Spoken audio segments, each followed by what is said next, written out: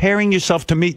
Yeah, in my case, someone could be after something. What's she after? I'm not comparing myself to you. 15 bottles of Mambo? What is she after? I'm not comparing myself to you. Yes, you are. I am not. It's got nothing to do with your father. What has she gained? What has she gained? Tell me this. The woman who was with your father wasn't after anything. Yes, she was. Okay, what was she after? Whatever money he did have, money, she was yeah, after. 3 cents, that guy. Boy, Whatever. Yeah, she's a real gold digger. She was digging her way right to the middle. I discussed this with Stephanie. She knows all about it, okay? I'm not it's even not criticizing about you. Of course it is. Oh, God, why is everything Why can't about you see you? it?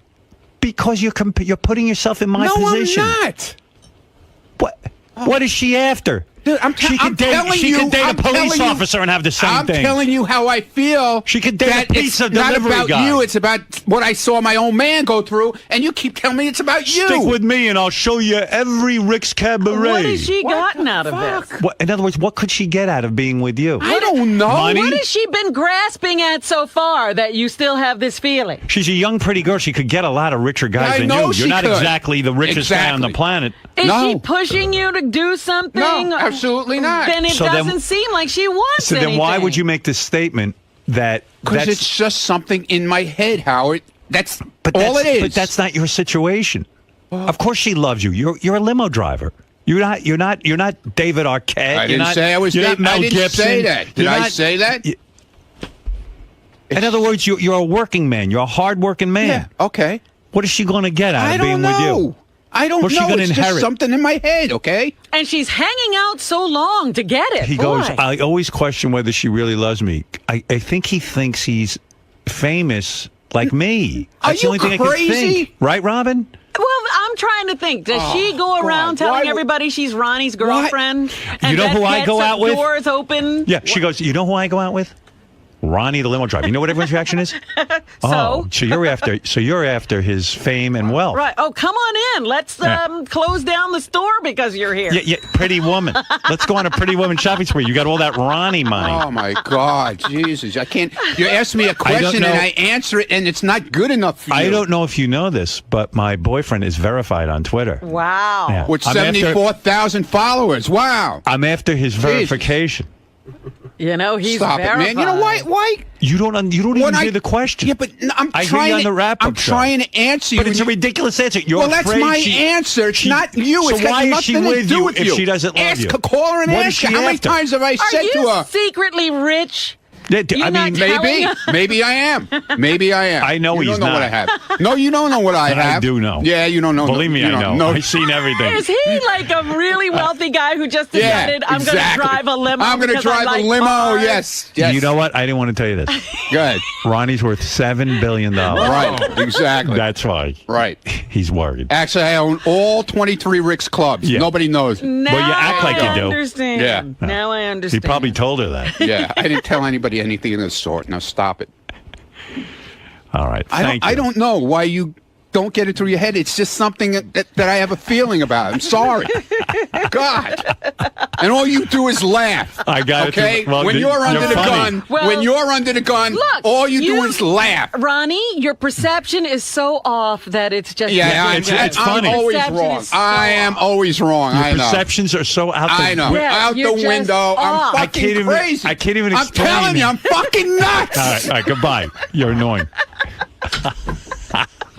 You got to hear him on the wrap-up show. Oh, my It's the greatest. Oh, I can't believe that he believes somebody's after him for... I still can't figure out what the for is. For what? He saw his father go through that. No, he didn't. Father didn't go through anything. His father was a divorced man. He had a girlfriend. She was devoted to him, even when he was ill. I remember. Listen, I know Ronnie all these years. Well, that woman was hanging out, waiting until the bitter end. And you should see what she got. To get what was there. I think she inherited a $14,000 condo after putting in 30 years with him. Oh, okay. Own place. It's not like she's whatever your doubts are, what would they be? Wait, you got to hear this one. Are you guys in a monogamous relationship? Yeah, according to her, we are. Do you feel like you're free to see other women? No. Okay, so I'm not seeing anybody else now. If you had sex with another woman, would you tell her? Yeah, right. Yeah, I'm going to tell her. No, I'm not going to tell her. Would that be considered cheating? Yeah. Okay, so but I'm not. I didn't. No, that's fine. That's what I'm just curious, like what you guys' boundaries are. We don't have any boundaries. Well, you have that boundary. Wait, so you're both free to basically do what you want to do. No. He goes, he's crazy. We don't have any boundaries, but I can't do this and I can't do that. He's funny, man. He's the best on the show. Better than anyone. Oh, my goodness. Oh, no. Not in that case, no. What in what case are you? I don't. Leave me Well, does that go leave both? me alone already. Does that go Okay? both ways? Like, if you can sort of do your thing, can she do her thing? Are you comfortable with that? No, she goes and hangs out, and she goes out with her friends. I don't know what she does. Can I take her out? No. You would be the last person. And by the way, that has to do no matter how old she is. Yeah. Why did you call Howard out on about her mom? on the age thing? You feel like he's picking on your age? He always picks on my age. And you can't say he doesn't. He says he doesn't, but he does. He brings it up a lot. You're the oldest guy on the show, so I Okay, think you bust your fine. balls about that. 'Cause- Whatever. Yeah, but Ronnie, still. again, like in junior high school, if you poke somebody and you see it bothers him, then you just keep poking. I understand. But when I do it back to him, he doesn't like it. Because it's his He's show. old also, okay? But not as old as you. No, but I don't he's point still- that out to you. But he's still old. And he doesn't want to be old either. You think I enjoy being old? No.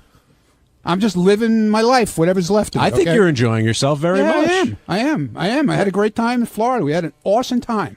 It Now, was one of the best vacations I've had in a long time. when marriage came up, you said That's definitely out. But And I can tell you right here, Hefner. He's Hugh Hefner. No, he's still being you Yeah, from I know. a few years right, ago. I know. He's still into that. He's holding that prize Right. of the Mund name. Right. no questions asked, that's out. But the moving in thing is on the table. It's a possibility. We've talked about it. You've been together 4 years. Yeah. When you say marriage is out, like, because I know a lot of people say it, but they still say, okay, I want to become a couple and I want to live together and I want the idea to be everything the same as marriage, just not officially married. Is that what you mean? Listen, if she moves in, that's it. There's no other relationship. There's nothing. There's not going to be engagements. There's not going to be put a ring on her finger for 10 years. There's not going to be any kind of But the diamond idea, ring. but if she There's does move in, the idea might be this is our lifelong partners. as long as it might last. do you think at one point she may want that stuff, though, Ronnie? What? A ring? She says no. And I told her it will be no. And if she insists, that it's going to be no, that she wants it eventually, then it's done. Wow. She's a saint. I told her no. Look at him. But Is those guys on Bubba said he looks like that mustache is from the Civil War reenactment. Excuse me. I guess he's Ron Perlman. Not Not Ron Mund. Right. He's worried. He's worried she's after him for something. Oh, boy. What could she be after? She's with him. She's working 3 jobs, this girl. I know her. Yeah. She works her ass off. And he's worried that she doesn't love him. I don't think the Mund name opens even his door. He has Right. to open He's it worried. himself. I think he thinks he's famous and rich or something. He's living some sort of Something delusion. he's got, and she's going to Right. get it. She's going to get What are it. you talking about? Why don't you She's just change your name to Howard? She goes, what? Howard. Howard. Howard. Howard. Why? Are you crazy? You're crazy. Okay. Listen, she has her own thing. She does her own thing. She Wants works, the Mund name. She works 2 jobs. I know. Believe me, I know. You know? She's a hard-working girl. She ain't getting anything out of being with you, that's for sure. Yeah, I mean, she looks like a gold digger from the description. Right. And she's not. I can see that. I think she just wants to be. I think she just wants to be a Mund. Because you know I how. don't get you, man. I really don't. I don't. It's I know you don't. It's really something that's in my fucking head. I'm sorry. It's got nothing to do with you. Sure. I understand. I told you about this a long time ago. Yeah. You did? I forgot. I'm sorry. Oh, don't tell me we didn't talk about this. All right. We did. Okay. And you agreed with him? Years You were in ago. The car. Years ago. He's driving. I don't want to crash. afraid. He'll drive me into a lake, and I can't get You know out. what? You know what? He's so full of shit because we talk about stuff all the time, and he'll deny it from now until next year. Okay? I'm not denying anything. Who knows what you say? Yeah. Okay. All right. She's Fine. Still trying Fine. to make it out. She ain't a gold digger. She's a dirt digger. Because believe me, you got nothing. I don't know what you're worried about. You don't have some mass fortune that she's It's after. got nothing to do with that. So why do you think she'd be with you if she didn't love you? What is she in? know. What do you think? What do you think she's looking for? Yeah, she's I not. don't It can't know. be the Mun name. The Mun name closes doors. It doesn't open doors. Yeah. Listen, I don't People know. hear Mun, they close the door. Where in the world is he such a big shot? I don't. Maybe I'm the not. Rick's I didn't Cabaret. say I was a big shot. When did I say At I Rick's was a big Cabaret, shot? he What walks. is No, she I didn't getting say- out of- when she did I walks say it was a around big shot? bragging that this is her man? My man is Ricky- listen, yeah, I don't Ricky love man. him. I don't He's love Ricky him, man. but when he dies, I'm going to inherit his empire. Right. I mean, she's sitting there. She's talking about what a wonderful lover you are. She really enjoys being I understand with you. that. She's a great kid. She's a great girl, man. Kid, That's what's cool about it. you're a good kid. Hey, kid, get over here. Stop One it. day you play your cards right, you'll inherit my nothing. Right. You'll inherit this. My NASCAR memorabilia. You just don't get it. Sorry. What don't I get? Nothing. What we am I can't missing? get it. I'm leaving. What is she after? I didn't say she was after You anything. said you don't. You said you don't think she loves you. You're have I feeling, said I didn't. I said you question I it. question it. Right.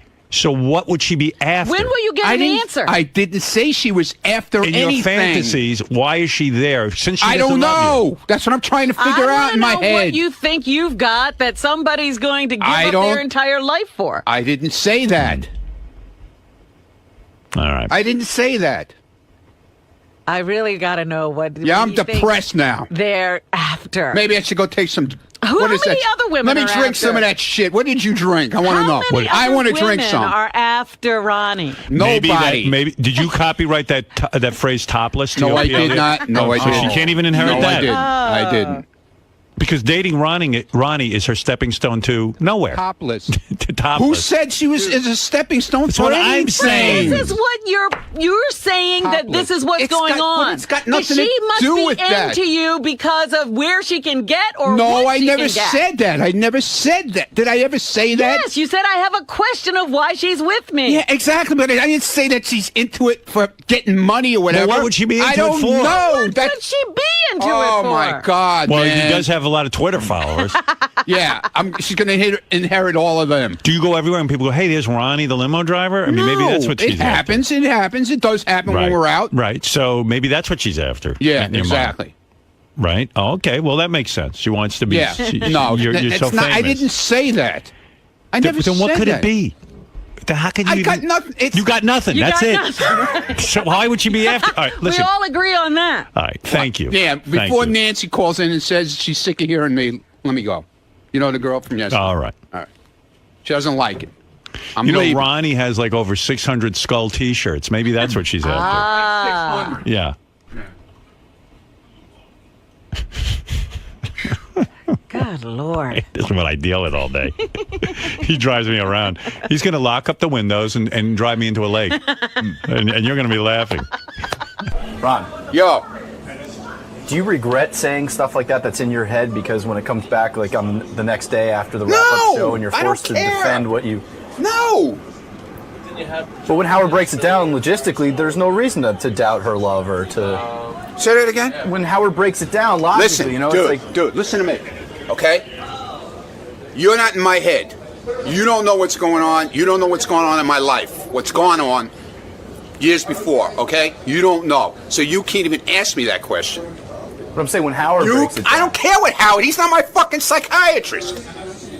He thinks he is, but he's not.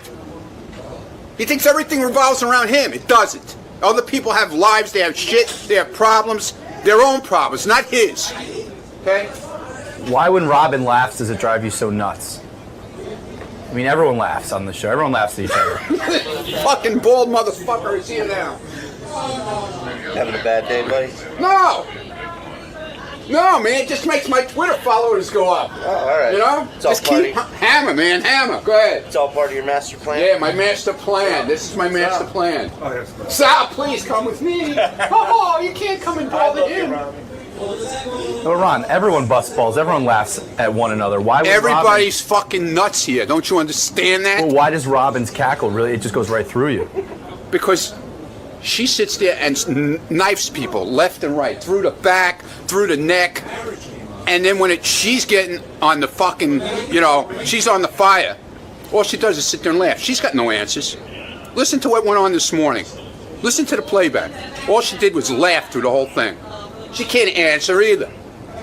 Isn't part of Isn't part of her job though to fan the flames, to keep things kind of going? But she's as fucking crazy as everybody else around here, okay? Are you included in that crazy? Yeah, I'm fucking nuts. All right. Check. You getting married?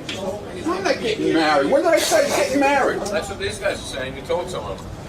Get the fuck out of here. When's the big date? This is awesome news. What's going Bullshit. on? Don't put fuck. You know, Doug, you're a fucking asshole. Get the fuck out of here. Don't put words in that goddamn idiot's mouth because he'll make a whole story of it. Who's going to Ronnie's wedding? Good morning. How are you? I'm good. How are you? Good. Welcome. Thanks. Very cool. Oh, let's see what's going on here. Nice. An ass first thing in the morning. Hey, that's what you need. Everybody needs to wake up to that. Exactly what you wanted to see on your Stern Show debut. Exactly what I knew I would see and wanted to see. Yes. Right this way. Right this way. Cool. Wow. Thank you. So what's going on with you? You have a new book out? I do. I have a new book out, and it's called Hell High Note. Wow, I'm really low in here. Hold on. Yeah, Howard gets you right into bed. Yeah, I just realized I was just in Howard's bed, I think. Yeah. I have a new book out, and I'm promoting it, and a new TV show coming out, Platinum Hit. Blah, blah, blah, right? Right. But more importantly, you're going to be meeting Howard for the first time on the air. I am going to be meeting him. How are you feeling about that? I feel good. Contract player means Excited? I am excited. A little bit of nerves at all? 7 years of your life. I'm really nervous because I think he's really funny. Only. And that must have driven because when you would get offered roles. I'm kind of good at. I'm a good sport. It's kind of a People it's can kind poke of a fun beautiful at me. thing too because you're guaranteed. I'm also work. from New York, so I think Exactly. we're And I gonna had get a big, along. huge You're interesting. You've worked with a bunch of and I had to pay that. very talented people. You're very talented yourself. No. You've been on American Idol. Sex and the City? No, I'm not Yeah, I multi. have. I'm You have a good, okay for the rest some good of my life. conversation to be had. I do. I think it's going to be. I don't know if he's spoken to people that have been on Idol. I don't know if people, Randy or any of these guys. A while back, a long time ago, but a lot's changed since they've come in. I think that was like 5 or 6 years ago. So. Yeah, I mean, it'll be. I'm interested to see what he asked me. I'm sure it's going to be funny and tough at times, but I'm up for the challenge. Didn't I see him coming in? Is that you? That's me. It's good. I don't like it. All right, then let's take it down. Take it home. Let's take it down. Forget this. I'm not going to look at this anymore. We're over that. Come here. We're going to put your head here. My head there? Yeah, just put your head right there. Good. Just stand here for the next 10 years. That's nice. That's much better. Thank you. I like that. Thank you. Let's see now. Let's really see if you look like this. Oh, he's way hotter. Oh, thank you. I'm kidding. But he's better looking. That one I actually like. That's a good one right there. I like that. All right, let's put this back. You sure? Yeah, I'm pretty positive. You don't want to take it home? I don't know. Will you sign it for me? Sure. Where will I put it, though? I don't know. That's Kick up it to on you. the plane. Ronnie working his charm on you Yeah, already? he's giving me this. That's wonderful. So I you mean, don't mind if I take I this don't. home, right? I actually would like you to take All it. right, I got to leave you though because I'm married, but I'm going to take this home with me. Thank you so much. Really appreciate There it. goes my picture. No worries. What about this one? Why don't I take this one? That's Jeff the drunk. You can have him as Oh, I'm well. gonna take him too. Do All right, thanks guys. See you later. I'm thinking that the value is what? I don't know. That'd be at least 6 figures. Probably. Yeah. Couple mil. The detail and the goatee And is also, unbelievable. I'm gonna go home and actually do my own kind of thing on it. Your own interpretation? Yeah, well, after I've spent some time with him, I'm gonna figure out what color would go best, like right across his mouth, and maybe put a little thing like a handkerchief there, because that may make him look a little slobber. Yeah. I'm wondering if I should also give him a gold tooth. That would look good. I think that'd be hot. Yeah. Actually, let's work on that now. Don't you think I should? Yeah, deface it a little bit. Do you think I should do that? Yeah. You wouldn't mind, would you? No, God. We have enough Ronnie around here. We don't need... Ronnie! Can I give you a black tooth? For sure. Ronnie? No, you don't want to ruin my picture. Oh, Ronnie. Go ahead. why You would can do ruin it. your You can do whatever you want. picture? I'm a big fan of yours, so you can do whatever you want. Ronnie. I thought you were great on Idols. Oh, thank you. I really appreciate that. Oh, Ronnie. Ronnie, I'm really liking you now. See? I know how to work it. You do. I bet you everybody knows how to work it here, so that's... Not really. Really? Not like really. you, Ronnie? I have the charm. Oh, does this guy have a zit on his nose? Yeah. And he has one on his ass, too. Oh, I don't want to know how just you so know you that. know. I don't want to know how you know that. Well, That's okay. okay. I love that. My wife just stopped by. Hey, I'm glad you stopped by because I'm going to get Cara Guardia is here too. Dio Guardi. Cara Guardia is here, and I want to talk to her. But as long as my wife is here. I smuggled a dog in. The dog you brought into this building from North Shore Animal League is the cutest dog officially the cutest dog I've ever seen in my life. What is that dog? This is Duncan. He's 10 weeks old. He's a Basset Hound mix. He's from one of our southern rescues. I know you have Cara. I just want to say North Shore Animal League America in Port Washington, we have our huge adopt-a-thon event this weekend. Over 700 dogs, and we'll be at the North Shore Animal League this weekend on Saturday. This dog isn't adopted, the one you're holding? No. I wish I had a TV show right now. If you saw this dog, you would adopt him. Cute. What's his name? This is Duncan. Well, he can be whoever we want it to be, but we named him Duncan. What kind of dog is he? A Basset Hound mix. Oh, Muddigree. my God. We like to call them Muddigrees. What a beautiful dog. And he's so good. Are you kidding me? Look at him. It's like a baby. They didn't even know that it was a dog. They thought it was a stuffed animal sticking out of my bag. In the building here, because they don't let dogs up. How old is he? 10 weeks. 10 weeks. Oh, neutered, completely ready to go. He'll be available this Saturday. I love him. Yeah. See, I don't know how you volunteer there because I see these dogs and they don't have homes. This dog breaks my heart. Well, the beauty of North Shore Animal League is that every time I go, it's a new crop of dogs. So I know that these animals are being adopted. People come from all over. The only thing that breaks my heart are the adult dogs that are still there. And I just say, when you're there looking at these cute puppies, go to the adult dog area because they're already trained. What is your name? Your name? Beth Stern. It is? Yeah, I just got interviewed by Lisa G about that. Oh, okay. Because I said to Robin this morning, I don't know your name. Because I said, what is he going to do if he has the... I read a press release, not a press, I read a news article yesterday that said you have a new TV show. Yeah, I don't know why they're press releasing right now. It's a pilot, but apparently TV Guide Network is really excited about it. And it's called Gossip Cop. Yeah, it's a website now, gossipcop.com, where they debunk celebrity rumors. So I think it's a really great message, and people can go to the site now, but now it's going to be a TV show. But they say your name is Beth Ostrowski Stern. And then even last night when you were reading it to me, I said, I've given up trying to figure out if you're Beth Stern or Beth Ostrowski Stern. What would you like me to be? Me? I mean, my vote is Beth Stern. Okay. Because I played a clip this morning of some guy mangling your name, and it's like the guy. What did he call Beth Ostrowski? Or Trotsky? Is it really hard, Ostrowski? Yeah, it's a hard name. Why don't I legally change it and then I thought you did. No. Oh, you didn't? No. So legally, what's on your driver's license? About the Ostrowski. Oh. Yeah. Well, why don't I legally change it, and then there will be no more questions? Yeah, but you got to say to people, I want to be introduced as Beth Stern. Absolutely. I will announce it now. Please introduce it. Yeah, because I'm going on Fox I was on Fox and Friends just now. Now I'm going on Good Day New York. I will tell them to introduce me as Beth Stern. Thank you. And LX this afternoon. Yeah, I just want to know what your name, because people say, well, what is your name? I go, I don't know. Because I don't know my wife's name. Well. Now I do. Anyway, everybody come to North Shore Animal League this weekend. All right. And I love have you. fun I love with that Cara dog. That is a beautiful dog, Duncan. All right. All right. I and love honey, you. wear a name tag because I don't know your name. I love you too. See you at home. I'll see you later.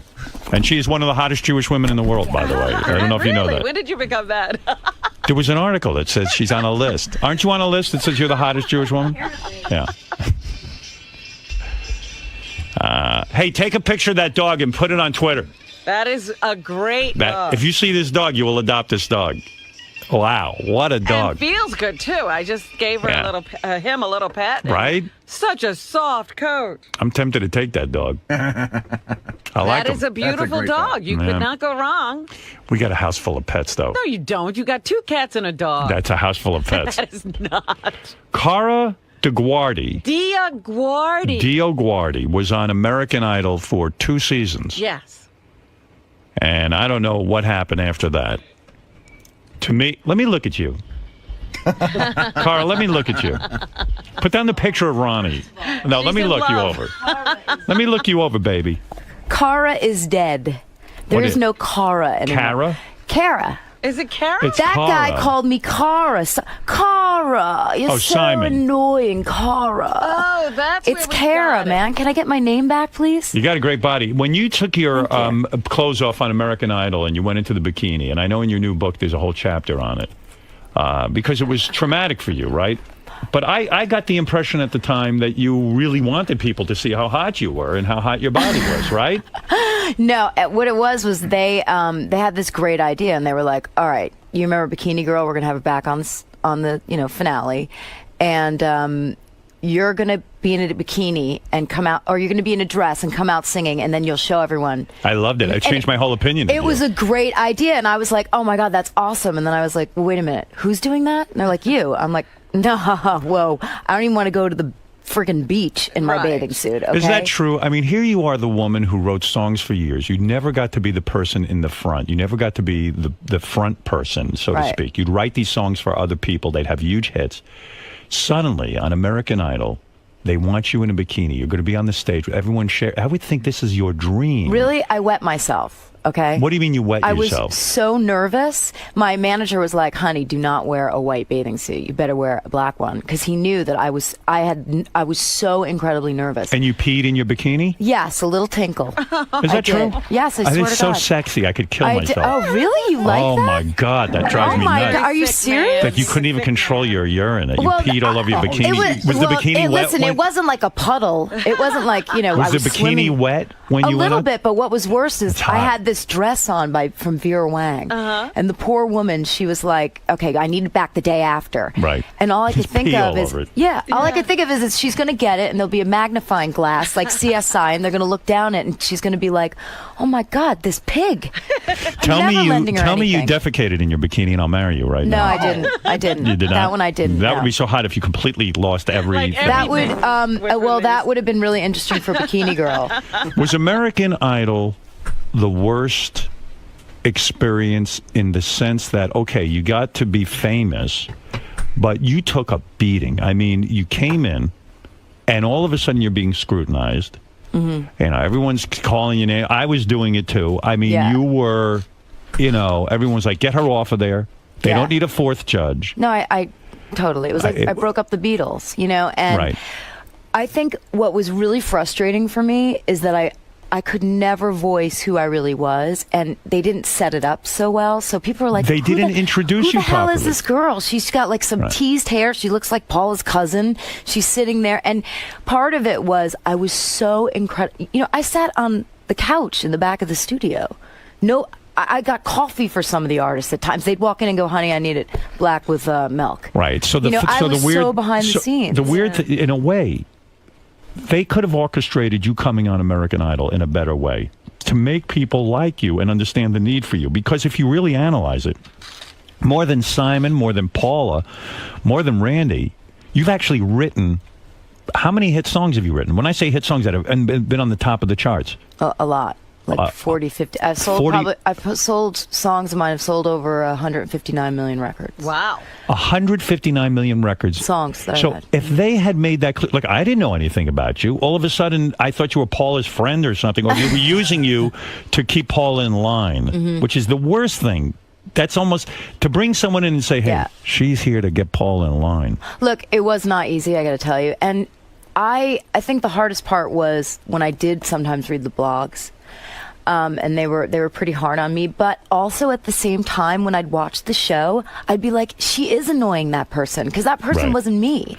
Where you would talk too much, and then Simon would say, "Oh, stop talking." Well, I was nervous, and I was trying to figure out how to fit in, and it was impossible because they had this chemistry already. Is it hard to be a judge in the sense that sometimes you really think someone sucks, and you just don't want to say it to them? You don't want to hurt their feelings. Well, by the end, it was funny. Last season, it was probably really annoying for Simon because I would tee him up. I'd be like, that wasn't so good, I got to tell you. I mean, I was always negative, and that was kind of his role. So to tee him up was weird. But for me... Would he say to you after the show, you fucked me over because you were negative, and now all of a sudden, when I'm negative, it seems like the same thing? No, he wouldn't, because, he knew that I wasn't... I think if he knew I was trying to fuck with him, he probably would have said that. He would have been like, who the fuck do you think you are?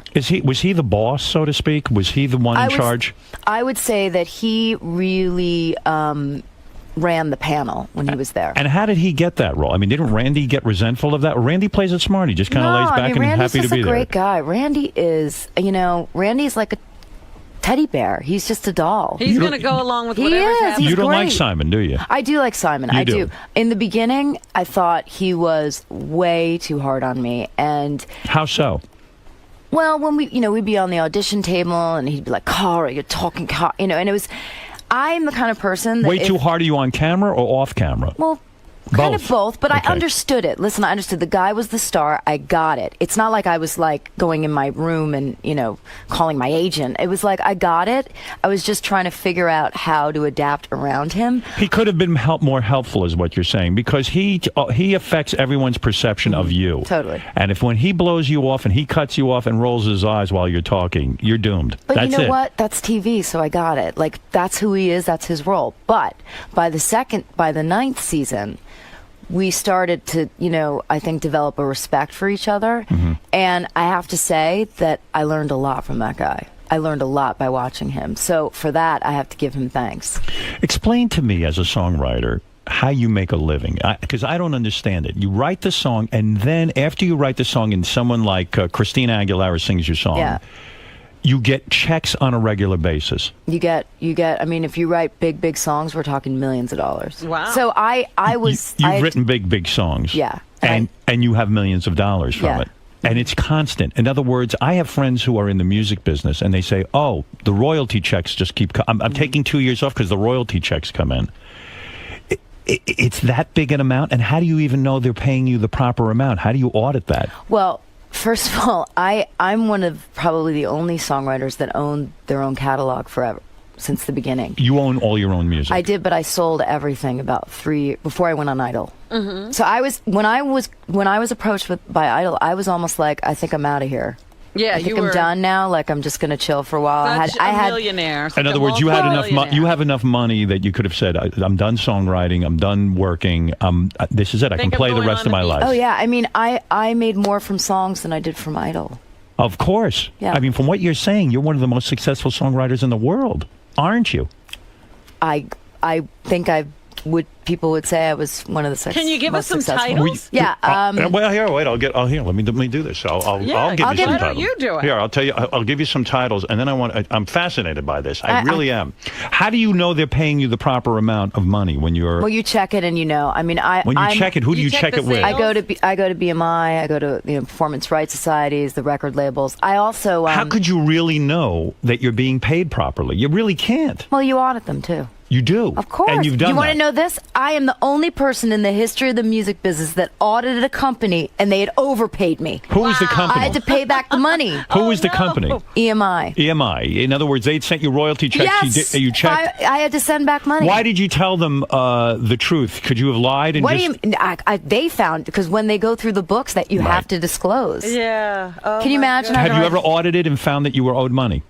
No, not yet. Because you know why? I register my songs. See, a lot of writers like to go, oh, I didn't get paid. Did you register your song? What does that mean? They go, you have to put it in with the company. If you don't, they don't know to pay you. I see. You've got to keep an eye on your songs are your children, and you have to keep exactly. And I'm a business person. I own a publishing company. Does it kill you inside that you don't get to sing your own songs? It would drive me insane. I mean, I always felt bad for the guy in the band, Robbie Robertson, who wrote all those songs, but he couldn't sing them. At least he got to be on stage and play the guitar. Right. Is that the worst part of this whole experience in your profession? I mean, I wanted to be an artist in the beginning, but that didn't work out. So you hate singing, don't you? I hate performing. Because your father ruined it for you. Well, I don't want to say he ruined it, but he pushed me as a little kid, and I kind of, I talk about it in the book. I had stage fright. I definitely had stage fright. Your dad would say, Cara, get up there on the stage and sing. Yeah. And that freaked you out. It totally freaked me out because I was a perfectionist, and I was more about, like, am I going to get it right? Is it going to be great? As opposed to loving it and being in the moment.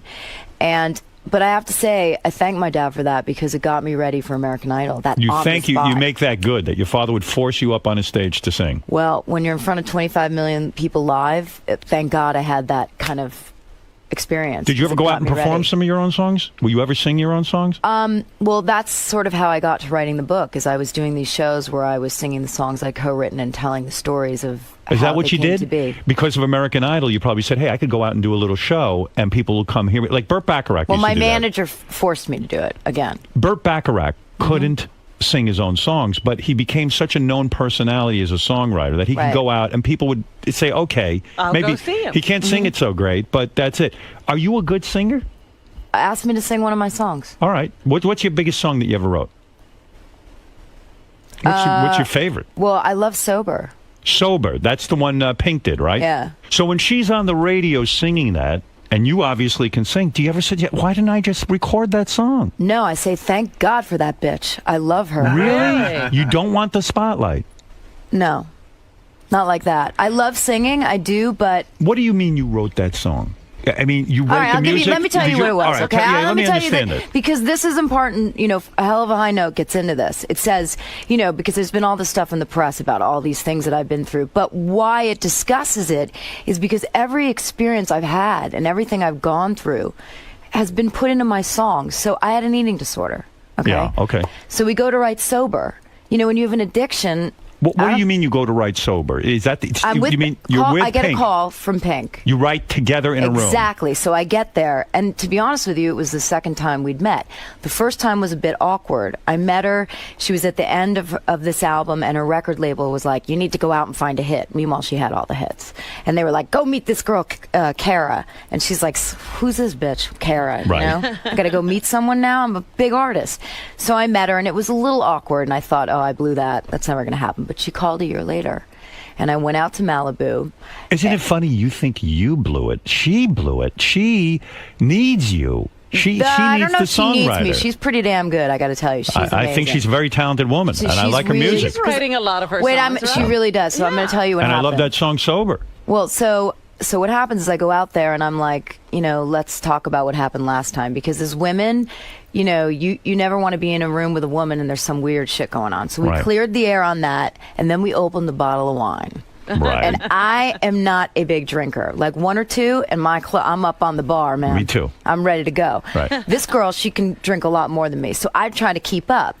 But what happened is we just had this great game of like drunken tennis, you know? You mean you would spew out a line, and then Pink would spew out a line? Exactly, and that's how we would do it. She had the last line, "How do I feel this good sober?" And they had the track. How So I did had you know to figure- call it? Did she come over and say, we're going to write a song called Sober? She said, "I have a title, How Do I Feel This Good Sober?" And we wrote backwards from that. And you were drunk when you wrote it. Totally drunk. That's insane, right? It was so fun, and I was so drunk that when I went to get in my car on the Pacific Highway, Coast Highway, I had to pull over. I think I had to nap for 45 minutes. Do you remember which lines you wrote in the song? I remember the pre-chorus. I definitely influenced because it was a 4-bar loop. I don't know if you about. We don't know anything. Right? Okay. We're idiots. Yes, So from the you're basics. definitely not an idiot, Right. but night is calling, all that stuff in the pre, and a lot of the melodies, and we did it Who together. writes the melody? You guys write We it both together. do. I mean, you know, to get down to who did what, I'm telling you, that girl is one of the most talented people I have ever been around. That It was is insane. The best writing session of my life, and I've on never- my mother's soul, the girl went into the recording booth and sang it 3 times, and it was done. I've never heard a better explanation about how someone writes a song. I've never really gotten... Chemistry. It's a date. It's a date. Mm-hmm. And then she goes in and nails it. Nailed it like you've never seen. We all had goosebumps. Do you go to an office every day? Not every day, but I go there. You're a record executive at Warner Brothers. Yeah. You have a title. What is your title? It's, you know, like A&R. Right. You go out and discover people. That's got to be a trip, do. because you It's can literally take the hand of God and make... Forget American Idol. Yeah. You could take the hand of God, go see a kid in a club, and make him You know one what? of your I'm artists. trying to change what's been going on in music, because here's the thing. We got to have the right gatekeepers. Because, you know, people ask, why isn't there a Beatles or a this or a that? Right. Well, artists are sensitive. And if they're in the wrong hands, they'll end up in bed for 4 years. You know, so imagine that Right. somebody walks in who's really got the goods and they're mishandled or they're not talked to. You know, creative people speak a certain language. Business You're absolutely people and creative right. don't. So You know what?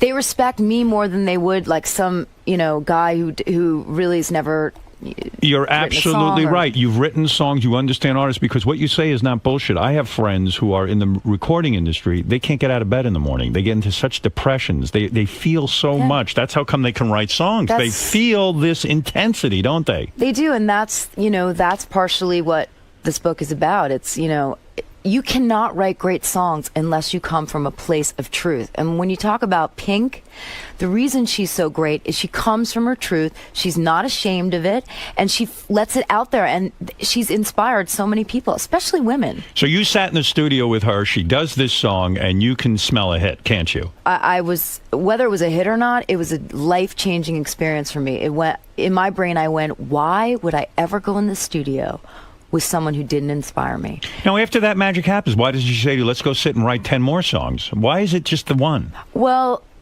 you know, she wrote a lot with Max Martin, these new songs, and he's one of the best songwriters ever. You see what's coming across right now? Here you are, a woman who's incredibly knowledgeable about the music industry and have been responsible for millions and millions of records, and yet that never came across on American Idol. And in a way, that's the program's fault. You couldn't have set that up. We didn't know who we were listening to. In fact, you seem to be more important to me now because you do have this credibility. Well, What's the most difficult song you ever wrote? I'll give you a couple of... Ain't No Other Man. Ain't No Other Man. I'll tell you why. Why is that? Who did that, Ain't No Other Man? Christina Aguilera. Yeah. I wish I had that to play right now. Yeah. I'll tell you why it was difficult. Why? Okay, let me see if I can clearly state this. You know when you go into karaoke bars? Yes. You know the track, the music they put on? Right. Well, a lot of times today, producers will give you a track. It's already done. The music is sounding great. It's ready to go. Okay? You have to write the top line, which means the melody and the lyric. Right. She had this track from a guy named DJ Premier, and it was going, do your thing, honey. Do your thing, honey. And I was like, oh my God, shut that bit. I'm going to kill myself if I hear that one more time. Right. And Christina's going, this is my single. And I'm like, girl, you are out of your mind. That is not your single. That is like the worst thing I've ever heard. She's like, I'm telling you, this is the single. She knew. And I'm like, how is this the single? Who is this annoying person who keeps saying, do your thing? And she said, I'm just telling you it is. And I had to get out of my own head. And this is really interesting, actually. She was in a great marriage. And she was feeling really positive and really loved. And I was in a shit relationship. Oh. And I was blocking the words for Ain't No Other Man, the feeling, the intention, because it was healthy. Right. It was happy and it was healthy. And you weren't in that place. And I have been in that place, but in that particular moment, I wasn't. So, you married now? Yeah, to a great guy. Who is this guy? His name's Mike. Probably doesn't even work. He probably has you He did work. He was a teacher. Look at this fucking guy. He was a teacher.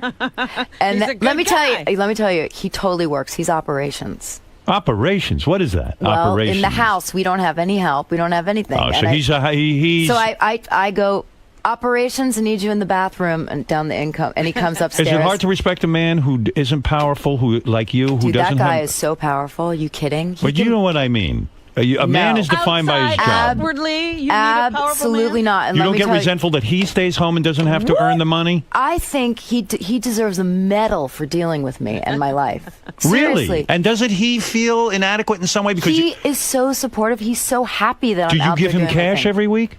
He works. Oh, he does work. Well, he works on we have a bunch of properties, so he's like, he just finished 3 bathrooms. He was away for a month doing them. He works hard. He digs ditches for the house. But you have to pay him. He's doing a job. I got to pay somebody. How do you pay your husband? What do you decide to pay him? Oh, God, I can imagine how you think I pay him. No, do you pay him well? I pay him what normal people In other words, get he paid. needs $5,000 to go buy himself a leather bag. Does he have to come to you First and of say... all, he ain't buying a leather bag. What are you talking about? I don't know. No, he You doesn't know, come to me. He has a his piece of own money. luggage. He owns properties too. He has his own money. He has his own money. Yes, he does. All right, take it easy. Oh my God! I mean, come on, man. You're getting defensive. What did I do wrong? You're attacking her husband. She should I'm be not defensive. attacking. I'm asking. Does he have access to your money? Is there a joint account? No, There is not. Of course not. no joint account.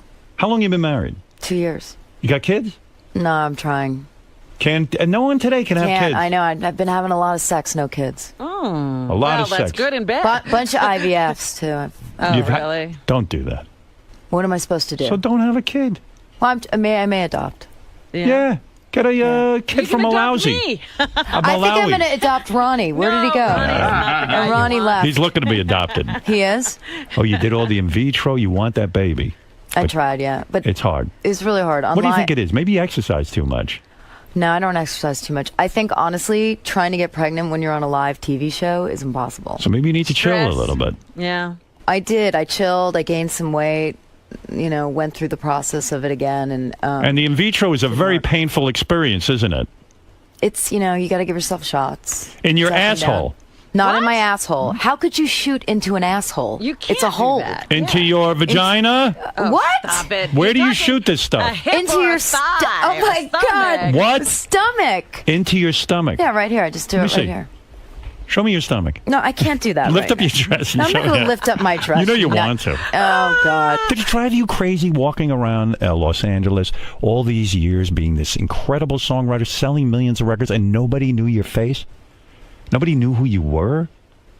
No, I God. think what was most important to me, honestly, was being financially independent. Yeah. I see. It was about being able to work and make money and be successful. Being able to stay in music, which was what got me healthy, like writing and dealing with my issues. Being able to do that as a living and stay in it and actually make money from it was my primary goal. Who has take American Idol and then step out? How do you say no to American? It's like, do you want to go on American Idol and be a judge? No. Who approached you on that? The producers did. They knew of you. They knew of your reputation. They knew of me, and it's funny because you never saw that side of me on the. They knew of me. They reduced you to a joke. Simon took you and really kind of made you like you're not that important. Meanwhile, you're doing way more in the music business than he is. I don't know that he reduced me to a joke. I think what was happening is, where was my role? I didn't have a role. And you know what? And an industry executive, by the way, because that was my role. Who the hell wants to watch that? That's boring. I don't think so. You're a songwriter. We sort of heard that, but nobody ever really knew your credentials. What artist has completely ruined your music? You wrote a song, you knew it was a hit, they took it and wrecked it. I can't say anyone's ever wrecked a song. Who blew it? What song do you think you wrote that should have been a hit and wasn't because so-and-so recorded it? I got to think about that. Well, you know what? I'll say one thing. There was a song, and it's not because of the artist. It was because sometimes what happens is the people running these labels pick the wrong, not all of them, because I actually love Warner Brothers. I think it's a great label. But sometimes they'll pick the wrong song for an artist in the wrong genre. And I'll give you an example. There was a song I wrote called Lost by Faith Hill, who was a great singer. Right. But it was too pop, the song. It's not going to fit in country. She shouldn't have been the one to sing it. Right. So it wasn't her fault. It was just that it didn't live there. It didn't survive there. It didn't fit the market. She's a country artist. She can't be doing songs that kind of feel more pop. You're a very good-looking woman. You know that, right? Thank you, Howard. I appreciate You're that. very attractive. When you were a kid, when you were growing up, when you were in high school, you probably had everything going for you. You could write music, you could sing, and you're fucking hot. I wasn't doing that then. Yeah, but you probably had an easy time in high school. You weren't unpopular, were you? No, I had a lot of friends, good friends, and I boyfriend? I had a boyfriend in high school. Yes. Started sexually early? I had sex at 15. 15. Hold on. What? Go Hold up. Let me tell you the rest. Yes. So I kind of did it for him because he was more sexually advanced than I was, and then I didn't do it again until I was 19, and I went to confession, and You're a I had to Catholic do like girl. 1,000 Hail Marys and Our Fathers, and my father was looking at me like, "What the hell have you done? What is because that's how your parents would tell." You reveal in your new book, and by the way, I should plug the book. It's a hell of a high note. It's in stores now. You reveal in the book that you were raped by a record producer. Now, after an experience like that, which when I read the notes, I got really sad for you. I mean, again, it sounds like Kim Cattrall saying, like, you go in, you were probably, a young kid. How old? Like maybe 28, 29. 28, 29. You're a good-looking woman. You walk in there, and all you're trying to do is sell songs. You're trying to make a living. Some fucker, I don't know who the guy is. I don't know if you name him. No, I don't. No. Why is that you name him? Because if you make it about one person, then it's about that person, and it's not an experience of all the other people that have gone through this. Okay, but why don't we out these people? I don't understand that. I was talking. ever punished? I'll tell you, I walked straight up to him in a club. The 2 days later, the day after, I stayed in bed because I was just like freaked out. The day after that, I went out with a producer I was working with at the time, this guy Steve Morales, and it just so happened that the guy was in the club, and I walked straight up to him and said, "I know what you did to me." And he looked at me and laughed and said, "You wanted it, honey." And the producer, hold on, this was really important because I had been through this thing as a kid with my mom, and she didn't kind of stand up, and you had been, and you're referring to, here, I'll take you through this because this is difficult. When you were a younger kid, you were molested by a family friend. And you were how old? Around 11. 11 years old. And this guy got you alone. He touched you in inappropriate places. Did he have sex with you? No. No. He didn't force you to give him oral or anything like that, but he molested you. He touched you and all of that. And so when you went to your mother looking for protection, you said, Mom, this is happening to me, which most young girls don't. They're afraid. Because usually the molester says, I'm going to kill your parents if you tell, and this and that. But did he try any of that on you? No. So you went to your mother. You trusted her. And you opened up to her, which is difficult. She basically ignored it. It was, when you feel unprotected by a parent, I think what happens is in your brain it goes to, I'm not worth anything. That's right. So I had to kind of build my self-esteem. But in my mother's defense, she was very Catholic, repressed. My parents never said sex until I was like in my mid-20s. Why does every person who isn't protected by their parents somehow build up that in defense of my parents? Well, There's let me no tell defense. you, I discussed it with my mother before she died. Okay. My mother was sick for 7 years, so I had a long time to get through And you this. took care of her. I did, and I forgave her. It was the kind of thing that I know it weighed heavily on her because now that I've written this book, a lot of her friends Kara, have called what was her response when you said, "Mom, why didn't you do something She said, for me?" I wasn't strong enough, and I'm sorry. And that's what you don't understand, Howard. These people are doing the best they can. No, I do understand that. And they don't She have really the was. wherewithal. She didn't I have. There was no understand. Oprah back then. Right, yeah. There was No, no I one understand to tell. And that. this was one of But her this is- close let friends. I me mean, it ask was you a bad something. situation. If you did have a child, or any child that you know came to you and told you this, how come you have the strength to stand up for that you're person? talking to a girl who got slapped 2 weeks ago by some girl on the street for interrupting when she was yelling and pushing her daughter. Good. Well, how That's come you right. have the strength and your mother couldn't find the strength? Let's not forgive her so different easy. people. We're different people. Two different We're different times. Why do we have to forgive? Because if you don't forgive and you don't let it go and get past it, it's just going to eat you alive. I've moved on from it. You're looking at a guy who's eaten alive, and let me tell you, You know something. what? I'm You still look pretty standing. damn good. Goddamn right. You look pretty damn good. Are you enjoying it? So getting back to this painful subject. So you had been through this, and I don't understand what happened with this record guy. You Okay, go so in, this is what happened. So I go up to him and I say this, and he laughs at me. But the producer I'm with sees this, the guy that I went to and goes up to him and goes, "You fucking ever touch her again, I'm gonna fucking." And so he stood up for me. Right. And it was this amazing moment where I just felt like so protected by him. How did this guy rape you? Were you on a date with him? Yeah, I was on a you date were with on a him. date. So what happened was he had been acting like he was so interested in my music and that I was so talented, and I was, down in Miami and I didn't have any friends there or anything, and I was working all the time, and he seemed really nice. He had, a daughter, I don't know what age, but he seemed like A good he was dude. divorced, but he seemed like a good guy. Right. And, we went on a date, and then, Where did he take you on the date? Dinner? Yeah, a restaurant. Drinking a lot? No. Okay. No. And it just, at the end, we went back, and I guess... Where, his room? No, he walked me to my apartment because I had rented an apartment, had an apartment there. And we started, kissing, whatever. But I was like, no. Date didn't rape wanna is go a very that far. strange thing. Right. Because you don't realize it's happening to you because it's not a stranger. It's someone who you actually thought you knew. That's right. And so, before I knew it, he's like, it was just you. He's you're kissing frozen. you, and then all of a sudden... And I'm like, no, and you said no. a million times. And he kept kind of pushing it. Yeah, and then And he pushes himself into you. right, I'm not sure that he. I don't think there was, You don't think there was penetration? No, there was that, but not. He didn't. Come or Yeah, something. he didn't come. You don't think he came because No, what? 'cause You threw then him I off was your... like, then I started. I think to, it got awkward. It got weird, and you just said no, again, and then get finally, off of me. he was like, it's, He was pushing a little bit too hard. Wow. And wasn't Yeah. taking no for an answer. Yeah, it was really. The fuck is wrong with guys? Why does a guy get off on? Well, I know it's not about getting off there. It's a power trip. But in his mind, he thought he literally thought that's what I wanted. Because I went up to him and I was like, I know what you did to me. And in that moment, for whatever it was, I got some power back. Would have been nice even if he could have said to you, you know what, I got carried away. And I would have understood that. That you would have responded to. If he said to me, you know what, I thought about it and I was right. I was a little too wrong. aggressive or whatever. But no, he said you wanted it.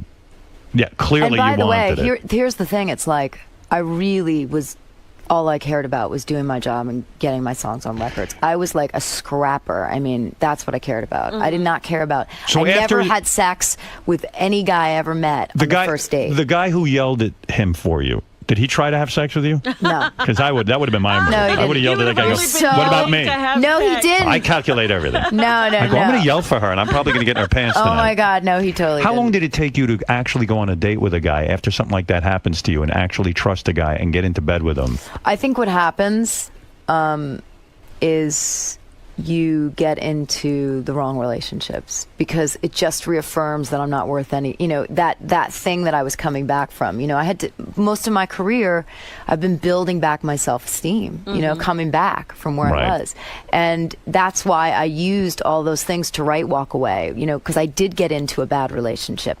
But I finally got it right. I'm with a great guy now, and that's why this book, I think, is important. Doesn't date rape taint every relationship you have with a man? Aren't you sort of expecting that every man is an animal? I think what it does is it makes it very hard for a person to be intimate. To truly, like, it's one thing, when you first meet someone you've been dating and then you start having sex, right? And it's like that new thing.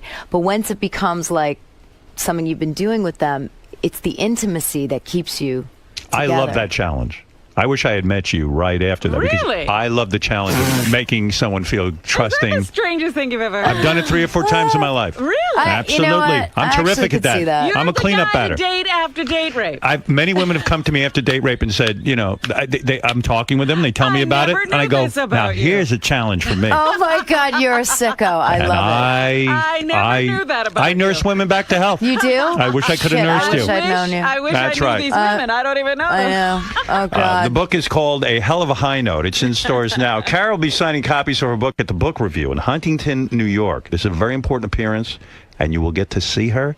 You will sign everything, and you will sit there and sign everybody's book, right? Not only will I sit there and sign it, I'll take pictures and photographs. And will you kiss them? Talk. I hug and kiss all of them. You do? Not French. No French kissing? No, just well, then you haven't gotten over your situation. No, you're right. You need God, me to... what kind of a book signing would it be unless there was tongue? Total orgy. I had anal with all of the people online at my book signings. Really? Absolutely. Oh that's why you're my ass was weird. so sore. I know. That's why. That's what's going on. May 7th at noon at Book Does she Soup. still have people coming up and singing to her? Yeah. Because you know what's so cute? You're going to be on a new show, right? You're going to have where you're a judge. I had judge on a songwriting. But this makes sense because it's a songwriting competition, and you're a songwriter. Yeah. So this should be good for you. It's really, actually, it's a great show. Maybe you'll get to shine. And you like this better because it's pre-tape, so that you feel it can be edited. And yeah, that's got its own issues because I have a lot to say, but they edit everything down. What the fuck is wrong with Paula Abdul? Go ahead. Really, what is wrong? What are you still friends, or you got? Did I just saw her 2 weeks ago. American Idol experience ruin your friendship for a while? I think it was tough for Paula to arrive on set one day and then for them to be like, "Oh, by the way, there's 4th judge."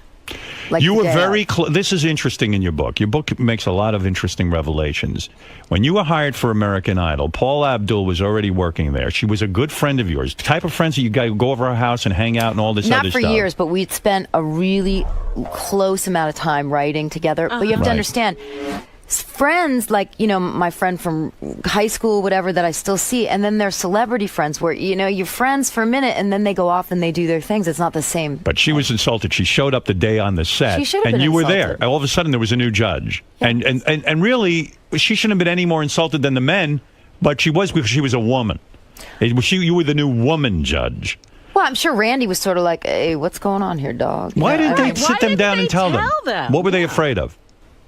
I really don't know. And she was angry with you because you didn't call her ahead of time and tell her. But as you say, hey, I wanted the job. I didn't want to lose my job. She never said to me, "Why didn't you call me?" She was more like, what the hell is going on here? Like, there's some crazy I mean, it was literally like they were relighting the table. Where did you see her a few weeks ago? At the awards, the Logo Awards. Logo Awards. And she was friendly with you? Yeah. Totally. We said, hey, how you doing? You know. You're telling me they surprised Simon, too, with you as a judge, or they didn't tell him ahead of time? They told him. He knew. He gets to know, the other two don't. Oh, no wonder they were going nuts.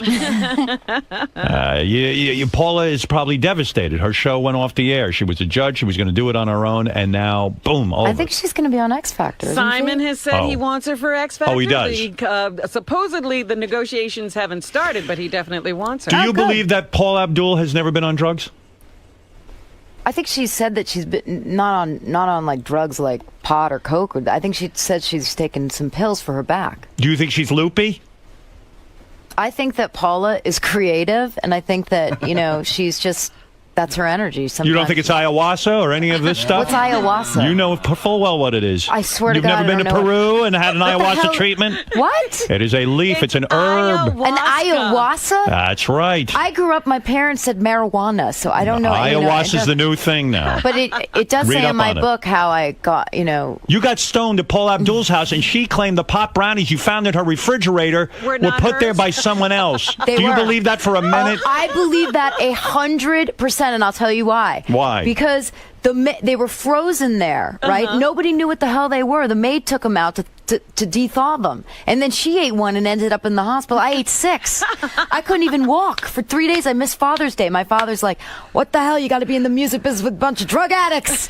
You're a wild chick, I bet. I bet you that, you revealed a lot in your book, but I bet you've probably been with another girl. I've kissed a girl. Yeah. And I liked it. You've kissed a girl? You never got a full-blown on lesbo experience. Ever been to an orgy?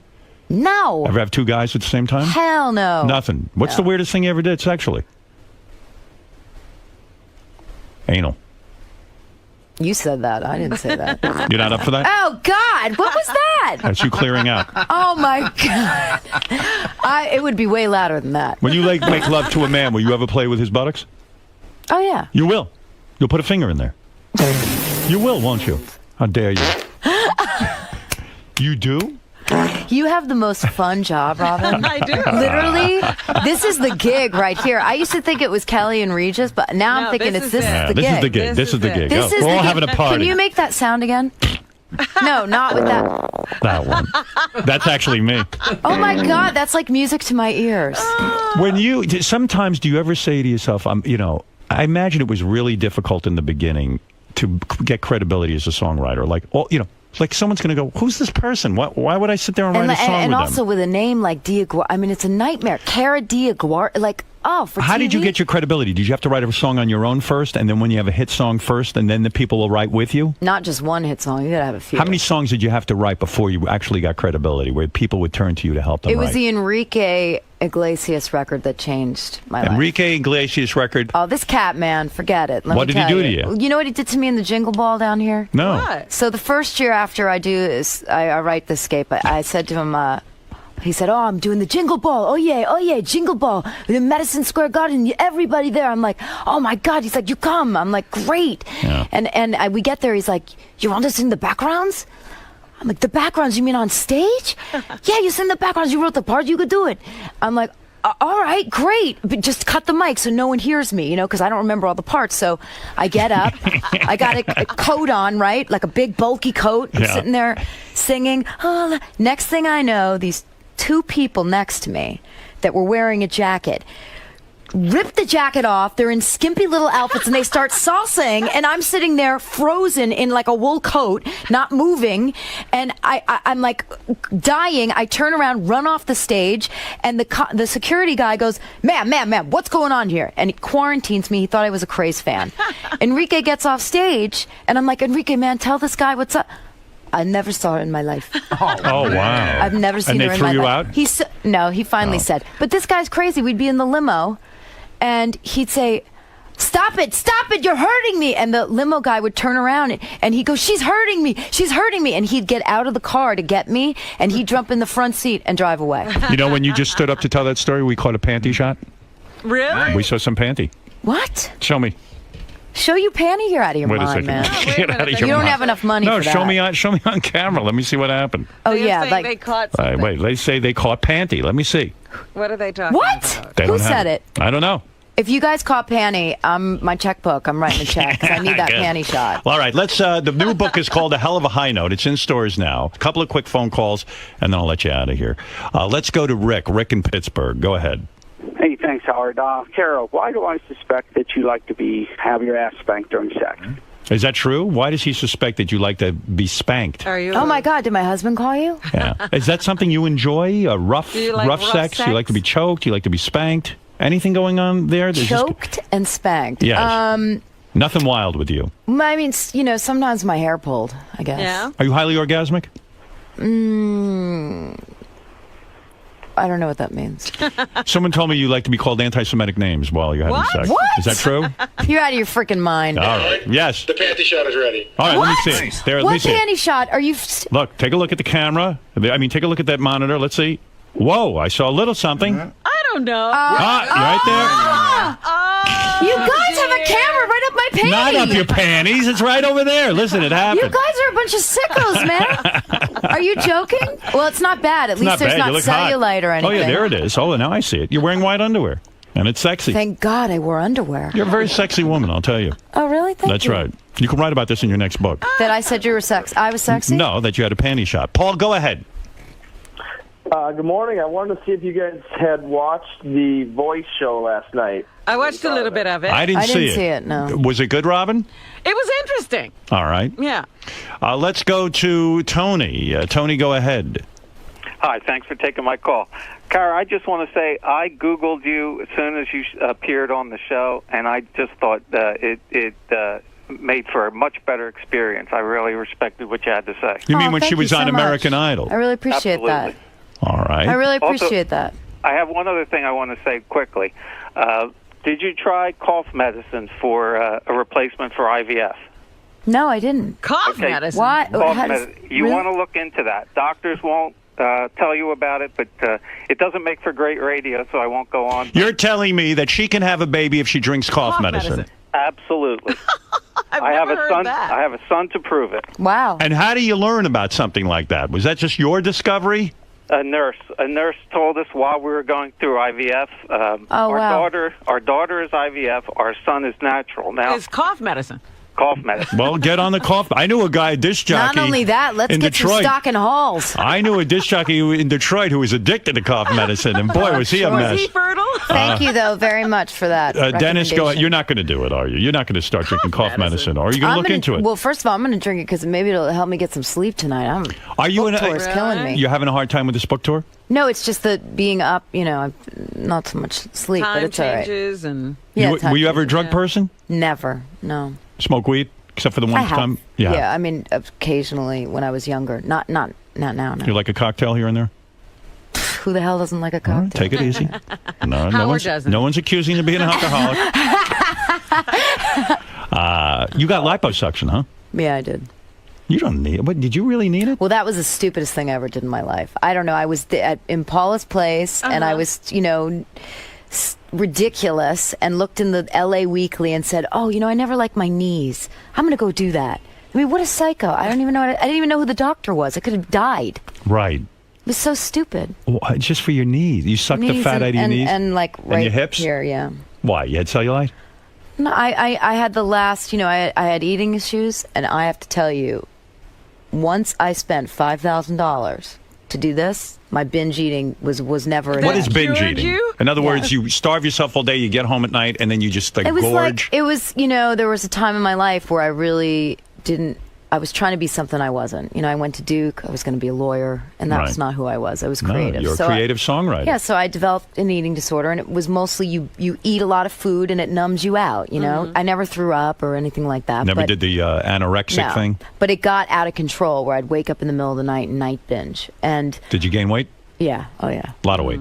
Yeah, like not a lot, but probably 20. Because your body looked awesome on American 20, Idol. 25 pounds. What do you think of the new American Idol, or do you have to be diplomatic and say it's No. perfect? Have you watched? I've watched bits and pieces of it. I mean, I think they have a great chemistry, and I think that's what's great. Do you think it's too positive, though? Do you think that someone needs to say, do you miss a Simon-type character there? I haven't seen enough of it to know if they're being critical, but what I do like about it, I'll tell you, is, I love Steven Tyler. Well, who doesn't? I told the executive producers to call him for Idol. Yeah. That was partially me. Seems like a lot of people are taking credit for that, though. You know what I mean? A lot of people. Who said it? Somebody, Ask Steven. Stephen was here. He told us that it was me, actually. Oh, did he really? That's right, yeah. Well, that makes sense. No. But I bet you'd love to write a song with Stephen, right? I did. That's how I knew him, because he came over one day. What song did you write with him? It was the song for a movie in Japan called Love Lives. But what happened is that last year I got a phone call from my friend Marty Fredrickson, and he said, "What are you doing right now?" And it so happened that I had a session blowout. He said, "You want to write a song?" I said, "What are we doing?" He said, "I got Steven Tyler in the car." Oh, wow. I said, "Are you out of your mind? You want to come over here with Steven Tyler?" I said, "Of course you're going to come over here right now. You come here right now." I was so excited. Threw on a bunch of makeup, got the Yamaha, the old keyboard down, and he walks in, and I just thought this guy was the greatest guy ever. Is it easy to write with him? Because he's always full of phrases. Easy. And open and smart and funny. But he's and uninhibited, right? Oh, Because he's the best. He'll just start singing, right? Oh, he started singing. He played Dream On in my living room. I took the pizza he ate and saved it. Wow. I was like, did you really? Oh, my God, he's an icon. I love Steven. Did you think it was sort of a come down, though, for him to put himself out there like that? You think it's okay, right? I think it's great, because I think people will get an experience with him and they'll also hopefully go back and check his records out. Do you care about J-Lo at all? Do you like her? I mean, I think that, obviously she's got a hit now. She's relevant. She's somebody who's sold a lot of records. And, look, American Idol, it was a great experience for me in the end. Why don't you watch the show now? Is it too painful? Because American Idol is my life. Every day there's a you want to be done with it. Well, no, it's because every day I'm listening to people sing. Right, I'm listening to songs. Right. So, do you want to go home and talk about radio? You probably a lot of the American A lot of American Idols, though, they don't. They're really not. They don't have the charisma. Isn't part of it not just singing, but it's also your look and sort of what you put out there in terms of your energy? I mean, I'm gonna make it more about the one thing that it's all about, which is songs. Right. When you leave that show, you better have hot songs, because you're competing with Lady Gaga and Katy Perry. And Kelly Clarkson fucked up her life by going off and stopped collaborating with other songwriters, right? That's what screwed her up? No, she did her own one record on her own, but she came back and she's been doing really well since. And she has truly an unbelievable voice. When you worked with her, she's the greatest. So what was she? What was her? What happened to her? Because I heard she just didn't want to work with anyone anymore. No, I think that she wanted a moment to kind of express what she was feeling. I mean, this is the thing that is so important about music. It's like these people are expressing what they're going through. How would you like to go into a room and she says, "Well, this is what I feel today," and some guy says, "No, I don't care about that. Just sing this." Right. And you've done all this to come so far, and you're not being listened to. Have you worked with Britney Spears? I have. You have. Mm-hmm. She was a sweetheart. You must be worth a fortune. Are you worth $100 million? Not 100. Wow. When you say you worked with Britney Spears, what did you do with her? I produced a vocal. Okay. Was she mental? No, not at all. Not with me. She was like the normal. She's a sweet girl. Yeah. Really You're sweet. worth the close to. You've got to have an amazing catalog. You're a smart businesswoman. Yeah, and I own it. What do you mean you sold? You owned your own catalog and you sold it to Bug Music? Yeah. When you sell that many, how many songs were in the catalog? Hundreds. What do they pay for something like that? Some money. 70 million? No, not 50 million? La la la la la. Wow. Can we hear more songs? Do you have a prenup with your husband? Hello? La la Hello? la la. Panty shot time again if you don't come out with the words. Robin, you're so pretty. Do you have? Oh, stop. Oh, stop it with her. She knows that already. You had to have signed a prenup with your husband. You're worth. You just got Isn't married time 2 up? years ago. I thought there was an hour we were in. All right, we're keeping you. We like you. All right, you have the Jason. You have the last word, and you're right. The time is up. Jason, go ahead. Hello. Oh, he hung up on me. He had enough. He had enough. That's Up. He's like, you know what? Screw that bitch. Well, there you go. Listen, you've had an interesting life. I have. And I've had a good life. That's why it's in a book. Cara DiGuardi's book, A Hell of a High Note, is in stores now. I've really enjoyed talking to you. Thank you. And I hope it inspires people to follow their dreams, go for it, and face their fears, because that's what I did. What if their dreams, there's so many people who go on American Idol and they think they can sing, but they can't sing. Don't you think there are people out there who are totally off the mark in what their dream should be? I do, but you know what? There's one way to see whether it's a dream or it's really, a pipe dream or a dream, and that's the hard work. Because a lot of people want to say they want to do things, but at the end of the day, you got to work hard for it. Listen to me. Out in the hall when you leave, we have a parting gift of about a case of Robitussin, so you can have that baby. God, that's awesome. I'm going to make sure I'm going that to get happens. to it tonight. I happen to know you're a good person. I know in your book you talk about your mother dying, and you took time off and you sat with her. What, for 6 years you were with your mother? She was sick for a long time. You gave her, you cleaned her, you changed her diaper, you gave her enemas, and let me tell you something. Ain't that many people who'll do that. She really was a great person. She's all right. She's was human okay. like all of us. But let me tell you, She was human. I swear to God, that's the best thing I ever did in my life. Being with your mother while she was dying. 100%. Father still alive? Yes. Okay. Dating? Married. Married. Wonderful woman, yeah. All right. Now. I like you. Oh, I like you. No, I do. I really like you. I like you. got- You know when I knew I really liked you? When I read this Rolling Stone interview. Oh, really? I thought it was very heartfelt. You were really honest, and I like that you were dealing with your demons. I like people who face their shit. To me, it's what this life is about. And I'm going to tell you something. You're right to like me, because I am a wonderful person. Nah, I'm starting to see this. Right. And I turn you on. Believe me, I do. You know, I think you turn everyone on. That's right. Let's be honest. I'm Ronnie's even turned on. I think you are in love with me. I am so in love with you. That's right. If you're going to help me sell books, I am like beyond in love with you. There you go. Well, we will help you sell books. It's an interesting book. It really is. And congratulations. A hell of a high note. In stores now. Hi. You guys hit it off. Oh God, that was so fun. I mean, that guy like gave me my props. I'm forever a fan. I mean, I was a fan already, but in the past, I think he definitely. What did he call me? A eye roller or something? But I understood it because on Idol, when I looked at myself, I'd go, "That girl is so annoying. I want to smack her." So Cara is dead. And Cara, I'm Cara. You're back. I'm back. I'm me. So anyway, it was great. I hope I get to come back. I heard you say in there that you finally felt like you could display who you truly are in there. He gave you that forum. He did. He really did. And for that, I owe him a lot. I really appreciate that. He could have made that really tough for me and concentrated on all the negative, but he gave me a minute to really tell people what I do and to show that I'm actually a kind of fun girl and I'll take everything so seriously. Now, you've worked with a lot of talent. You've also obviously been a part of American Idol where you evaluate talent. Evaluate Howard. What makes him so special? Well, he's doing a lot of things. He knows how to suss somebody out. And he also has an angle. And he's somebody who does his homework. He did a lot of homework to know all those things. That's not just fly by, sit there and interviewing and not knowing anything about who you're interviewing. And he knows how to stay in character. Right, there's a lot of humor involved. A lot of humor. He's really funny, and he goes with it, and he's dedicated, and he works hard, like everybody who's successful. He gets an A+. He's going to Hollywood. He didn't get any. Yeah. He's not getting downgraded because of the panty shot, though, right? That's okay. I mean, what am I going to do? I wear panties. What is that going to be online? That my panty shot? I'm just glad there wasn't any cellulite there. No. But I'm just trying to figure out how you get a panty shot, because there must have been a camera up my dress. No, they're all in the ceiling. They're all from overhead. How the hell did that?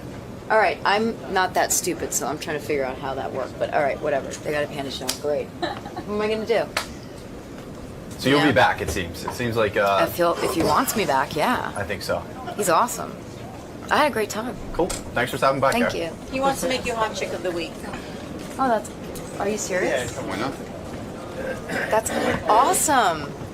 Aww. He has 60,000 followers. 74,000. Love that. That's so sweet. You know what, though? I think I'm too young. Old for you, I mean. Yeah. Young, old for you. You're married. Yeah, I know. You know what? You're a good guy. And I side with him, by the way, because there are a lot of people that will tell you that they love you, but not show it. And you maybe don't say it, but you show it. And actions to me speak louder than words. JD thinks that's funny. Oh, what the hell does JD know? I just thought it was funny how she got brought into his relationship. Yeah. I did. She asked me about it, JD. I did. Oh, okay. All right. I didn't know. This is an ongoing thing from before she went into the studio. All right. Okay. I thought this was... Take it easy. I just thought it was funny. I wasn't interacting with the guest. It started. I just felt you Take it were easy. so comfortable I have to talking walk, about I have it. to walk the lady out And now now, you're okay? discussing it with all Lee, our guests. Ronnie's walking me out. I have a job Forgot to your do. Ronnie Mund painting. I have a Ronnie job do to his do. job. What's all this good stuff here? Take it with you. Oh, I want a red velvet cup. I'll get you a plate. Wait, can I bring one to Larry? Yeah, we'll get you a plate. Wow, you really got on Ronnie's good side. I like Ronnie. He can be a tough guy sometimes. Ronnie? Yeah. Sweetheart. It's cupcake. Oh, he's getting his Papa Ronnie is to-go container. Papa Ronnie. I love Papa Ronnie. It's kind of like pepperoni, but Papa Ronnie. You're totally Papa Ronnie. No, that's a great name for you because it's like it sounds like pepperoni, but it's Papa Ronnie. Papa Ronnie. Sounds Papa good to me. Ronnie. Oh, I could write a jingle on that. Let me see. Kara, he's been taking a lot of flack for his new mustache. What do you think about that, the handlebar? What's under it? What's under what? You got nice lips, right? I think so. He doesn't need to Work good with you? Oh, you're funny, man. Come on. Bye. I gotta go, Papa Ronnie. Thank you. Bye. Yeah, she emailed me, said I have to get on right away. She's in some sort of movie that needs immediate fan She attention. said, stop everything. Yeah. Let me on. We said, well, we'll have you in next week because, she's Kim Cattrall, Sex and the City, want to hear. Sure. Said, we'll spend some time with you. We don't have time. No. She said, I got to get the fuck on your show because I need people to see this movie. Make her ride the Sibian. Yeah, I should have said to her, well, you got to ride the Sibian. No conditions. You just let her on. What am I going to tell you? So I said, we don't have a lot of time, but I'd be happy to let you come in and say hi to the audience and tell them. Tell them about your movie. Yeah, give them the pitch. Hey, what's up, Kim? Hey, it's early morning this morning. I know, this is a rough schedule here. I'm so excited. Welcome, this is your first time. Yeah, first time for everything. Yes. Oh, a little donut. Yes, this is Cupcake Wednesday. Oh, God. Dangerous. You Very picked a good day to dangerous. come in. I did? Oh, Yes, always a good day. Just this way. The bunny room. So Howard was saying earlier you have a new movie out. I do. It's called Meet Monica Valor, and this is our director behind you. This is Keith Bearden. Nobody wants to see me on camera. I'm sure. There's the star of the show. He's behind the camera. This is a movie we did 3 years ago and made for absolutely nothing. And it was released, got great reviews in the New York Times. It was just about to start, breaking out as far as finding an audience, and they pulled the movie. So I didn't think that was right. I didn't feel that it had really had its due. So Keith and I decided that we were going to do a campaign to make this movie, bring it to an audience. So we begged. We got one theater, the Beekman Theater. It's going to be showing this weekend from the 29th to the 5th, and we hope everybody will come out and see it. It's a sweet, lovely movie. If you like movies like Harold and Maude or Little Miss Sunshine, you'll really like this movie. We didn't have any kind of budget to get it out there, so we're the movie. And it's right now the Tribeca Film Festival here in New York, where it was discovered last year, so it feels cyclical, so we're here to get the word out. Meet Monica Valor. Well, this is a good place, Howard. Obviously, Phew. Every cab I get into, anybody who serves me at a restaurant, it's just sort of we're like this 2-band team. We're spreading the word. So we're just so thrilled that Howard has us on this morning to talk about it. now, you've met Howard in your personal life, but you've Yes, obviously I never done have. the show before. No, I'm really excited. I really am. I mean, he tells me that he's been a fan of my work since I started as an actress. So I'm excited to be in the room with him and Rob, and I'm a big Sirius radio fan. I live out, at the beach, not close to where Howard is. He's on the Ritzy area, but I run into a lot of parties where I see Howard. He never stays very long. He's out the door. Hello, goodbye. But when I have had those chance meetings, he has told me how much he's enjoyed my work. So we'll see what happens today. Should be a good time this morning. It'll be a good time, yes. I've had a very long, varied career, so I'm sure he has a lot to ask me. Cool. Well, good luck today and have fun Thank with you. Howard. I'm thrilled to be here. Kim Cattrall contacted me that she needed to get the word Do you out. know her? I do know Kim. I've met her a couple of times. Oh, so that's how she contacted you. Yeah, she's extremely attracted to me, Is that right? as most women are. Kim, come in and tell us. Good morning. Tell us about how attracted you are to me. And Yes, before you sit down. you look good, baby. Thank you. I thought for sure that I was going to sit in the tickle chair this morning. Hey, you're going to get on the We Sibian. can pull it out for you. I bet You look can. sexy today. Thank you. What's going on with you? Well, I'm doing pretty good. I have a cause. Yeah, I know. We're going to get to your movie, but I'm just looking at you. Maybe the sex comes from the inside, and she's always sexy. Oh, God love you. God love you. Those your real breasts? Yeah, absolutely. They are. Absolutely. You've never had implants. Never desired to. Are you Never. a C or a D? No, I'm neither. You're a B. Shocking. Yes, I am. Because B for beautiful. I'm looking at you now, and I, proud.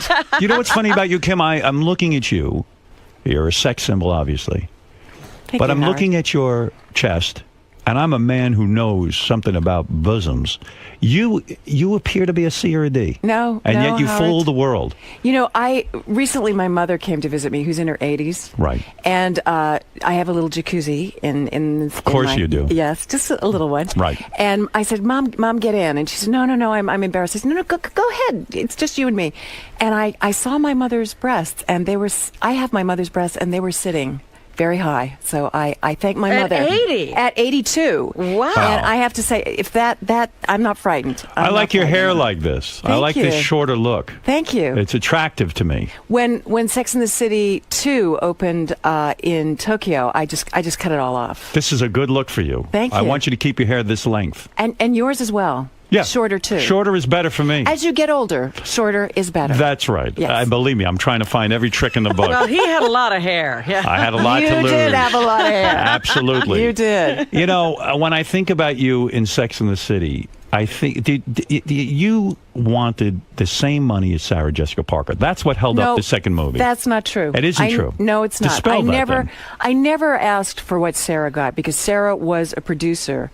I felt that what they were offering the three of us, without a script, without a start date, was not fair after Right. us being in that show and being such an integral part, not just playing the parts, but we inspired so many of the storylines. You played the parts well. The show was a huge hit, and you said, listen, if I'm ever going to make the big money, it's going to be in this Now! movie. This is it. Exactly. We didn't have what other actresses on regular television, we didn't have sponsors. Right. So, there was no way we were ever going to make per episode what Jennifer Aniston, millions of dollars. Never. I've ever. always heard that HBO is infamously cheap in the sense that they will get, first of all, when they signed you guys up, no one knew it would be a hit.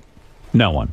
So No. they get a hold of you, and you They figure got us cheap, real they got you cheap. Which is fine. We're willing to grow. But every year with HBO, as anyone will tell you, that negotiation, you get that fax that says if you don't report to work, you will be in breach of contract because you're still trying to get something like a $2,000 raise. Your initial contract was for 5 years? No, any contract for a series is 5 years with an option for an additional year, and we I did the see. 6 years. I see. And so after you do the additional year, and maybe you go to them and say, okay, I want to renegotiate, or I want to... Well, you go every year to renegotiate. That's just what you do on a series because they have a cap on everything. But then the series, like Sex and the City, explodes. Everybody's making a lot of money, and you think, well, I'd like to make some money too. Can you go to someone like Sarah Jessica Parker and say, listen, we're sisters in this. We all contribute. This is why the show is successful. Let's go in together as a team and negotiate. Or does she say, hey, fuck off. That's your problem. I've got a good deal. That never happened. What happened was I really was the one who spoke up and said, and I think it's because I've been in the business 10 years longer than the other girls. I'm 10 years older. And I had been a leading lady, and I thought, this is not fair. We all need to, at this point, making these movies, at the end of the series, I'm not set for life. Right. I want to be set for life. I've done my 18-hour days for 6 years. We all deserve this. Right. So I fought for it, and sadly, should Sarah have fought for you more? I wish she had have. Yes. She wish she did. I wish she did. Did she say anything? No, it was never discussed. But that's part of some people's working thing. I respect that. They do their own deals. But no, it was an ensemble piece, and clearly your character was very, very important to that show. Well, and to the films. The good ending for this, the proper ending is that we did make the movie. I mean, when all these negotiations were going on, there was no script, and I thought, how do you take this little this little TV show, a half an hour, and make a movie out of it? Were you threatened with hey, you know what? We'll just put in another Samantha. If you don't sign up, were you ever threatened with that? I think they would probably have tried that, but I remember when we were making the movie, Michael Patrick King turned to me and he said, I wasn't going to do this without you. And I said, Michael, you couldn't have done it without me. Did this ruin any friendships? Did this negotiation ruin any friendships? No, ultimately, especially after the second movie, it made friendships, actually. It went to sort of a deeper, better level for all of us. Yes. Yeah, I was always shocked on. I mean, I love that show. Thank you. And I love the second movie. True, Robin? Absolutely. I thought it was terrific. You heard it here, ladies and gentlemen. I've said it a million times. I've been called gay for saying Quite that. frankly, I thought the You are not political gay. statement of that movie was brilliant. Everybody's going to all of these Arab Nobody countries got and it. saying, oh, this is great. You can do whatever you want here. And it was like, let's get the hell out of here and go back to freedom. I know, exactly. I mean, we couldn't film in the first two locations because we have the word sex in the title. Do you think you got that role because in real life you are this wild sexual person or something? No, I had done a film called Live Nude Girls, and I think from a very early age, films like Porky's and Police Academy and Mannequin, for me as an actress, where I really live is in the theater, but you can't make a living in the theater. No. So, I mean, if you look at my resume, it's like two different actresses. One is like this theater career, which is very classical, and the other one is like these crazy movies that I was doing, but I was really paying my rent. Right. I didn't come from, I'm a blue collar girl, I didn't want to go back to waitressing and slinging hash. I wanted to continue, even, in a movie that I felt, well, it's not exactly what I want to do, but it's going to pay my rent for the next 6 months. Sure, no, which it's a Porky's business. did. Right. Absolutely. Porky's. What did you mean in your email to me? You wrote me an email and said, you're going to tell me something about the Porky's that I never knew. Well, that was it, actually. It came to me, Bob Clark took me to lunch, and I had done tribute with him with Jack Lemmon, which was nominated for Academy Awards. And then he said, I have this little movie which is going to change, how people perceive you. And I went, yeah, right. And how is that? And then he sent it to me, and all my agents said, you can't do this movie. And I said, yeah, I can't do this movie, but I also can't pay my rent. Right. And I thought, this movie will do well, and it'll probably do drive-ins. And I remember driving my car down Sunset Boulevard. I was living in LA very unhappily at the time, lonely, depressed. And I came across this huge mother-friggin' poster of Porky's, and the first name was my name. I was like, And were you upset about that? Because you probably thought Porky's was probably a bullshit movie. Nobody knew what it was. In some ways, it was way before its time. It was a fantastic movie, and yet probably at the time you said, I'm a serious actress. I shouldn't be doing something called Porky's. But, you probably thought it was the end of your career, Porky's. People thought it was the end of my career. Yes. Right. They and did. meanwhile, it's one of the things that you are known for and praised for. Yes. And you were part of groundbreaking movies. But at the time, they thought it was a piece of bunk. I mean, they went on and on how this isn't, compared with other films that were out at the time, like Animal House. They were saying, this is a frat boy movie. This is stupid. Was it hard for you to get work after Porky's? Was it like, oh, she's in that shitty Porky's? It was easy to get work like Porky's, like Police Academy, because you're associated with a hit. So then you go on this trail, and this other trail that you were on with movies like Tribute and Ticket to Heaven, where you're nominated for awards and you're going that direction. Suddenly Michelle Pfeiffer is taking all those roles, and I can't get near them. Because you were in Porky's. Because I was sexualized in that way. Do you hate show business? Do you hate do you have regrets? Do you wish your career had gone differently? No. You're happy about everything. I've been doing a lot of plays, and that's always, as I said before, where I live and my passion is. And I did a play with Sir Peter Hall, who founded the National Theatre and the Royal Shakespeare Theatre. And I turned to him and I said, I studied at Lambda, and this was where I was going to be. And I've gone in this huge circle. Where'd you grow up? I am. I was born in Liverpool, England, and I grew up on Vancouver Island. And were you this little kid who used to always go around acting and everything? Absolutely. Every summer school.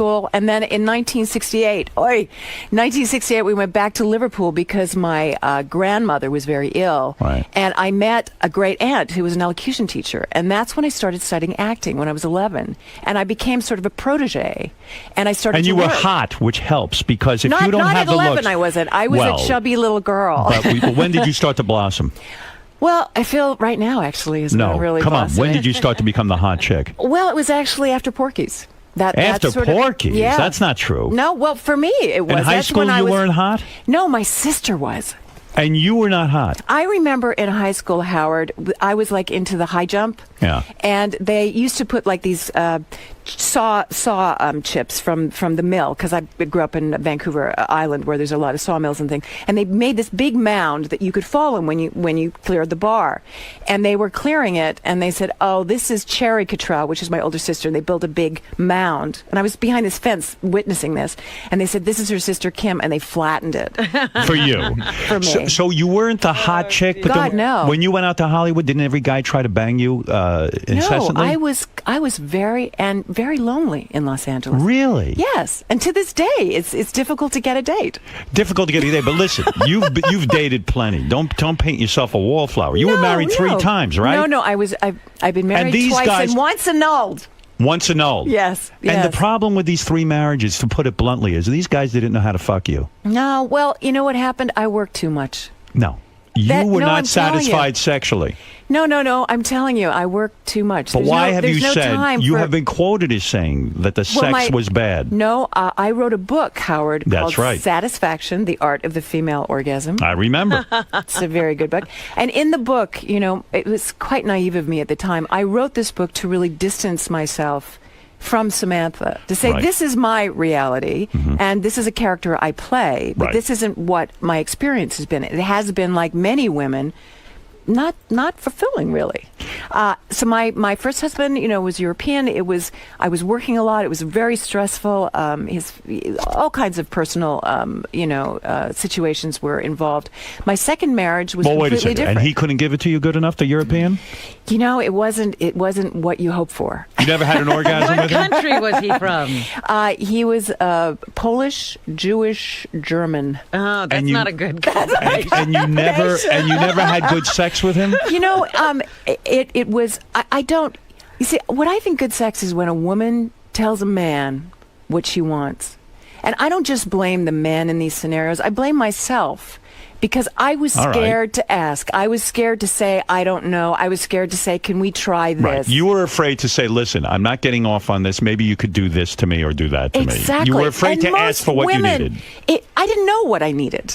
It's funny because you're Completely. such a good actress, especially when you take on a role like Samantha. I look at you and think of you as the most sexual person who is not afraid of anything because you've become that to me. You're too good at it. Well, something. I did a scene as Samantha where I had to be photographed nude. That's right. And I didn't have any dialogue or anything to hang on to when we shot the photograph. And I said, you just got to give me a minute because I couldn't do it. Really? I couldn't do it as Kim. But you did it. What I did was I went behind this little flap and I said a bunch of lines from the upcoming episode. And I went, I got it. You got into character. I got it. In character, I can do it. But it's Kim. That's why people say, oh, we've seen you nude. You haven't actually seen Kim nude. You've seen the characters that I play nude. But you haven't been lonely. I mean, you dated Pierre Trudeau, who was Yes. the Prime Minister of Canada. He Probably, couldn't give it to you good? I was so young. Young. Very young. I was in my early 20s, and he Oh. was this incredible figure in my. It was like it would be How like old was he dating Obama. You know what I mean? Right. It just- How old were you? Well, how old was he? He was in his early 60s. You dated when you were in your 20s. You dated a guy in his 60s. Yes, it's not unheard of. Did Howard. I know, but did it freak you out? No, he was in great shape. Really, you were attracted to him. Power is very attractive. It's an aphrodisiac. Well, when a guy yes. pulls down his pants, he has gray pubes. That can turn off a 20-year-old girl. No, You know what? I didn't see that. you didn't see gray pubes No, I on didn't. Pierre Trudeau. I wasn't he looking. shaved. I wasn't looking for that. You know what I was looking for? What were I you was- looking for? He was a fascinating man. A really fascinating man. And Who broke up with who then? Well, it was kind of, one of those things. He was busy, I was busy, and I'm sure I wasn't the only young woman that he was, had his eye on. And I got a boyfriend, so it kind of was... It fizzled. Fizzled. Who was the boyfriend? You dated Bruce Willis too. What happened No, there? I didn't date Bruce You Willis. didn't? This is a myth. Bruce Willis and I think, passed on 495 or 27 on the way to some kind of event. You never had him. I've worked with him on Bonfire the Vanities, and we did a read-through, and I haven't seen him since. At the time, I would have liked to. No sex. But no Bruce Willis. No. Wow. 3 marriages, no Two Bruce Willis. marriages, one annulment. I call that a 3 marriages. What do you mean annulment? That means you didn't bang the guy. No, usually, hopefully, you're at least a little, knowledgeable of someone sexually before you marry them. It just, he was a Canadian and he was getting his green card. This is a very Yeah. And I loved him in that moment, but always we knew that it wasn't going to go anywhere. And There was no sex? No, it was a relationship. I'm not saying that I didn't love him. Are you difficult to be in a relationship with? You know what? I am because I'm married to my job. You love your job. I love my job. Yes. Never had children? Never had children. No. And you didn't want them, did you? I did want children. You did want Yes, children? I did. For many years, I wanted children, and I just kept thinking, after this, it will happen, or this is the guy, and then that would kind of not work out. I thought, well, this is the guy, and then suddenly I thought, it's not going to happen. There's no time for it. So I thought to myself, well, how can I be a mom then? And I looked and I said, I have nieces and nephews. I have young actors I can mentor. And that's why being part of the Canadian Film Centre and being a mentor there, with the young Canadian actresses, which I walked that walk, is incredibly satisfying. Is this new movie? Is this part of this Canadian Film Centre? And you're so passionate about it. You're like, I got to get in there and I got to convince your listeners to go see this. What is this new movie you're in? It's called Meet Monica Velour. Meet Monica Velour. Is this where you play a porn star or a prostitute? I'm a porn star from 1978. She was Miss January, 1978. And now we see her 30 years later. Are you disgusted with the porn business as in the movie? No, she never goes into that. She believes that when she was doing it in the 70s, we were art. artists then. Right. So she has that didn't- rationale. Yeah, she has this great line. She says, what we got was, $50 and a case of the crabs. Do people recognize her as a porn star, or is she Yes. washed up? No, she's washed up now, but people who watch porn, there's a cop at one point who comes in and he doesn't say anything to her, but when he gets back into the cab, to the dispatch, he says, I loved her in Frankenbooty. So he's watched all of her porn. Is your character disgusted by sex? Is she completely turned off to it? She is in crisis. She's fighting for the custody of her 8-year-old daughter from her scumbag husband. And no one wants to give her custody because she was a porn star. No one wants to give her custody. They don't even want to give her a $5 an hour shampoo job in this town. She's trying to get any kind of a job. Because she's considered a slut. She's an outcast. This movie is about outcasts. That's Are you what it's nude in about. it? You would have to be No, nude. no. Do you have love scenes? Yes, Why I does she do. have to be? I don't know. Hey! The thing that's great about this movie is the people that you expect to see naked, you don't. And the people Right. you don't want to see naked, you do. Like Brian Dennehy. You see the whole ball sack. You see his ass. You see everything. Ass and ball sack. Yes. Yes. What? If that's Yes. Brian or I'm his Brian character. Denny. I hate to admit it. I've always wanted to see his ball sack. Yeah, I'm kind of weird about that. Thought about Brian's No, ball but- sack. Now, why did you? I read a story about you in the paper about Yes. this new movie. And by the Yes. way, the new movie is called Meet Monica Velour, and Kim's so passionate about it, she'll be doing Q&As at the. You know what else I'll be doing? Serving popcorn at the concession. If they because you could think get me this to do that, you think they this would. is that important a film? I really do. Why did you get upset? I read in the paper you Yes. got pissed off at a reporter. Reporter came up to you and said, "Look, Well, you have a young coach. So I'm going to set it up. Okay. You well, have well, a young. there's two. I've been pissed off a little bit lately. I was angry with Anchor Bay Films because they bought this at Tribeca last year. Now, this was a hit at Tribeca. They compared it to Harold and Maude, Little Miss Sunshine, got great reviews in the Hollywood Reporter, Variety. It was saying the work of my life, of her career, 35 years. I was like, yes, finally, we're going to take Samantha and we're going to change all of that. This could be your Academy Award. Well, I don't know about that. What it could do is open people's idea as me as an actress playing other than one role that I'm known for. Right. You don't want to be Herman Munster. You don't want to be Samantha. That's it. I love Samantha. I owe her a lot, but I can do more. Okay. So I thought, here we have. Then my schedule last year was crazy. I was doing 2 plays in the West End and a television show for PBS, which was on PBS, Any Human Heart. So this was my window. And this window for most movies, Hollywood is polishing turds at this time of year. Right. They're putting things out there which are not very good. There's a lot of shitty movies with no plot, nothing to really Exactly. see. And this is the time of year before the blockbusters. This little gem comes out, gets a great review in the New York Times. They have no money for advertising. Right. So, okay, I've got celebrity status. I do every show I can in New York. I do every show in LA. We go to Detroit where we filmed it. I do an opening there. I create an opening with the Canadian Film Centre. So it goes worldwide. And this is a word-of-mouth movie, but there's no ads in the New York Times, a tiny little ad. They got no money. New York Magazine, not even So an why ad are you there. angry? Because they pulled the movie.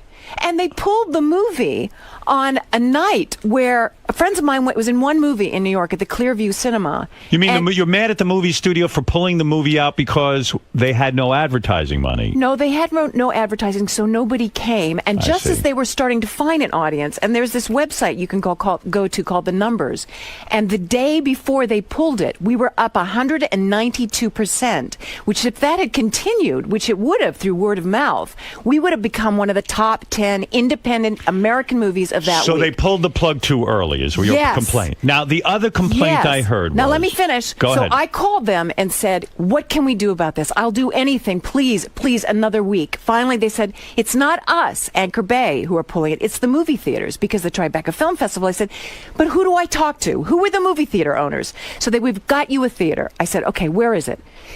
It's the Beekman Theater on 66th and 2nd. I said, I'll do Q&As. I'll do whatever they have. They say, Will you have sex with a member of the audience for the movie? Are you really that passionate? Would well, you I don't know pick if I out... go that far. I will prostitute You will have myself listen for to it. me. You will have a packed house. How about a hand job? But I am willing to talk. I am willing to talk sex for this movie. You I am will. willing. I'm You're willing to go talk all sex. out. Yes, for this movie because I believe in it. I think Keith Bearden. It's his first movie. He did a fantastic job. It's a road picture. It's a love story. It's a date movie. It's sweet. I've never seen you like this. You're so passionate about it. Now, well, you got to see the movie. here I'm going to go see it. I'm going to You go to won't the Beekman recognize me. Theater. I gained 20 pounds. I look really. You look good let now. myself- Now, you lost the weight, didn't you? It was 3 years ago. Oh, 3 years ago you shot this. That's how long it's been to get this movie out.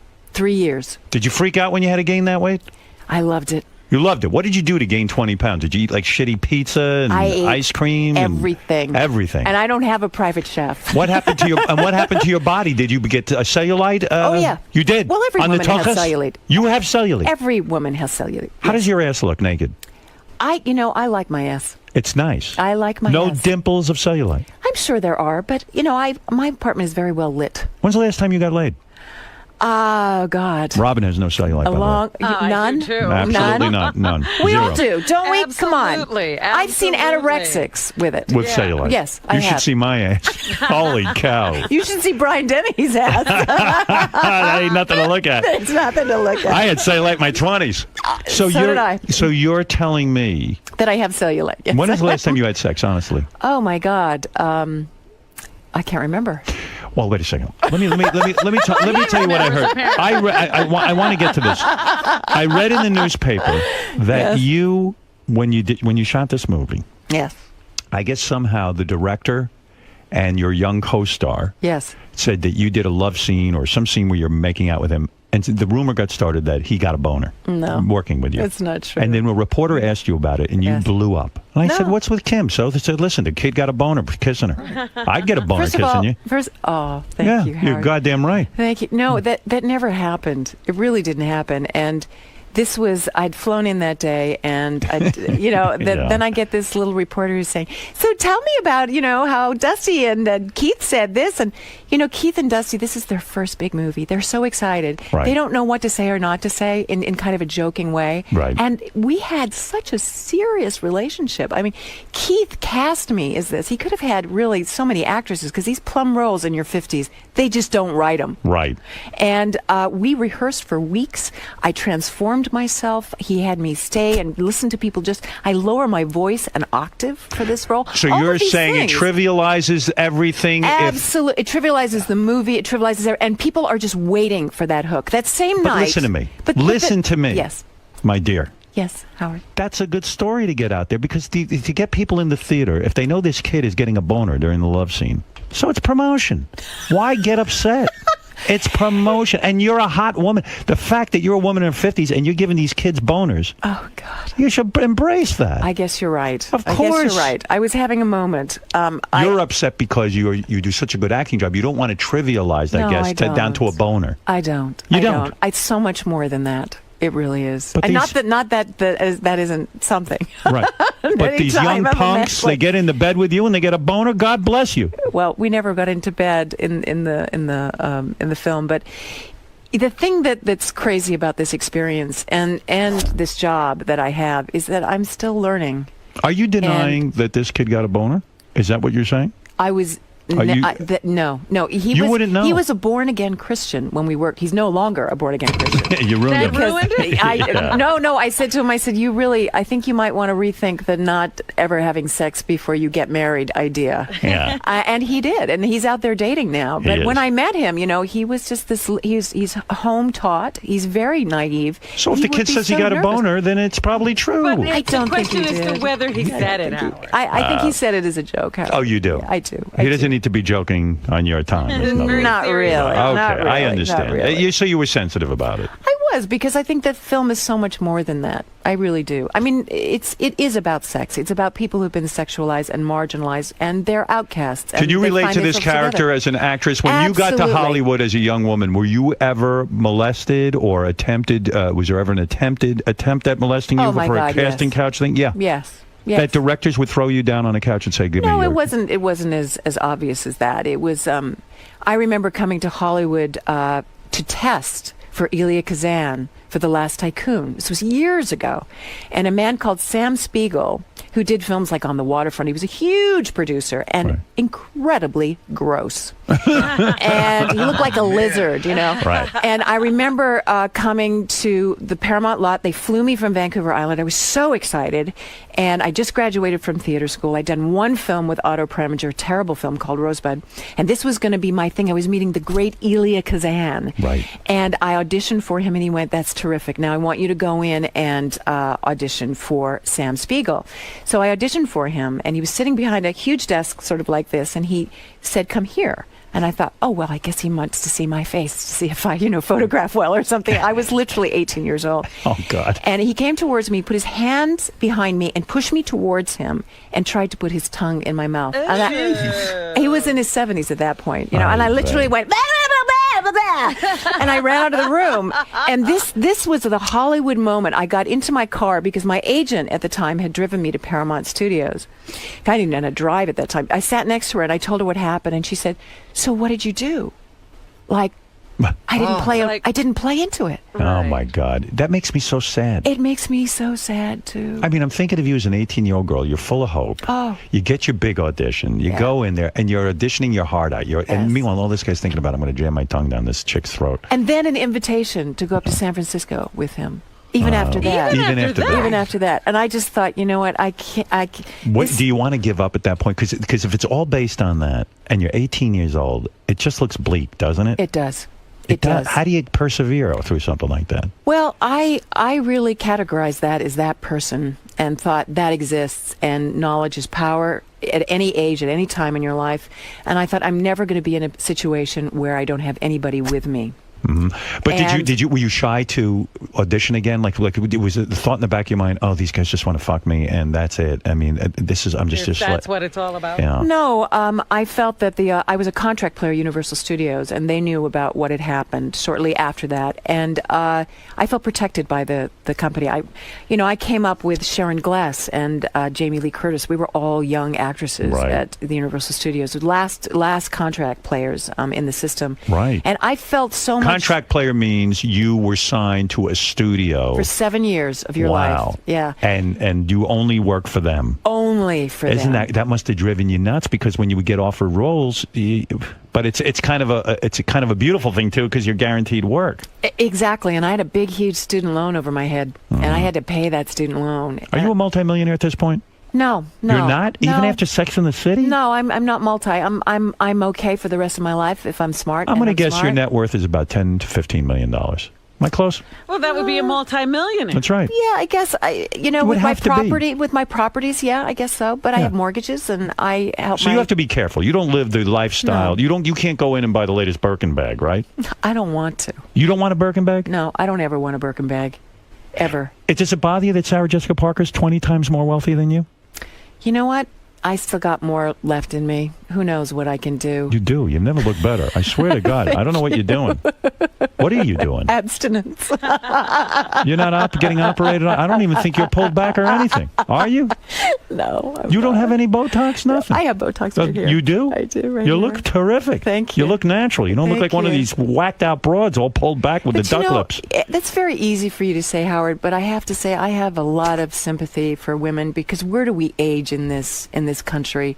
You know, you grow up with people like me, and as we start to age, people, you know, they have this age rage thing. I go on the internet some lonely nights and I read an article and I think, oh, that's good. I like what the reporter's done. And then people have their comments, and some of them are, why doesn't this old hag go away? Right, like go off like the Indians used to send you off the tribe and then just go out and die in the woods. Exactly. And that was happening when I was in my 40s, and now I'm in my 50s. It's rageful. And these people can say it because you don't see their face. Is it the hardest thing? I mean, you probably see like a woman in her 20s. You can't be. You're funny. You're delightful. You walk into a room, guys are grabbing you, trying to tongue you, take you away, and then as you get older and older and older, watching that sort of reaction not happen has got to be maddening. Oh no, I still get that reaction. Oh, you do. Oh, you look good. Thanks. I think it's that, but it's also the feeling of this predator, you know, in the room of Samantha.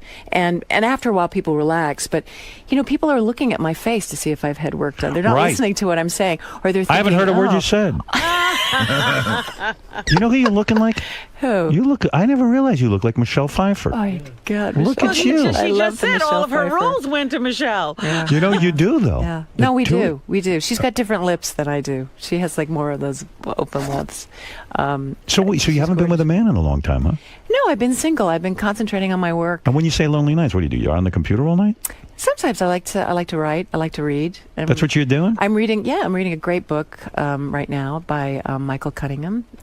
What do you do to get the poison out? You know, I take care of myself. Vibrator, huh? I take care of myself in many ways. Robin uses a rack of vibrators. Oh, here we go. Talk to her about it. All right, listen. Kim Cattrall is in a movie. You know what? I want to know what happened to that agent who was like, well, what was your reaction? Did you get rid of her? Eventually, yes. Yeah, yes. because that's no help. No. I mean, the you know, actors out there, the agents work for you. You don't work for your agent. I mean, we're so scared to speak up because a lot of them, they won't take you on. There's so many people wanting to be part of this business, you know. Look at this. Kim, no. here's the guy who tried to make out with you. Oh, no. That's his picture. Jesus. I mean, there's nothing grosser than that. Ashamed of himself. He was a frog in a tuxedo with one of those horrible tongues, you know, like wrap around flies and things. If you'd been halfway decent looking, maybe put out a little, but for God's sakes. Never. Now, Kim is here because she wants you to see this movie. I'm excited about this movie. I am can't too. wait to see It's it. right down your audience because it's a Miss January 1978, and where is she now? I like it. I like the idea. And the young geek who travels halfway across the country to find her Because he's in love with her. He thinks he's in love seen with her. This is the personification of women, and the first scene that you see this character in, I do a strip. Okay, now we're talking. Did you shave down for it? Well, we don't get that far, as you see. If No you vagina. see the movie, no. Titty? I'm not nude. I'm not nude. Do we in this see film. titty? No. No, What do you mean? Don't answer for her. You don't know that. You know. But you see. Why don't I see titty? You see other things. What do I see? Which are much more interesting than titty. What's more interesting than titty? Vagina, and I don't see that. No, what you see is Ass. from. I told you. You see Brian Dennehy's ass. No, what about you? Well, you see You stripped see down. a big stomach. You know, I did a scene in this movie which I've wanted to do my whole life, which I'm standing in front of a mirror, Right. and I've got this. When I gain weight, it's in my hips and in my belly, and I have this scene which all women do. You're sitting there, you're nude, you're just out of the shower, and you grab your belly fat and you shake it. And you do that. I got to do that. And there's another scene where my legs are open. I'm wearing these horrific underwear. I'm drunk. I've got this old house coat on. I've got a wine goblet, and I take a Twinkies and I dip it in the wine, and I taste it, and I think, hey, that's not bad, and do it again. And you get to do those things. Did Sarah Jessica Parker see this movie? Did you invite her to this screening that's going to happen on? You know what? I haven't heard from any of the girls. It's so weird. I don't They know. don't like you, do they? No, I don't think it's that. Come on. Let's get real. Howard, I don't really- think the Sex and the City girls like you. Well, I think you a think lot of they- people in the press Yes. have a lot invested in that. What do you mean? Yes, they do. They want to keep that feud going. But why wouldn't Sarah sells come and newspapers. support you? This is an important film to you. This is I've never seen you so fired up about a role. That's the a good movie's called question. Meet I don't Monica know. Velour. You'd have to ask her. Did you invite her?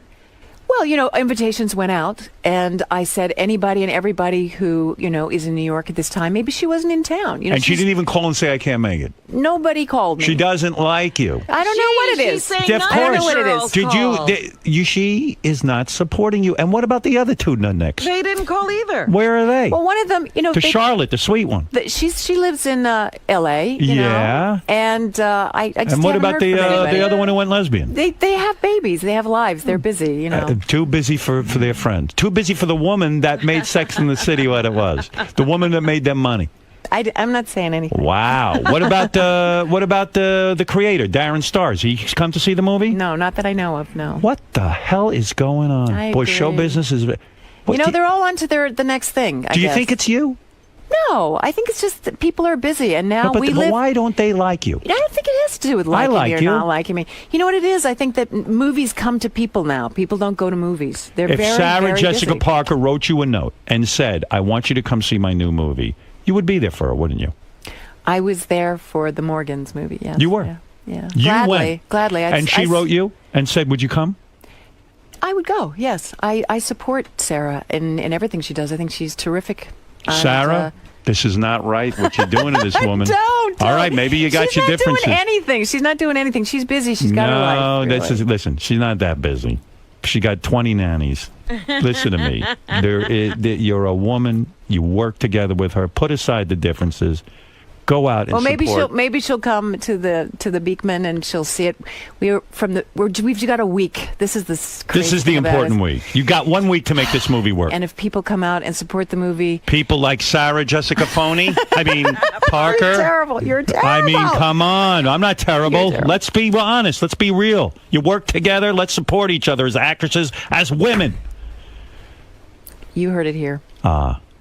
So I've said the truth, haven't I? Well, I think it's important to support each other. Yes, I do. And they're not I there for do. you. You went to the Morgans, whatever the hell that is. It was a Sarah Jessica Parker movie. I didn't see it. Not too many people did. That's right. Hopefully more people will see. Was The Morgans a bad movie? Velour. It's a rom-com, and I like rom-coms, and I think Sarah, what she does is really great. So I did enjoy, and I like Hugh Look Grant. at you putting on a face that says, hey, I'm not going to say anything negative about her, but she won't show up for my movie. Poor you. Alone with your computer and your vibrator, sitting in that apartment. You know something? Where's Smith Jarrett? Did he show up? No. Not even Smith Jarrett likes you. No, it's not about liking me. What are you? You're They making should me into support something I'm you. not. I They should- support you. My audience will support you. That is why I'm here. Look, go see Kim Cattrall in Meet Monica Velour at the Beekman Theater in Manhattan this Friday through Thursday.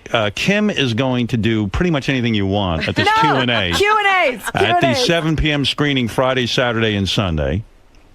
And go over to this Beekman if you live around this area. Come on. Give her a shot. It's a good movie about a porn star who's past her prime, and she's dealing with the town and the whole thing. Yeah, she's dealing with aging alone, fighting for the. Who are you hanging with these days? Pee Wee Herman? No. You don't even hear from him, do you? No, I don't even hear from him.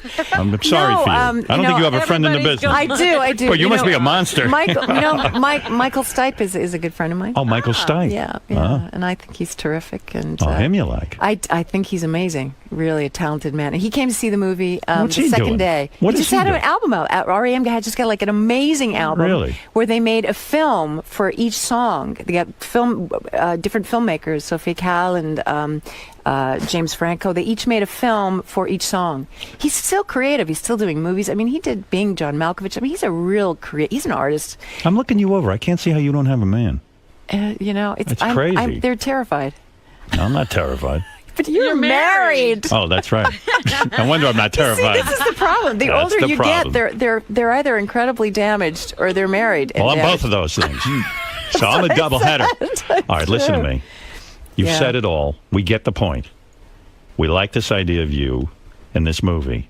Now you need us to go. Yes. And we'll be there.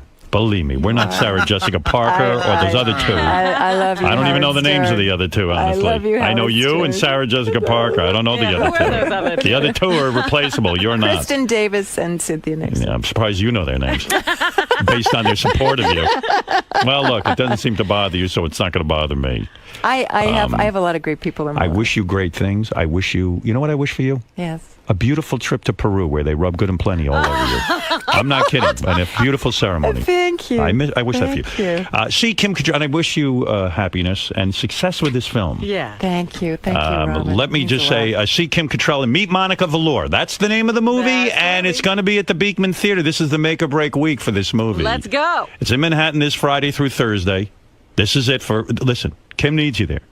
She's being honest. I do. Actresses don't often say that, but she's saying she needs you. It's worth your while. She's saying it might even be fun. Yes. It's Kim- actually a funny, sweet movie. You'll Yeah. enjoy it. That's right. And you'll see Brian Dennehy's ball sack. Yeah, I can't wait. Yeah. Close your eyes for that. Thank you for stopping by How here. can I thank you? Oh, I'll think For of a you. way. Yes. I know what you can do. Believe me. You made your Stern Show debut today. Yes, I did. I'm no longer a virgin of the Howard Stern Show. What's it like making the transition from someone you know in your personal life to seeing them in their craft, seeing Howard behind his board? And You know, I feel that I know both of those Howards. I know the private Howard a little bit less, but he's always been incredibly generous to me and supportive of me, and today is just another indication of that in the guise of this persona, which is actually just a pussycat making fun. And it's, you know, he's a great actor in a way. He plays this role beautifully. And it's like playing tennis with him, you know. I feel like little McEnroe out there, you know. And so it was really a thrill. so you feel like he can walk that line between knowing you in your own way, but Yes, then and you know, he's very instinctual. He picks up a vibe about someone. And that's what he follows. The truth, his truth. And you got to go with that. And, you know, I'm not a bullshitter. He knows that. And I think that there's a chemistry that can happen on his show. And I felt that today. That's what was so exciting about it. So now that you've crossed into his universe, can we expect you back for many more I appearances? sure hope so. I really do. I have a play opening on Broadway in November, Private Lives, and he'll come, so maybe we'll sit down and talk about sex in 1921, which is what that play is about. Maybe steer away from the vibrator talk this time. Yes, exactly. I don't think they had those electrical units then. Right. Yeah. All right, Kim. Thanks a lot. Hey, and a good morning it is. I was just reading the details that President Obama announced that our brave military, what an operation, our brave military went in and... Navy SEALs. Navy SEALs, as the governor often talks about. Jesse Ventura. You know, so Osama bin Laden has been killed by our military, the Navy SEALs, as Robin just said. And for my money, this is a great thing. And I'll tell you why. I think America and Americans in general have felt very dejected after, of course, certainly after 9/11. But it's been 10 years, 2 terms for President Bush and a half a term for President Obama to get Osama. Everybody's having trouble with Osama and Obama. Yeah, right it's now. hard. It's a tough one. Bear with me. But, you know, it's a great thing because if you remember back to that horrible Monday, it was a beautiful day out, clear skies, and all of a sudden we saw 2 planes go into the World Trade Center. And a lot of people lost someone they loved there, and certainly all Americans felt united in our contempt and our hate for this new enemy. Because while Osama bin Laden had been around for a while, you know, he had been certainly trying to destroy the World Trade Center. He had made one failed attempt during the Clinton administration. He had attacked our military on several bases. And this guy was a thorn in the side, but sort of a joke. And then all of a sudden, he wasn't such a joke because he actually pulled off for a stunningly small amount of money. They say like $11,000 or something. He masterminded this ridiculous plan, and yet somehow it got pulled off. All of the elements worked. No one noticed. There were a few other things too, like some attacks on some foreign embassies. That's what I just said. Yeah. Yeah, and I said he was sort of a joke, and now he wasn't such a joke. And so after 9/11, we vowed as a country to go into Afghanistan and hunt this fucker down. 10 years in the waiting, but... And he wasn't in Afghanistan. That's right. He was in Pakistan. And, when you read about how Pakistan is protecting him, he was in an affluent neighborhood. This is where they found him. They found him in an affluent neighborhood. And they got tipped off about a year ago where he was. And they wisely kind of backed off the bombings and sort of little attacks that they would do in this village because they wanted to give him a false sense of security. They really put their time in on this effort. Once they found out where he was, they did a lot of surveillance and a lot of planning. Because part of the problem is Osama bin Laden when it comes down to it, is a real coward. He puts other people up to suicide missions, yet he doesn't do a suicide mission, if you notice. But he stayed in a residential area that was highly populated. And he was living, they even took a woman in there who they used as a human shield. In other words, as long as the woman was in the house, their theory was the Americans wouldn't come, if they ever did find the house, and blow their ass up. So the Osama bin Laden would lead others to kill themselves. He provides human shields he takes women and makes human shields out of them. He's a real scumbag, and you can't forget that. And so, 10 years ago, this guy killed 3,000 Americans. He took credit for it. In the old days, when somebody killed 3,000 people, they try to say, oh, no, it wasn't me. He took credit. He was proud. This is great. Allah, let's praise Allah. He was big hero to a lot of these Muslims, these jihadists, and he became a real symbol, someone who could defy America. Back when Osama bin Laden was born into a very wealthy family, like the 11th richest family in Saudi Arabia. Made quite wealthy, quite frankly, by the royal family in Saudi Arabia. Yeah, a lot of money in that family. So he was a guy who was born into privilege. And then somewhere along the line, probably when Russia was trying to take over, or at least to get under control Afghanistan, and he became a freedom fighter over in Afghanistan. And his revelation was that, wow, we can humiliate these superpowers, that we can show them, we can defeat them. Well, they really can't defeat them. If we took a nuclear bomb and blew their fucking ass up, they'd be like rodents. But all right, we have some compassion. Even the Russians did. They didn't go in there and just devastate the place completely. So anyway, he got this taste of humiliating a superpower, and then off to the races, there he goes. And he began organizing all these jihadists. All the maniacs who feel America's their problem, and Israel. I was watching 60 Minutes last night, and I was learning about the raping of Laura Logan from 60 Minutes. And right away, the crowd started yelling, Jew, Jew, Jew. She's a Jew, which gives you the authority then to go in and finger fuck her like 200 guys. Well, they were going to do that anyway. And pull her apart. As long as she's a Jew. By the way... That was the last thing they said before they started. For the record, she's not a Jew. But this is what the crowd was shouting, Jew, let's get her. They even said she was Israeli. They had it all wrong. They had it all figured out. She's talking like this, and she's a Jew. But, those animals, that's a whole nother story. And by the way, I can tell you one thing out of Egypt. They'll never fucking bring a person to trial for that.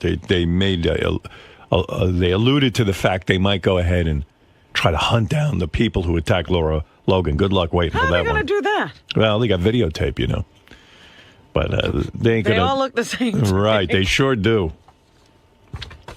That's a real problem over there. And believe me, those chickens are going to come home to roost. If you think there's a bunch of liberal Egyptians who are going to take over that government, you've got another fucking thing coming. Look, when she was doing that report, I was looking at the crowd. There wasn't one woman. They don't do things together in that country. There wasn't one woman in that crowd. No. When they saw her, and that was it, fresh meat. Anyway, getting back to Osama, our old pal. So 3,000 Americans died that day. And I remember the day. I think we all do, right? And how could you forget that one?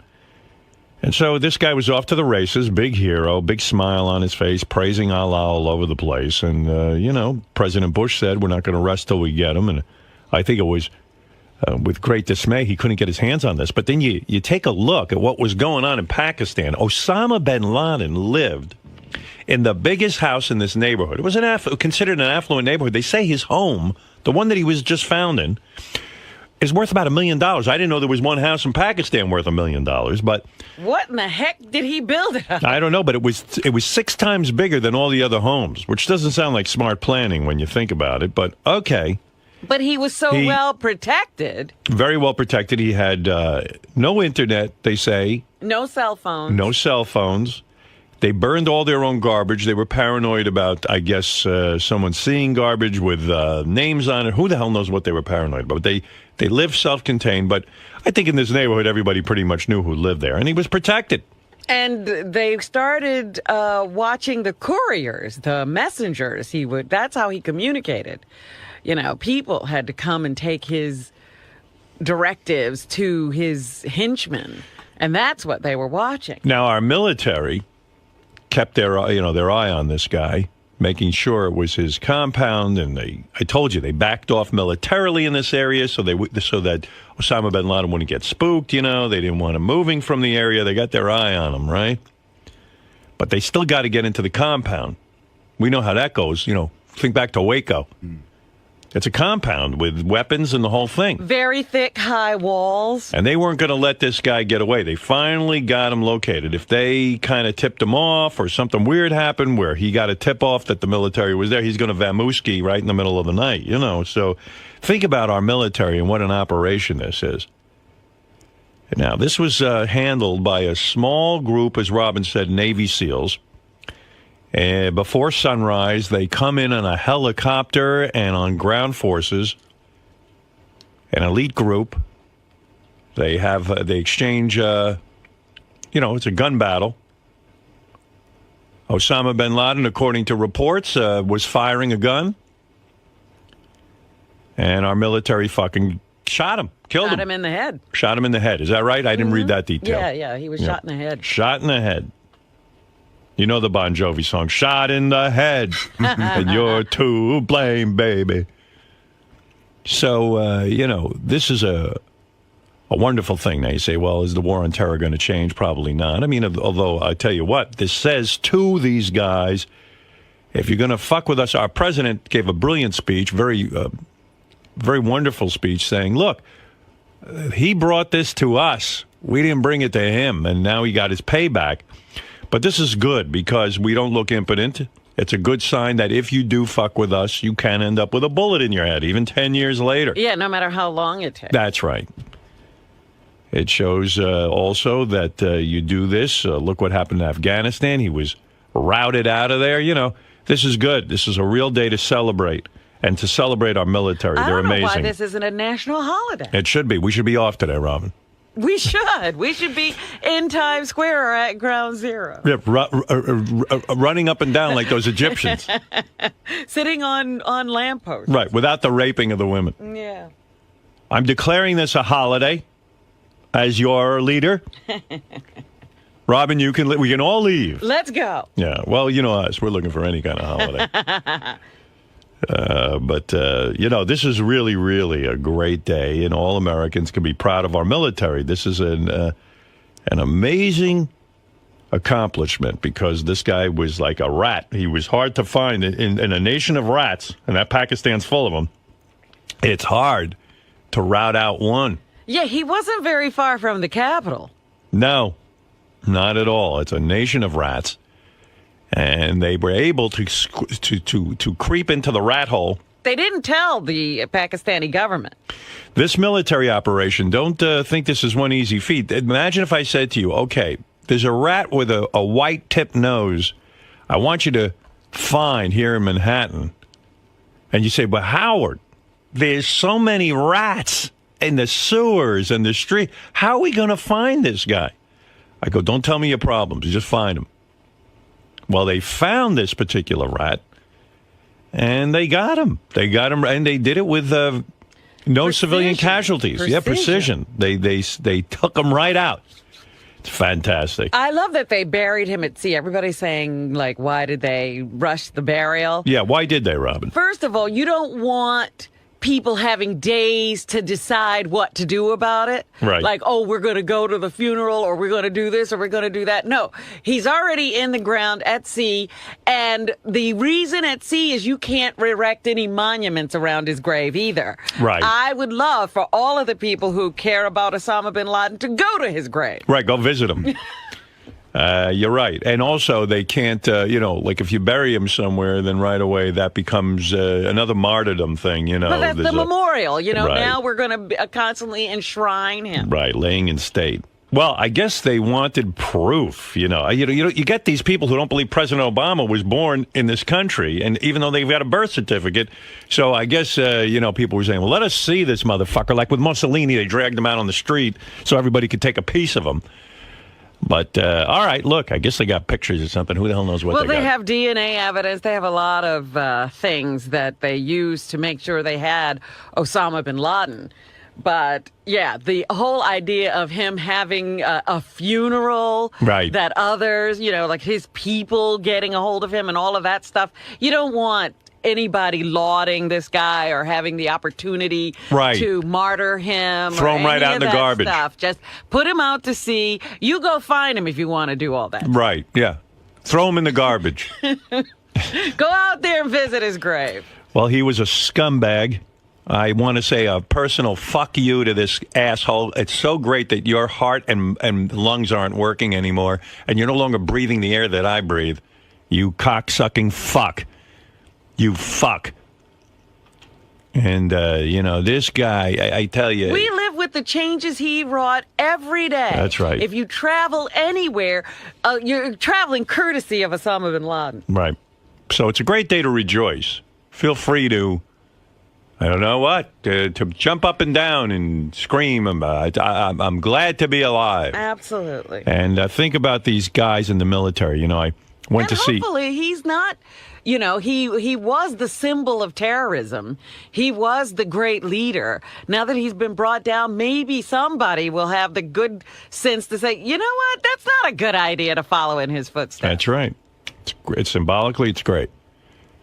Maybe it says to someone I feel like living. But, look, I know that this is, as we say, symbolic, but it doesn't matter. He's dead. He's gone. And you know what? This is the mastermind of the 9/11 atrocity, and he's been taught a lesson, and great for our military and the way they handled it.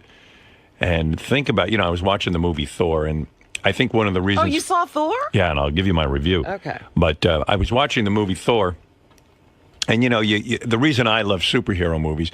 In fact, this weekend I stayed up late and watched again on, I think it was on the Stars Network, that Jaden Pinkett Smith in Karate Kid with Jackie Chan. And I love these movies because,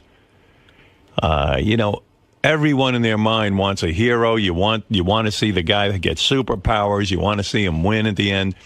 And the real superheroes, the real victorious superheroes today for me are these guys like these Navy SEALs, who are everyday Americans who put on a uniform. They go through intensive training. Nameless, faceless. Right. We'll never know who did it. They don't take credit. They don't go around and get an agent like in Hollywood where you get an agent so you can be publicized. In fact, you'll probably never know who put the bullet through Osama bin Laden's head, which is a shame because I'd love to see him fucking the Hollywood starlets and fucking all the different dancers on Dancing with the Stars and getting Pia Toscano from American Idol, and fucking them. Not some football quarterback. Right. I would like to see the guy who put the bullet in Osama bin Laden's head fucking Hollywood. Not Sean Penn. Should be fucking Scarlett Johansson. It should be the guy who put the bullet in Osama bin Laden's head should be fucking this Scarlett Johansson. Not Brady or Romo. No, Romo shouldn't be fucking Jessica Simpson. The guy who put the bullet in the head in his team should be fucking Jessica Simpson. I wish I could open up Us Magazine and see the picture of my hero, the guy who put the bullet in Osama bin Laden's head. There's a hero. But these guys are such real heroes that you won't even know what they did. They couldn't do their job if, they've got to do this job again. I mean, I would love to hear the story. I mean, the blow by blow There's plenty of stories that I would love to hear. Like, what women were in that compound? What were they doing? Are they out of their minds? The one unfortunate casualty is the one being held against her will as a human shield. The Osama bin Laden's thought was, I'll leave this woman, I'll take her hostage. And that way the Americans won't hurt me. To show you how humane we are. He's right. A lot of times we don't want casualties that are, And that's what they said. They were very careful to make sure there were no civilian casualties. Right. But by the same token, yes, any woman in a compound with Osama bin Laden is a prisoner. Sandra Bullock should be sucking off our military, not some, dating motorcycle guy with swastikas on. Right. I mean, where is Sandra Bullock in this? Why is she not sucking off the Navy SEALs? What is going on? Why is Justin Timberlake getting every beautiful woman Timberlake, you know what? Hollywood. Howard Wood. Howard Wood. You got it right the first time. Jessica Biel should be sucking off our Navy SEALs. Look, all jokes aside, this is a tremendous accomplishment. And this is a wonderful, wonderful day. And what can I tell you? I think it's terrific. And the real heroes are these guys who go in and get the job done. Everybody in our military. All of the guys in Afghanistan, all of the guys in Iraq. Obama made a great speech. He came on the air and boom, got right into it. It was very inspiring. Yucko is very excited about Osama bin Laden being killed and wants to say a few words. Go ahead, Yucko. Yeah, I think this is bigger news than Sirius changing their channel lineup. Yeah, by the way, what was with that? What is the channel lineup that's changing? Like, I listen to Coffee House, and now they're, instead of channel 30, they're channel 31. So is that right? Yeah, so I was like, hey, I was trying to ask people around here, why is that happening? Just because I'm curious about the business. But like most things around here, nobody tells me anything. Or I saw a notification, but I didn't know exactly what it meant. Well, they're probably reshuffling and adding new channels and doing all that kind of stuff. They're always trying to add content here at Sirius. So, but why do you have to change the numbers of the channels that already exist? That's what I want to know. That's like, if they add a building to your street, everybody's address changes. Well, yeah, I asked some people, but nobody knew why. I know we remained at channel 100, which I'm glad because, listen, when we came here, they said, what channel do you want? I said, well, if you're giving me, they said, you can't have channel 1 because that's Sirius Hits 1 and that's our biggest channel, they said. I said, well, if I can't have 1, I want 100. I remember always being jealous of Z100's space on the dial because it's so easy to remember. It's 100. 100's easy. I was at that 92.3. What? Yeah, exactly. It's like, woohoo. So, Hits 1 is now on Channel 2. Is that right? Get out of here. That's crazy. But why would that? Is that really Hits true? 1 is Channel 2? You see what the fuck I started? No, it's a fact. Hits 1 now is on Channel 2. So what's on Channel 1? John Hine with an update. I was told there's no Channel 1 on XM radio. Oh, they're trying to merge the two services. So it's still going to be Hits 1, but it's on Channel 2. That makes no sense. Of course not. How about Hits 2? Not the same. They have a thing 20 on 20, which was Channel 20. That's going to be on Channel 3 But now. the great thing was Channel 7 was the 70s, 8 was the 80s, 9 was the 90s. That's going to continue. That will continue. Yes. But Channel 1 is Channel 2. Something got bumped. This is like I'm trying to learn Photoshop, and then they go, okay, if you want a shortcut here, hit Command and equals if you want to make the picture bigger. Okay, that I can remember. Then they start with another command and another. Before you know it, you got to have 50,000 commands in your head. How am I going to memorize? What am I back in school? How is it a shortcut when you got to do all that? So Channel 1 is Channel 2. Oh, stop. Why doesn't XM have a Channel 1? Why can't they have Channel 1? That's wild to me. Seems to me you could invent that. No. But all of a sudden that can't be? Can't you call Channel 2 Channel 1? No. No? No, Yucko knows. Ask him. Hey, John, I'm curious. So what does that mean? Is XM... Now when you get in your car, will XM be identical to Sirius? In other words, if you get in your car and you own XM, You'll be able to find the identical channels on the same space? That's my understanding. They're bringing it so whether you have an XM radio or a Sirius radio, the channels are going to be the same. I see. So instead, like some stations, they say we're on Sirius 138 and XM 92. It's confusing. That goes away, which is great. Good. I mean, they should have been doing that. I like that. But what are they going to do with 100 on XM? 100 stays, 100 on both. 100 is both, but I don't know if are we on channel 100 on XM? We're on 100 and 101 on both. Okay. I'm on my radio right now. You're on channel 36 right now. I don't know what the fuck's going on. You're watching a UHF television. That's the problem. That's the problem, yeah. Yucko, so you are excited about Osama bin Laden. Do you want to tell us about that? I did, but before you brought the fucking nerd in, now I've upped to my whole flow of my Doon Coon Sand Nigger Camel Jockey fucking joke. Well, okay. Thank you, Yucko. All right, Yucko, not so worked up about Osama bin Laden. Says John Hine ruined his momentum. Yeah, just threw him right off. Right. Let's go to Matt, Kishmir and Takasarat. Matt. Hey, Matt. It is a fucking great day, man. I'm actually happy Osama's dead. I'm not even American. It's awesome. You're a Canadian. That's right. Well, I'm Quebecer. But anyway, I wanted to say, is it hard for DePace to kind of walk around and be happy for, Obama that he killed, Osama bin Laden? Or else I think he's not happy about it. You're not happy? I'm very happy. Of course he's hard happy. for me to be happy. Well, who wouldn't be happy about this? Why couldn't George Bush do this, Scott? Listen. It's not about that. It's not about that, Matt. I think George Bush tried. I think the military tried. Wouldn't he have loved to have done that? Well, he said a year after that he wasn't even thinking about Osama, if you remember his famous quote. Well, listen, I'm glad the guy's gone. I don't care who's president. Oh, totally. I agree with you there. Right. Thank you. Howard, what do you think should happen with Pakistan now? It seems like they were kind of hiding him out, if you ask me. Listen, this is such a complicated situation. When you talk about Pakistan, we can't the guy who runs things in Pakistan is up shit's creek. If he's completely against this Taliban, they're going to take him and kill him and throw him out of office. If he's an ally with us, which he is to a degree, this guy's walking a tightrope like you wouldn't believe. It's so complicated in these countries when you see what's going on. And the bottom line is, all of the people who live in these countries suffer. They just want to be able to make a living and feed their families.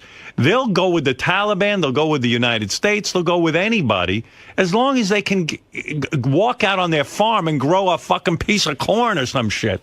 But you know why that fucked. is? Because the governments are usually invested in keeping these people poor and uneducated. Look, you look at all what's going on in these Arab countries. They're screaming about the Jews are their enemy. They've been so trained by these governments to blame the Jews and not look at their own situation. Their own governments are the problem. They're taking them. They're enslaving them. They don't give them a chance to fucking make a living. But they're so busy blaming the Jews that they're brainwashed. The Jews got nothing to do with the fact that the guy who's running Egypt is a tyrant. And he's hoarding all the money and all the assets of the country for himself. You see, it's crazy. There was one woman in Libya saying, "I'd rather have the Jews or the Americans in here than Gaddafi." And they said it about Hosni Mubarak. And they said it about, actually who they really said it about was the kid who's running Syria right now. The father and son team. These people are fucked. And they're kooks. And dealing with this is unbelievable. What do you do about Pakistan? You want to just hide your head in the sand. That's what you want to do because there's no answer. Like, shouldn't you bomb them at some point? Like, the government had to know. Listen, are we going to bomb the whole fucking world? What are we supposed to do? I don't know. Like, the U.S. protected Pakistan against India completely. Like, India could wipe Pakistan off the map if it wasn't for the U.S. protecting them. And they turn around and they fucking harbor Osama bin Laden. Well, that's the problem. This country has a history of interfering in all of these situations and putting in crackpots. Listen, who do you think made it possible for Saddam Hussein to get into Iraq? We did. Please, Osama bin Laden used to work with the CIA. Yeah, I mean, we don't know what to do over there. We really should stay the fuck out of things. It's very hard. It's very difficult to know what to do. That's why I like when people go, oh, the president should know what to do. The president, there have been countries, presidents throughout history don't know what to do with that region. You know why? If you have a child who's insane, and has lived in a culture of insanity, how do you discipline that child? You can't. Either you kill him, or you lock him up, or you let him run wild. We are the parents. People say we're the police. We're not the police. We're the parents of the world. Unfortunately, we get these children who we haven't raised. It's bad adoption. We're the people who adopt one of these Russian kids who is like 16, and then they kill you in the middle of the night and take your money. We're fucked. We're fucked everywhere in the world. And if we sit it out, we're fucked. If we go in, we're fucked. And then they're screaming and yelling. It's wild. It's wild. It's the Wild West. Thank you. Well, it's good that he's dead, though. It's fantastic, and our military is fantastic. Robin, would you be willing to offer your butt to the guy who killed bin Laden? She should. Believe me, she would give it to you. You know what, Robin? You should. You should offer yourself sexually to the Navy SEAL team that took out Osama bin Laden, because those boys. You know what? You're ready to spread for all these Hollywood stars. For my freedom. All right, and you were willing to spread for. I saw when I don't know who the hell was in here recently, but she's ready to spread. Spread for not Hollywood actors. Spread for the Navy SEAls. If you're going to spread it all. Well, if I could actually get to the guy. Look, she might even be a little closed up. Hey, what? I don't know. When's the last time you got laid? Get out of here. I'm not closed. You're not? Everything's open for business? You know, you don't use it, you lose it. I need a cock. All right. Well, it should be Navy SEAL cock. Navy SEAL cock should be put in there. I see these Hollywood, in Hollywood, what goes on. These women are swooning over that Johnny Depp. Fuck Johnny Depp. Navy SEALs. Hell yeah. Fucking right. Now, with that vagina, I figure it's like a pierced ear. You have to keep it open. Wait a minute. Go ahead. What if the Navy SEAL who did this is gay? And I would suck him off. All right. All right. Now we're talking. All right. Now we're talking. Now we're talking. If that's what our boys need, then I'll do it. Can you imagine? I don't think they want me sucking him off. I think they want John Stamos. He's going to have to suck off the Navy SEALs. I'm too old. Nothing worse than an old queen. All right. Thank you, Matt. There you go. That's Matt from Quebec. He's a Quebecer. That's evidently not a Canadian. I don't know how that happened. But anyway, it's a great day, and everyone's happy, especially me. Yes, CWB. I'm fucking ecstatic over Osama finally being dead because I got a lot of family in the military. Right. And I'm happy. I really am. Yep, you bet. We all are. Whenever I first heard about it yesterday, I thought he might have died of ayahuasca poisoning, but then I found out he was shot. So that's right. Yes. He was on an ayahuasca retreat. Yes. His shaman did him in. All right, CWB, we all rejoice. Thank you. Anyway, and really, when I was watching Thor, I go, everybody wants a hero. These guys are so brave that they, in the middle of the night, they volunteer for, they're ready. This is a volunteer army. They volunteer to get in helicopters and to storm this guy's house and shoot it out with him. Let me ask you something. It's amazing. Because it was a capture or kill mission. Right. Would you have preferred a capture? No. This is perfect, because a capture would have been him locked up for years, spouting off. This is wonderful, wonderful news. They handled it beautifully. In fact, he's a coward, that Osama bin Laden. I told you, he sends other people on suicide missions. He never did one. He fought for his life. Yeah. He was fighting. He didn't strap bombs to himself and blow himself up. Yeah. He's a big shot with other people. But meanwhile, he hides behind women. But meanwhile, if they had captured this fucker, it would have been an endless circus with him. Right. Taking him to trial, lots of protests all over the world. I would bet, because he's a People coward. trying to break him out? I bet because he was a coward, he did have his hands up. Go, no, please, stop. But one of our brave boys probably took the gun up, right in his fucking head. Okay, I surrender. Oops. Please, please, I suck you off. Please, please. Please, anything to live. How much they paying you? I pay you double. Yeah. You see how much he wanted to live. When he killed the 3,000 people in the World Trade Center, he didn't think they had a right to live. But boy, he wanted to live. He hung on there, man. He had women surrounding him. Oh, fucking pussy. I'm glad they gave him the bullet right in the fucking head. He's good at masterminding. You know, he's a big mastermind. Mega mind. A cocksucking fuck. Rest rot in hell, cocksucker. You fuck. United States military took a bullet in your head. They waited 10 years to get you, but they got you. You rat. You rat fuck. And, those are the stories I want to hear. Like, what was it like when he realized, uh-oh, this is it. They got me. Yep. Well, you see, that's why those guys are real heroes. You'll never know. Yeah. No one will come forward and take. Believe me, those guys should be getting sucked off by Scarlett Johansson today, not Sean Penn. Somebody is alive from that whole situation. That's right. They could tell what his last words were, or what condition, what state he was in when he realized it was over. I'm going to Disney World.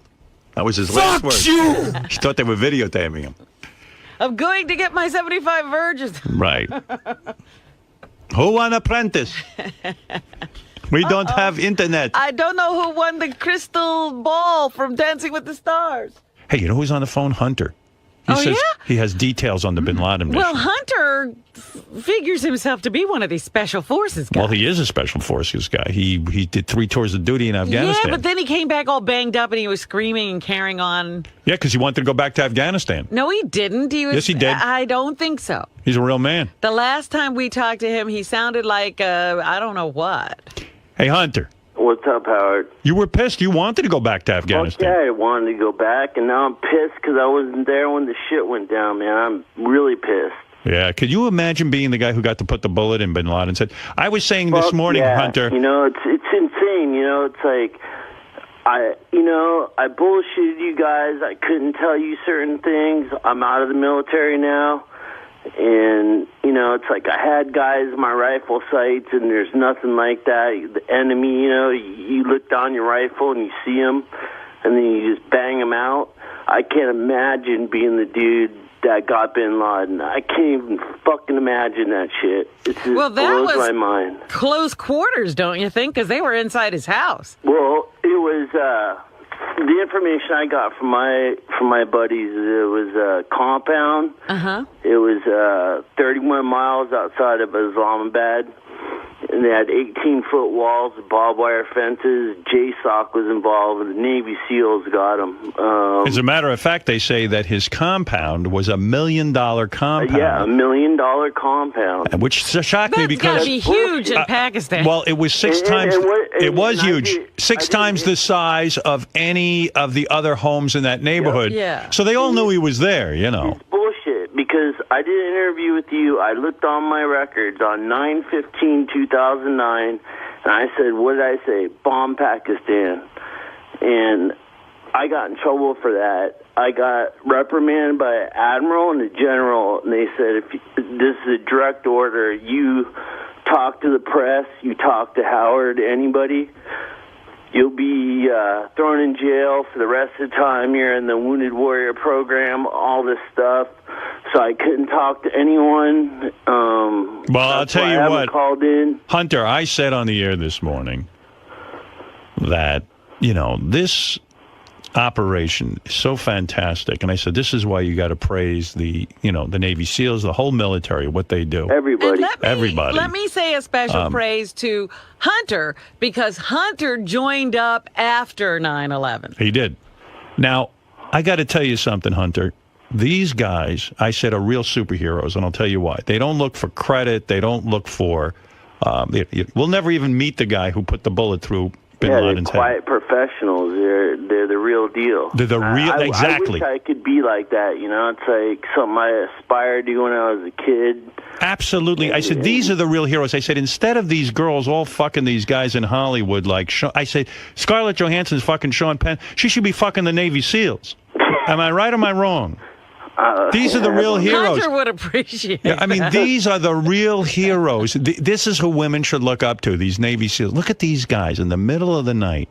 No, they come in a helicopter. They invade this compound. They take out Osama bin Laden. They shoot him in the head and dump him in the ocean. Now, fucker.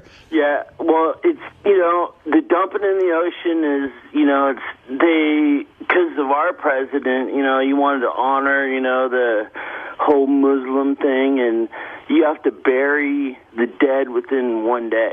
So he dumped his ass in the ocean. That's good. Right where he belongs. Fuck him. And like Robin said, anyone who misses him can go jump in and go visit him. They can go visit the gravesite. That's I would right. love it. Why not? Go jump in. Fill And the ocean with all of them. I don't give a shit. You're damn right. That's right. We'll be able to walk across. It's a wonderful, wonderful day. Thank you, Hunter.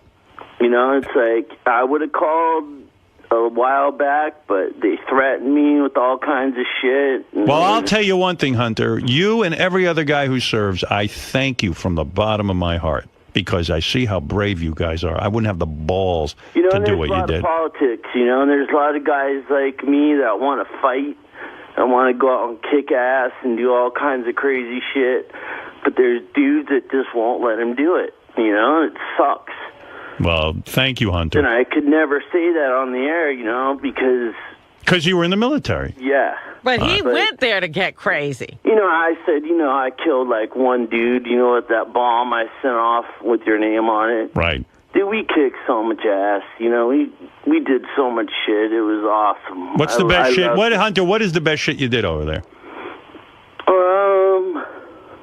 Sure, I'll probably end up in jail, but I raided a village that ambushed me, and what I did is I did a fake. There's a convoy, and I had him do go out to one town and turn around and come back. So everybody came out to watch them, to ambush them, and I was hiding behind them with a spotter.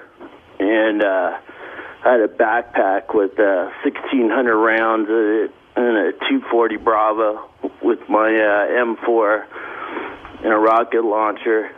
How many fuckers did you kill that day? I don't know, but it was Can't even bad. count. You can't even count how many you killed. I don't know. God bless you. It was a good day. Good for you, Hunter. Thank you. I hope that wasn't on our soil. Did you have authorization? That wasn't in Milwaukee, was it? Yeah. No. All right, Hunter. Thanks, man. Thanks for calling in. That's Hunter, everybody. Marianne from Brooklyn, go ahead. Howard, my heart is beating just as crazy as it did 10 years ago when you picked up on me on September 12th. First, thanks to all the soldiers that helped us. You remember we lost Jody on September 11th. Our family dynamic changed drastically. It is a great day. They killed Osama bin Laden. We can all rejoice. I want to say, Howard, you have made nothing but good memories for me. Whether there's a bad day, you keep my spirits lifted, and I don't know if you hear it in my voice, but it's like the first time I Thank you. This is closure for a lot of people. Thank you, Howard. Thanks to the soldiers and Navy SEALs. Thank you very, very much. You're absolutely right. Very, very well said. You want to say something about them killing Osama bin Laden? You have any thoughts, or you just got nothing to add to the? No, I think it's great, of course. Right. The best thing that ever happened. It should have happened a long time ago, dude. There's a lot of people, and there's a person around here. Actually, Evan is going ballistic. He wants to see a body. He doesn't believe that he's dead. We'll have Dude, the Look, naysayers. it's like those people who say we didn't land on the moon. I mean, look, what can I tell you? he believes it's a bullshit story, I that the believe it's government's true. fucked up No, and this, that. come on. That he wants to see a body. Why did they throw the body in the ocean right away? Wouldn't Osama bin Laden be the first to dispel that rumor? I know, but I'm not saying it. I'm not the one who's saying it. I'm just going by what I'm hearing around here. I'm happy about it. But you're happy, I'm right? thrilled. And you believe he was killed. I do, yeah. I do too. Yeah, Thank you. All right. Very good. Ronnie weighing in. Various people announcing how happy they are about the death of Osama bin Laden. I being the happiest. All right. Listen, I got to take a break. That's the good news. Osama bin Laden is dead. Everyone should rejoice. This is a great day. Thank you. I found out this morning. JD's know. JD. From your house you found out? Yeah. Oh, okay. From JD's I woke email. up this morning and heard it and thought I was dreaming. Yeah, me too. I was like, wait a minute. I walked back and I was like, what did they just say? Where were you? I woke up in the middle of the night around 2 or 3. I really thought, I should go down to, and I went back to sleep because I really thought also this is the time to get laid. But time of celebration. Right there in the square. But I went back to sleep. Perfect thought. Now you know what? You're a real man. You were jubilant because you might be getting laid. He thought he'd be in one of those iconic photos, like from World War II, where the guy grabs the girl and kisses her. Dad makes them juicy. Ma'am, I want to fuck you. Fred, how did you find out about? Or where were you when you found out? Basically, having my morning cup of coffee, looking at the internet. I was going through the Howard Stern news. Well, usually I. Like the stuff that people send on the show. Four's about where And I saw Osama bin Laden dead, and then I went to AOL and goddamn, it's fucking unbelievable. Yeah. Again, it's one of those things that you never thought was going to happen. It's like they were just going to keep him hiding like a rat forever.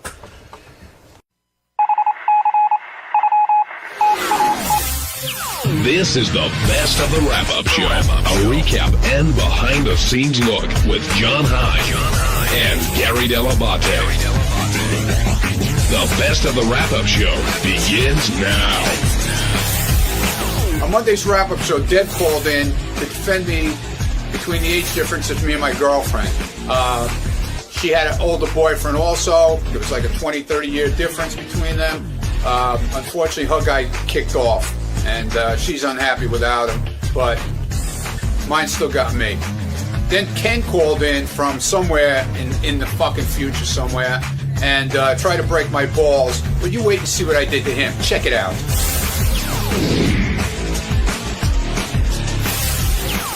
Deborah in Jersey, you're on the wrap-up show. Hi, guys. Is this me? Yeah, it's you, Deborah. Hi. I want to defend Ronnie. Okay. Because, everybody makes a big deal about the age difference between him and his girlfriend. And I want you to know I had a relationship, the love of my life was 34 years older than me. And what people don't understand about that is women love contrast. And sometimes, people, if you're white and you date somebody who's black, that's a sexy contrast. And sometimes it's an age difference contrast. But why I want to defend Ronnie is this. I think he does genuinely love his girlfriend, but he's protective of her. And he realizes because of the age difference that, if one day she changes her mind or she wants to go on to a, more permanent relationship with children, he doesn't want her getting emotionally committed because she may grow past this relationship. And I think Ronnie is being very sensitive to her feelings, and he's being way more protective than you guys are giving him credit for. What do you think, Ronnie? Is Deborah making sense here? Well, basically, that's what I said, because I've talked to her about this numerous times about, are you sure you know what you're doing getting yourself into this relationship with me? That, first of all, I told her we're never going to get married, and second of all, I told her we're never going to have a kid. Right. So she doesn't care, she claims. See, and I'm very leery of that. But are you protecting her, or, hold on, are you protecting her, or are you protecting you? Both. Right, because it's the same for you. You're protecting yourself because she may say, you know what, I want kids, I got to go. Right, but Ronnie, let me tell you something. She does really, really love you. And if any insecurity you have about that, banish it from your mind because she loves you. She's your lover. She's your confidant. She's your girlfriend. I know it sounds crazy that somebody could, with that much of an age difference, but, Scarlett Johansson is dating, what's his name, the actor now. And they Sean Penn. Right, but they went to the correspondence dinner, and they went separately. She went with her fraternal twin brother because they didn't want the press talking about them. But the press did talk about them, and they started listing all the May, December romances. And guess who made the list? Howard and Beth. And, Howard can't be a hypocrite about this because he's 18 years older than his wife. Yeah, that's still 16 years less difference than Ronnie. Hey, Deborah, as from the woman's point of view, from 15 years, Gary. Happy birthday, Deborah. From the woman's point of view, your guy was 34 years younger. How should Ronnie help prepare Stephanie for his death? What an idiot! I swear to God. Laugh about that. It's not. It sounds like a morbid topic, but we used to discuss that all the time with Mike, and we used to joke about it. And he would complain about his age, and I would say to him, "Well, consider the alternative." Now the irony of it is, what happened to your guy? What happened to your guy? She killed him. Was when he was dating me. And would I date a man 34 years younger than me? No, I wouldn't. That's just my own insecurity. But love is love, and attraction is attraction. And Ronnie, she's not dating you because of your notoriety or your wealth or whatever you think. Wealth. She generally loves wealth, you believe me. underneath all that facade. No, Deborah, we definitely got that. Just the last question is, what did happen to your guy? What happened to your guy? He did pass away. He passed away. And how old was he when he passed away? 72. And how long were you guys together? On and off for about 20 years. Okay, and how old are you now? I'm Howard's age. I'll be 57 in May. Okay, well, that's what I do. Could you tweet a picture of your ass? Ronnie, Yes. I got to tell you Go something. ahead. He still was the best. Okay. Do you know what I'm saying? Right. He was the love of my life. And the thing is, until hopefully maybe I'll meet somebody else one day. But I'm saying, forget this business. These guys are too young to appreciate that it doesn't matter what package your lover comes in. If you love them and you're attracted to them, you could be from Mars and somebody can love you. I got you. All right, thank you, Deborah. Thank you very much, Deborah. Ronnie, have you discussed funeral plans with Stephanie? No, at all, I like you were haven't. saying? No, I haven't. That's a follow-up question. And late 50s is a good time Thanks, to look asshole Benji. Do you have? Hey, Ronnie, I know you love like Stephanie, and I know she loves you. I think it's a great relationship if you guys are happy. I have no. We've nothing, had that. But it's a real thing. A million times. It's a real thing. That's what age difference is. I mean, really, that's what it's about. It's like listen, who's gonna die? She dated guys. We talked about this a million times in the past 3 years. Okay. She's dated guys her age. She can't find anything in common with them. All they want to do is meet her at a club or something, take her home and fuck her, and then leave her. And she doesn't want to be bathrooms. Isn't that what you guys do? No, but it's a different club. No, dude, I'm just saying. What are you talking about? Instead of the tunnel, it's Rick's. Gary. That's not what I'm talking about. Oh. It's they're all looking for one night stands. I see what you're saying. I got you. She's looking for a relationship where she can be with somebody that she cares about. But you, never mind. Ken in Florida, you're on the wrap-up show. Hey, age difference is the least of this loser's issues. Oh, Jesus Christ. What do you mean, first of all, well, I agree with the previous caller. If age was the only thing, even 2-3 decades, I don't even think that matters. It's the emotional immaturity that this guy brings to the relationship, whatever age. She's more adult than he is. I want to ask one question. How do you know that? Well, go ahead. Ask your question, Ken. Yeah, all the time that the Eugene is in the studio, all the time that he's putting on his little Ronnie show that we hear about, who's doing his job? Who's the appointed person? I know a little bit about security, and I know. And what do you know about it? What do you know about it? What do you know about it? Listen, you don't know shit about it. You're sitting in Florida in your you're sitting in your goddamn rocking chair in Florida, looking out the window, fucking your fat wife. Yeah, Hey, I'll tell you. Yeah, you retired piece of shit. Get out of here. Go to Boca and sit there at the early bird special. Hey, Gary, will you shut him up for a second? No, I'm not going to shut up. Gary, because you're jealous. Jealousy. I don't really have much control over Ronnie. No, wait a second. You shut his mic down. No, nobody's shutting my mic down. Ronnie, okay, hold on a second. Well, Ken, what was your question? And Ronnie will answer. Okay, Ken, make a point. He won't talk to me, though. See? He won't talk to me. Let him say it. He's a dick. He can't fucking address me. Ronnie, let him talk. Address me, moron. Ken, ask Ronnie your question. Ask like Ronnie a your human question. being, not like an I'm asshole. trying to. Just say, hey, Ronnie, I want to ask you a question. Not fucking immature asshole or whatever you're going to say. Listen to this. You're the immature asshole talking like that. I'm trying to talk. Well, You now won't even allow talk like a normal person. I'm glad everybody's hearing this because you have no capacity to be quiet. It's all about you. Right. Now, I'm going to answer my your microphone. I'm going to answer your question. You asked me what do I know about security? A simple basic fact. That if you leave your post, you better damn well have somebody backing you up. Otherwise, you compromise security. And I ask the simple question, who do you have backing you up when you're not where you're supposed to be? Okay, first of all, my post is outside and inside the studio. So when I'm inside the studio, I am with Howard. So what's going to happen when I'm inside the studio? Your perimeter is unprotected. What perimeter? I'm in the fucking studio. That's what you don't know about security. And we also have serious security right outside the door. So you don't know what you're talking about. You don't know what perimeter means, asshole? Yeah, we have serious security outside the door. Okay, asshole. Listen, you fool. Fool. I don't understand. A guy who sits on the phone calling the radio show all the time is a fool. Wait a second. You want to start knocking your fans, the subscribers who pay your salary? Please. I don't think you want to start. Wait a second. Another sign of immaturity. Yes. I don't think you guys want to start insulting your listeners. You called up and insulted me, you fucking asshole. No, you called up and insulted me first, didn't you? You couldn't call up and say, hey, I got a question for Ronnie. No, I got a question for the immature idiot or whatever. Fuck you, dude. Who are you? You're shit. It's just a given. Shut your fucking radio off. I don't care.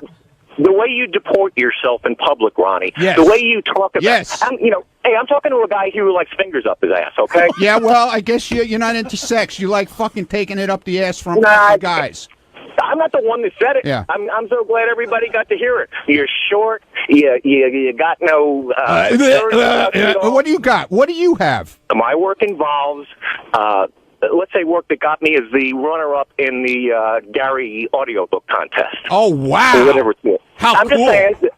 I'm not. I believe me. I didn't live to do it. Runner-up, you didn't even fucking win. Let's just You're say great. I work with You're awesome, man.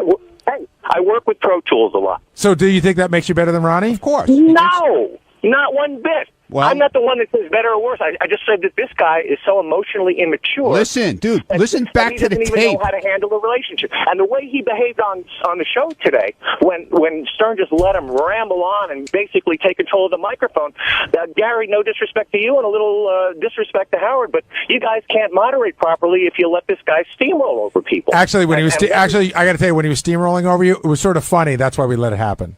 It's just not funny to you. Hey, you! How many followers do you have on Twitter? Hey, you know how many I have? I'll tell you. How many? What, 13? None, because I could give a shit. And I don't think anybody really cares what I have to say. That's how important I feel about myself. Well, obviously, that's why you have to call the wrap-up show to get your big mouth out somewhere, don't you? All right, I'm bringing this to an end. Ken, thank you for calling in.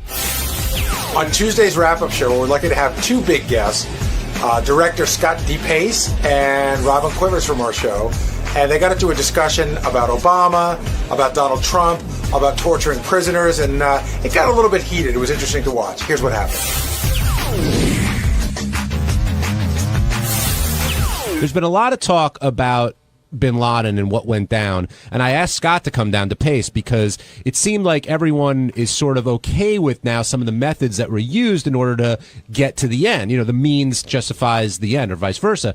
Do you feel vindicated at all now that people are like, you know what, maybe it was a good idea that we had those guys down in Guantanamo? I guess so, a little bit. Why, Gary, how are you feeling these days? I'm just glad it happened. I'm not are really... you okay with waterboarding a Khalid Sheikh Mohammed? But I think they've been very quick to point out that none of these revelations were made during the enhanced interrogation. That's not what the guy from Long Island, the senator, Peter is saying. King. Yeah, I don't like him at all. Yeah, because he's Republican. No, of course. because he's just sort of a loose cannon that just says a lot of wacky shit. Not because he's Republican. Wow. Well, what do you mean, liberal, wow? Where's the loose shit? Where's the loose cannon you're talking? I don't understand. He just spouts a lot of crap. Because he had a committee hearing on whether Muslims or, I don't know, whatever he said, Muslims in America or something. Is that the one? Just in general, I always hear him, you know, he's always on the contrary to anything that the Democrats say. So, yeah, I probably don't like him because he's Republican. Exactly. He's ugly, too. He's like a big face. But, hey, he's a funny-looking guy. There's like there's two things that I think people are mixing up into one thing with the enhanced interrogation. Is there's the moral argument. Is it morally wrong for us to be doing it, and is it effective? So, Robin, I want to ask you first, like, do you think is it morally wrong for us to be doing it, whatever the results? Yes, I think it's morally wrong, and I don't think it's effective. And I think that's one of the things that are, is coming out of all of this stuff is that nothing was done. This guy didn't talk until after all that was over. No, none of us know. That's what I'm reading in reports. Well, what I'm reading is opposite of that. But this is what I don't understand, and this is like the argument. I was on the treadmill yesterday. I watched CNN and Fox News. I was going back and forth between the both of them. It was like two entirely different stories. So how does it come out that Robin's reading something one place and you're reading something in another place? What is that? What does that mean? Right, exactly. It's fucked up. So what I believe is what you want to believe. I don't give a shit. What you want to believe is. I don't give a shit whether we chop their fucking toes off. These guys, they're not in a military. The Geneva Convention does not apply to them. So therefore, it doesn't matter whether the Geneva Convention applies. Well, that's what there is a right and a wrong, and you have to decide what kind of people you're you want to be. basically scaring them. Is all you're doing. You're not putting their health in any danger. So scare them all you fucking want, as far as I'm concerned, to find out the information you need. Well, why don't we start putting, bamboo shoots under their fingernails? Well, that you conceivably could say you're physically hurting them at that point. Right? Yeah, I heard the argument that we're not doing that. This is actually, I heard this on Nick DiPaolo's comedy record. He said, we're not putting bamboo shoots. That's exactly what he said. He goes, he was trying to explain on his comedy record, but he was being serious that You know how, like, when you see wrestling and how the floor has got springs in it, that the walls are like that. And when they bang a guy's head against the wall, they're not really hurting him. So, and when they waterboard him, all our guys get waterboarded. And that we're not torturing them, we're scaring them. So, Gary and Rob, if you, let's say... By the way, I haven't come out and said I'm against torture. Well, if you found out, Robin, it was effective to prevent innocent You death. still have to determine what kind of person you want to be. One that wants to keep our Americans safe. Under any circumstances. Yes. Yep. That's the kind of person you want to be. Are you okay? What do you want Are to you do? okay with them putting a bullet in Bin Laden's head, or do you think they should have taken him alive? Absolutely. He declared war on us. So as far as he's concerned, I'm a soldier. He said there were no innocent people in those towers on 9/11. He said any American is a soldier. So I feel the same way about him. We didn't kill him. He died in battle. You don't think those dark-skinned people just kind of imply it by the way they look? That's very funny, Benji. Thanks. Listen, I'm glad they killed him, because capturing him would have been the worst thing in the world. Absolutely. It would have been a circus. It would have been riots in the city, and he would have been a martyr. He's fucking dead. He's out to sea. He would have been a reason to do all kinds of other things. Yeah. Oh, by the way, I think they buried like a pinky at sea. I think they have the whole body. They do a medical test. They didn't fucking throw anything in the sea. Should assassination be okay for U.S. policy? That all depends on who we're talking about. Well, we've signed treaties against that. Case well, basis. if you picked him off, is that an assassination? If somebody just, I think that would qualify as assassination. Then I think, but by the same token, It's not a again, leader, though. he was an enemy of the country, and he had declared war on all of us. So, Scott- however you take him out, you take him out. Scott, what do you think about this whole thing with Trump running for president and I think so far he's done nothing wrong, and you guys are all wackos because all he wanted to do was come out, finally Obama could have put this to rest from day one. There was a lot of people who did not think that he was an American citizen. And why was that? That was because, you have to admit his one dad was from, I don't know, Africa His somewhere. one dad? How many I'm dads sorry. do we get? His dad was from Africa somewhere. His mom had just moved to Hawaii. Her It name's was a little Stanley. suspect. I know a guy who ran for president against him that was born in Panama. That was totally there It was a Panama. documentation. I don't know for what that. goes on in Panama. That's not Gary, the United we have States. something called the Constitution, right? Yeah. So if in it there was he an showed the amendment fucking made. birth certificate. He showed it. He showed whatever the hell he showed was apparently not good enough for most And people. the So state of why not just Hawaii end? said it was fine. Why not just end the debate and show it? Why did he have to wait 2 years and make a big issue They of couldn't it? find it. Did you read anything about yeah, that? bull crap. They suddenly found it a week after Trump made the accusation. Oh, it was Trump. He got afraid. He was afraid of Donald Trump. Oh, my God, And he if you think- decided to it produce this absolutely information. was that. Are you out of your mind? A poll came out the day earlier that said 30% of Americans believe that he is 100% an American citizen. There was a lot of people weren't starting to take Trump's position. I don't buy that poll. That's a poll that you saw in it a was place CNN. that works for you. No, it was like a CNN poll. It was like a I CNN swear to poll, or God. it was a CNN Gary, I poll? swear to God, in my life, it was a poll on your side. You're saying that 70% of the country didn't believe he was American. 70% of the Why country was would- willing to believe that it was possible that he was not an American. Why would he hold back this information? Exactly. I'll tell you why. I'll tell you why. Because he felt it made the Republicans look stupid. And maybe it did in some ways. But once Trump got on board and a lot of people started to believe it because things aren't going so well in the country right now, then he said, well, I'm going to put an end to this fiasco. Did you see the article I sent out yesterday about how Trump lied about his Vietnam deferment? Yeah, I read that. Yeah, I mean he's as goofy. Would you support? I'm not a big Trump fan. I think some of the things he's saying so far are great, and I'm on with him. But I don't think anyone who has a TV show where he's talking about firing people and that type, I think that would be a little odd to vote for that guy. You mean like when an actor became the president of the country, that sort of thing? No, it's not that dipshit. But it was just everything that goes along with him and his fake gold crap everywhere. And I don't know. I think it would be a little odd. Does it surprise you that Howard's so happy about the Bin Laden thing and the way he's been talking about what went down? No, he's always been on the right side of this argument. How could you not be happy? Absolutely. He's on the Even wrong I'm side on of the right side of this argument. He's on the wrong side of the rest of the argument. What do you What is the rest of the argument? You know, everything that's happening. You know, the Bush stuff and everything recently where he's still supporting this president, even though he's horrible. You know, but that's an opinion, not a fact. Of course. Well, yeah, that's what we're talking about here. Opinions. Okay. That's what this show's about. That's what you call Scott for, not facts. Oh, as opposed to yours, you're not willing to. What did she say this morning when? What was it when Howard said? Oh, about the what the nickname for Osama was? Oh, Geronimo? Well, I was listening to probably Fox News, and they were saying that. And you couldn't admit you were wrong. You had to blame the reporter. I couldn't admit. I didn't go and do this investigation. I was listening to a reporter. But this is what I was curious about, Scott, and I think this is why John called you down, because I'm curious to know the answer. When all said and done in this particular incident, would you say that Obama did a very good job? Yes. Oh, good. Yeah, he basically continued the Bush policy, doing a very good job. See, he's got to always give me an addendum. It's always the man had to make a call in this particular instance. Did he do the right thing? Here's what I will also say. If Obama was president for, say, 4 years before, we might not have had the information to get Osama. Again, as far as I can tell, in other words, he talked about all of these names. He and Holder long have been after against the all the enhanced interrogation. All right, but you can't go down that road because if you want to, I could do anything I want. No, but if you blame like what's happening now on what happened, or take credit what happened 4 years ago, 8 years ago, there are good things that happen and bad things that happen. You can't just have your cake and eat it too. There, but there's a track record here where they're trying to shut down Guantanamo every minute. They're trying to stop the waterboarding. I say fuck these people. I'm not, We got to stop babying this situation, and let's fucking get serious. You'd think he was on one of those helicopters. On Wednesday's wrap-up show, there was a lot of talk about Jesse James and the controversial picture he took with the SS hat. And Jason felt very strongly about what his intentions were, and that overlapped into Benji suggesting that there's nothing wrong with someone wearing that hat and going to a gay dance club. So Fred was here to chime in. Gary, or anything. It is absolutely awful. So then there was some war where he said JD called him boring. Right. Eric challenged JD to open up a YouTube challenge. JD, that mushmouth, is even more. I think Eric's more interesting. You know what? I think Eric's more interesting than JD. Let's have a vote. I'll play you some of this, as long as Lisa brings it up.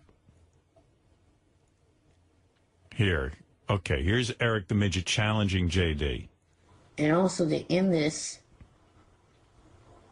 I issue a challenge to Mr. JD. His videos are so boring. You get on here, get a YouTube channel, and let's see how entertaining your videos are. And it just goes on and on and on. And then so here JD made one, and I was excited that JD was using some initiative and going on. JD's finally doing something. Oh, and I'm sitting. JD's whole video was like 3 minutes, and it felt like 50 hours. Hello, everyone. This is JD. I've been challenged. Oh, wait. There you go. See how hard that is, Eric? Eric the actor was pissed because I called his videos boring. They are. And so he challenged me to make videos because he thinks I'm... And I'm sitting and watching this. I'm like, I have 5 free minutes. Do you have come nothing on. to I'm in do? between. Is your life so empty? I'm in between 50 phone calls from Tim and Don Buchwald and this one. And, your life would have to be completely empty. And I said, this will be fun. To bother with it. JD must have done something cool. Yeah. But no, JD put as much effort into it as Eric does. Eric. Oh, wait, I'm You're not more looking. boring than Eric. I admit it. Okay, all right. I got to say it. Okay, whatever. Your video is worse than his. Did you enjoy watching your video? And then JD has a big joke at the end of his. Oh, yeah? He goes. Well, it's a visual joke. So for like 3 minutes, it's all this, and then all of a sudden. No, it's a minute. It's like 30 seconds. The whole video is a minute and a half. Is that right? Yes. It's not 3 minutes. Shut up. Extremely non-interesting or whatever.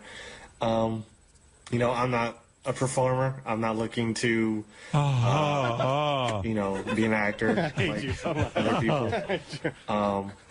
So I'm not. So JD's big joke is he goes. Hey, he makes a video of what I'm not. Then his big joke is he goes, all right, well, whatever.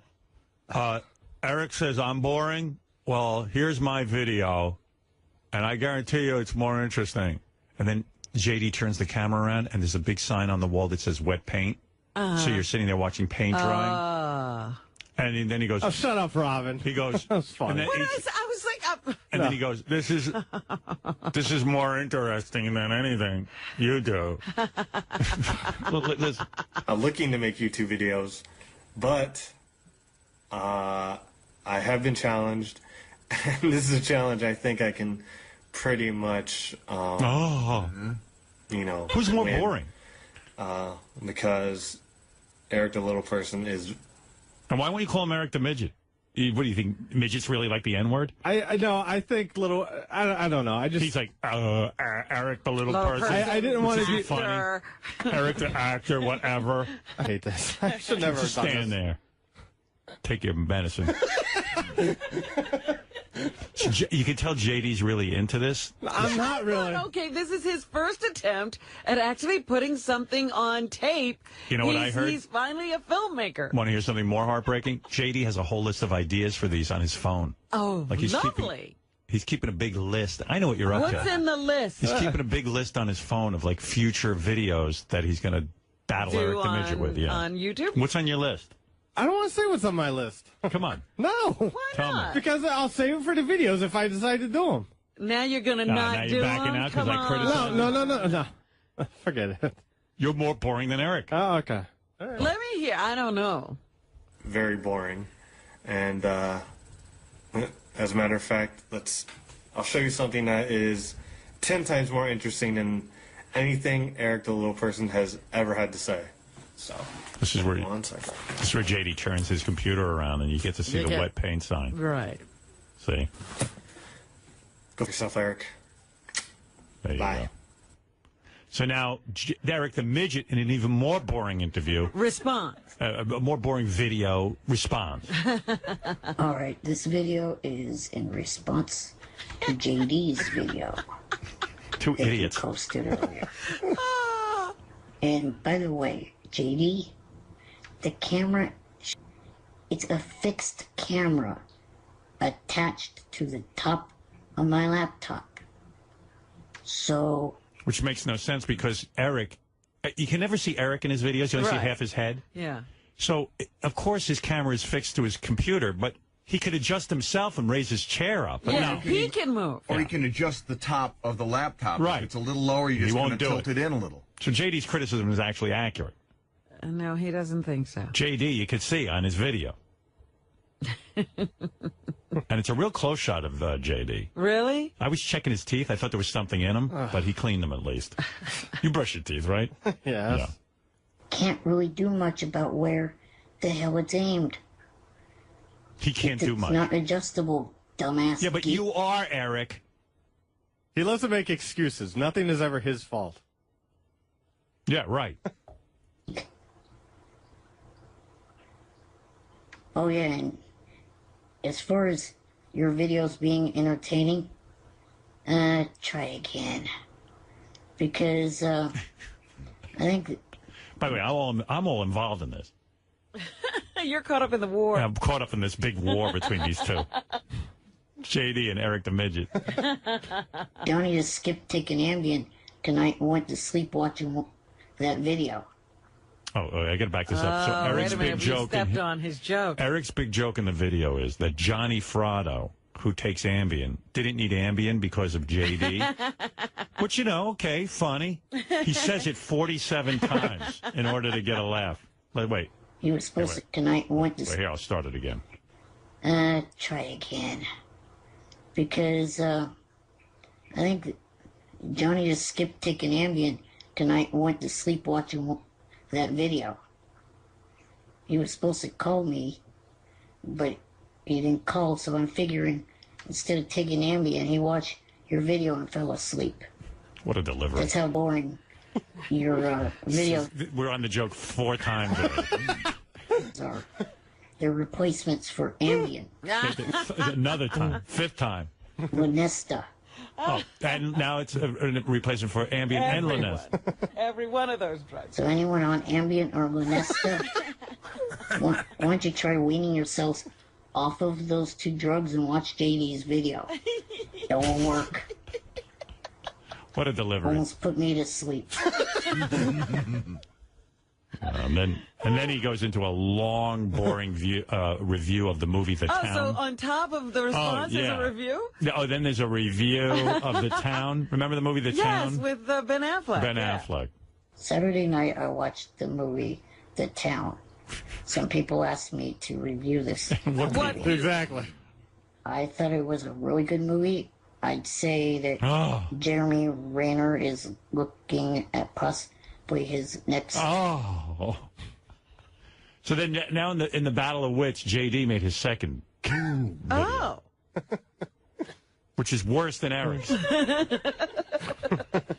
Hello, this is JD. I am 31 years old and in a YouTube battle with a little person. Not sure how to feel about that exactly, but here we are. So, I would like to thank everyone for their feedback yesterday on my first video. Why is this so dull? Because it's not you. No, because you're talking like this. Well. How about a little energy even in what you say? Yeah, how about showing some emotion? Well, in the apartment I live in, there's like thin walls, so I'm sort of embarrassed that people whisper. hear me The walls making are these that videos. thin? Yeah, they're Oh, pretty my thin. That's some apartment. But it would even be more intriguing than if you whispered. You still in that same apartment? Oh, yeah. With the roommate? Yeah. And he's got the girlfriend? No, he has a girlfriend, but not. And like you have to listen to No, it no, all the no. time? She lives somewhere else. Hey, you guys stop from making a YouTube video. Could you stop for a minute so I don't feel so bad about There's too myself? much grunting going on. Whatever happened with, you seeing anyone? No, you know. What happened to that stripper? She's out of the picture completely? I just texting at the moment. I haven't seen her for a while. Mm-hmm. So. What kind of phone do you have? iPhone. Yeah, you text on that? Yes. Yeah. Looks fine. Fascinating. You asked. More positive feedback than I thought I would get on it. Do you hate where you live? There's good and bad parts. What's bad? What's bad is it's 45 minutes away. Right. There's people that live downstairs now that they've been loud at times. Oh, I hate that music. Yes. Oh. Bass music. And you're trying to sleep? Well, how do you get to sleep? It's rarely happen when I'm trying to sleep, but like sometimes during the day. It's so sucky. People are such animals. They know that you can hear their music, and your music doesn't have to be that loud. I hate There are people. these people who think they can't live without their music. Oh, I hate people. Doesn't matter if you can hear it too through the wall. It's actually been. Shut up! It's the soundtrack to my life. Excuse me, I'm trying to go to bed. Hey man, we're just playing our music. Oh my God. It's been better as of late, but yeah, when it gets up there every now and then. Does your roommate have a dog? Someone told me. Yeah, but it's been staying up with the girlfriend lately. I heard you have to walk the dog sometimes. What's that about? Like, why are you involved in that? Because the dog will piss on the floor. Yeah. Oh, like he's just not there and he just leaves the dog? No, well, sometimes Does he tell you you're going to have to walk the dog? Yeah. That ain't cool. Well, do you yell at him? You say, hey, listen, I didn't get a dog. Yes. Yes. Can he kick your ass? Probably. I don't know. Right. So what, he just ignores you when you say, I don't want to walk the dog? Listen, you know what? I'd really be into it. Does the dog at least lick you and you play with it and stuff? You got to walk it. Are you scared to say no? I'm not necessarily scared to say no, but I would rather the dog not pee on my shit. Has the dog peed in the house? Oh, yes. Because like you don't want to walk the dog and he's not around to walk it. Well, that's happened, yes. Yeah. Wow. Why does my iPhone smell like dog urine? So what's happening with that? Like, well, lately the dog's been up there, so I haven't had to deal with it for a few months. Knock on wood. Do you hate having a roommate at this point in your life? Would you like to have your own place? It just depends on who it is. Do you guys like cook dinner together and stuff? No, we sort of have different schedules. Are you like into his girlfriend? No. No. No, definitely not. Like, walk around naked and stuff. Just to tease you? No, she's hardly around. You've never seen her naked? No. Like accidentally, like she leaves the room or something? No. So what's the arrangement? You guys go 50-50 on rent? Yes. Yeah. Is he good with the rent? I don't want to get into this. I'm just asking. No, I'd rather not get into it. Huh? But there's been problems, yes. But really? Yes. I don't want to get, like I said, I don't want to get into it. So that's that. Let's go back to making fun of me. Are you covering for the roommate with the rent? I have. Aye. But you know, you don't have. What are you, Rockefeller? You don't have any money. I know. It's. Is it working out? Is it working out? It's working out lately. All right. You know, he's good, back all to working. So. And you get reimbursed when you. I hopefully will get reimbursed. I should. Listen. This isn't the first time, so. All right. Well, you guys got to work that out. I know exactly. You need me to step in and talk to everyone? No. All right. You want me to help you out with that? No. You just worry about my YouTube videos. I'll just talk to you guys. That's fine. You know, half of the rent is $60 over there. That ain't cheap. That's $60 a man. I wish it was $60. It's a hard-earned 60. You ain't kidding. Poor JD lives in squalor. With a dog now. Now he has a dog. He doesn't even want one. It's not his fault. Now, let's get back to JD's video. Yeah, because where he's proving riveted. that he's more interesting than Eric the Midget. Listen, no, go ahead. However, of course, I didn't get a positive response from Eric, the little person, Eric the actor, who still won't admit defeat, but we all know. We all know. We do?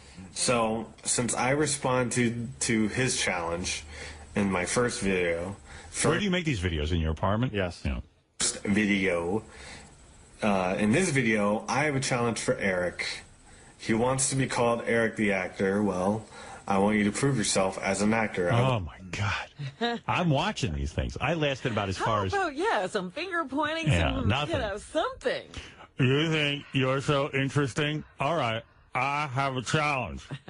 You're putting too much into it right now. I have a challenge. There you go. I can't speak up because the neighbors are all here. I like that JD's worried about the neighbors. They're pounding music. Pounding the music. Yeah, you don't pound them with your voice. Have any peace. I have a challenge for Eric, the little person, whatever. He wants to be called an actor? All right, let him prove it. Hey, Vay, what's going on that YouTube? Nothing. Just endless bits of information. Yeah. No. Hold on for a second, Eric. Please turn down the music. You're interrupting my YouTube battle. I'm not. Please turn down the music. You're interrupting my YouTube battle with Eric the Little Person. That's what you ought to be videotaping. Your battle with your neighbors. And you walking the dog, and then you and your roommate working out the rent for the month. I'd watch that. Yeah. I'm telling you, you don't know what's interesting. Okay. Maybe I'll do a reality show with you. No, I don't want to do it. No, I don't want to do a reality show. It's interesting. No, it's not. To me, it is. Well, I'm sure it is.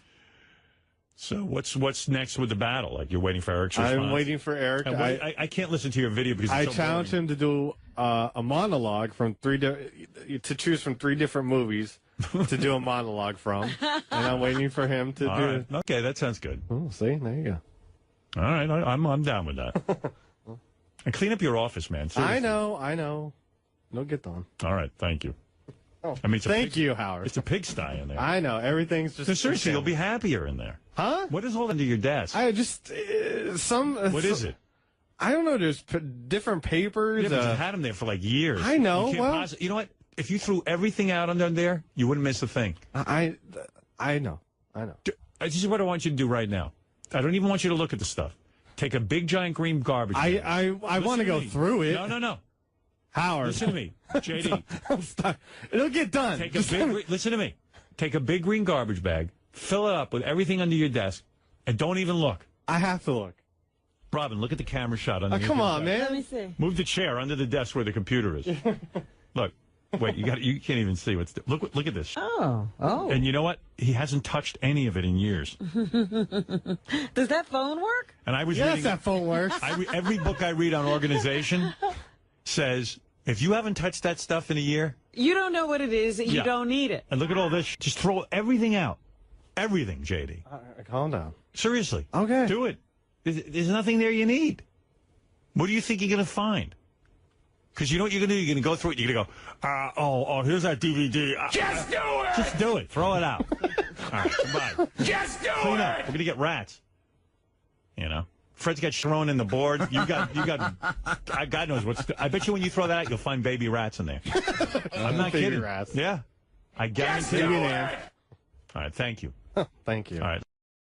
Show. So what is Eric doing with all that time? It's Howard 100 News exclusive. Howard 100 exclusive. What does Eric do now with his day? I mean, do you still listen to the show throughout the day, even though you don't call in? No, I don't listen to the show. It's been months since Eric the Midget said he's done with the Stern Show. And I, for one, am amazed that the guy is keeping to his little word. But what takes the place of listening, waiting on hold, and calling into the show all morning long? Well, Eric tells us. To see what's going on with the show, I just go to Mark's website where he gives all the rundown of what went on during the course of the show and see what happened. Just pretty much stuff on the computer, look at Facebook and all that stuff, and then also watch TV, try to keep myself caught up on all the TV shows I watch. Are you still sticking by your edict that you are no longer going to be calling in or any part of the Stern Show? Correct. That has not changed in any way? Nope. There's no part of you that misses it? Nope. Okay. And how's your health? Your health okay? Yep. And just when I thought he's out for good, Eric asked me something that leads me to believe we may hear him on the Stern airwaves in the near future. I was wondering, though, Triple H last night said that he's supposed to be coming into the show soon, just so I can maybe tune in that day. Do you know what time that's going to be? Place your bets, people. Shuliagar, Howard 100 News. Howard 100 exclusive. Are you still done with Johnny Fratto, or have you two made up? It's kind of up in the air for that question. Eric the actor has not kept his feelings secret about manager Johnny Fratto paying very little attention to Eric and his acting career. In fact, last time I spoke to Eric, he was 95% sure that he wanted new representation. So I called Eric to see how things are going. Are you guys talking at all? Yeah, not really, but I'm going, as soon as he finds time, I am going to give him another shot. Oh, so it sounds like you're chasing him down and he's not getting back to you. Well, let's just say he's having some problems Uh-oh. that he has to iron out. Like Charlie Sheen problems? He's not going to be screaming on a webcam that he's got mafia blood, is he? No, I don't think so. Why are you willing to work with Johnny again? I don't really have a good answer for that.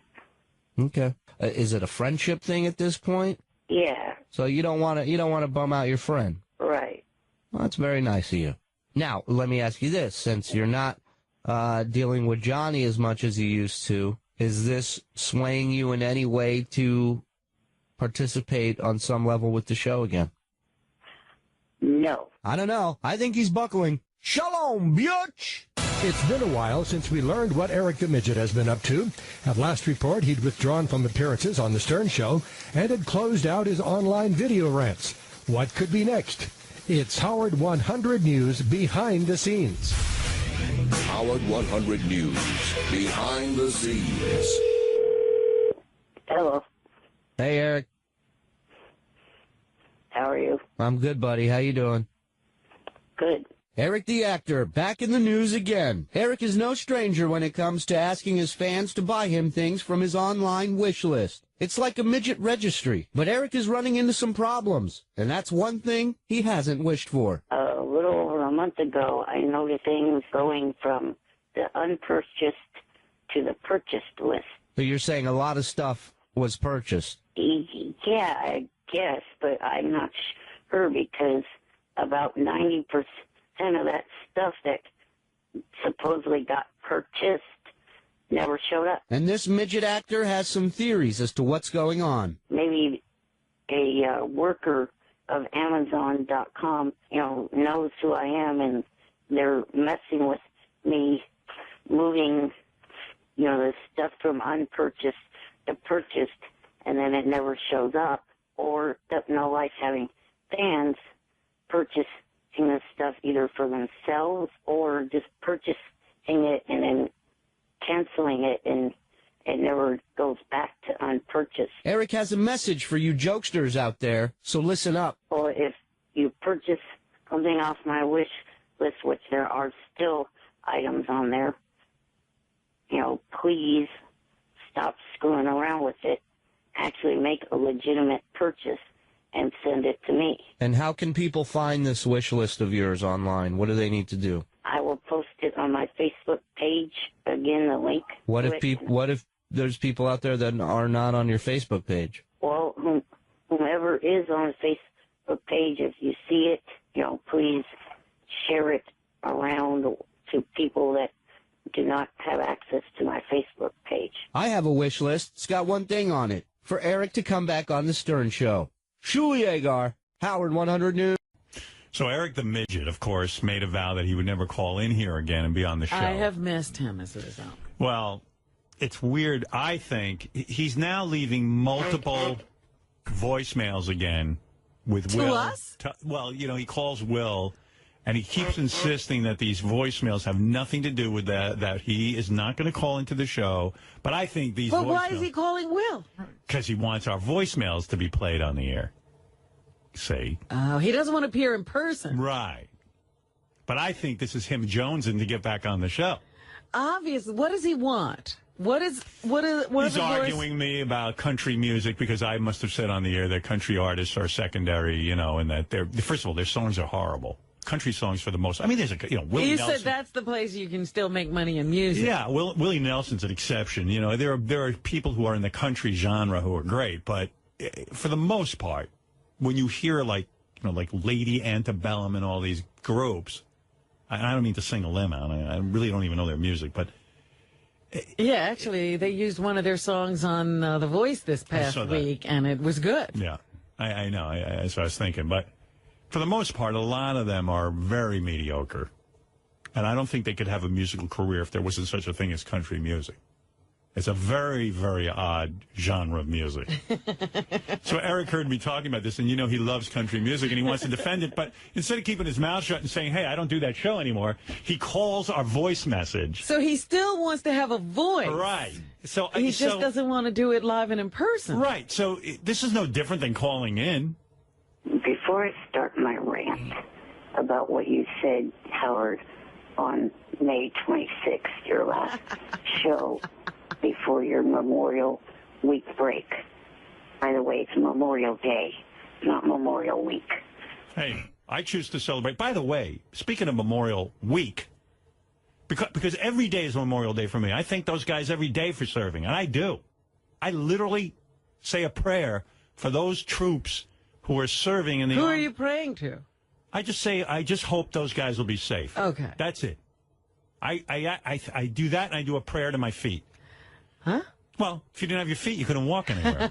Why wouldn't you be thankful for that? Are you mocking Eric by saying that? No, I'm telling you, I'm because he's thankful. club footage, But I was laying in bed not this past weekend, the weekend before. I'm laying in bed, and I saw that Kevin Bacon, who was in here, he did this HBO movie where he is a soldier bringing a body home from Iraq. I actually saw that after he talked about it. Me too. On the air. I thought it was fantastic. Yeah, he was really, really good. It was a very moving story. I was like laying in bed crying. It was so beautiful. Yeah, it was just amazing. And Kevin Bacon was promoting X-Men, which I haven't seen yet. Have you? Oh, my God.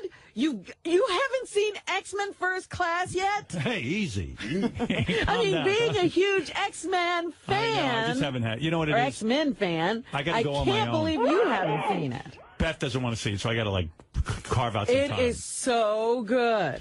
Well, I can't wait to see it. By the way, it made 56. There's a guy in there who is amazing. He plays the young Magneto. Yeah. I think his last name is Fassbender. He's amazing. He's so good. Well, the movie made $56 million, which was good enough to be number one, but they're saying that's still a little bit disappointing, I suppose. It's a little light for an X-Men movie because the last two made somewhere in the $80 to $90 million range opening weekend, but nevertheless, people like me haven't gone to see it yet. Yeah, it was a holiday weekend. I know. Well, on a holiday weekend, I'm with my wife. I can't just sneak But out. that's what I'm saying. People leave town. They're doing fun outdoor things. The weather was good. Right. Wow. I haven't seen it yet. Worth the trip. But he was here promoting that X-Men movie. And he's great in it, too. Is he? Yeah. But he did an excellent job, and I really recommend for anyone who wants to be moved emotionally about the troops and stuff, it's a great thing. All this guy's got to do is bring home a body. But it's really incredible what and how people in the public react and all that stuff. It was pretty beautiful. But Kevin Bacon, really great job. And I wanted to email him and tell him it, but I don't have his email, so. You know? I got a phone number for him, but I think it's old. I don't know. What, does he change it every week or something? I don't know.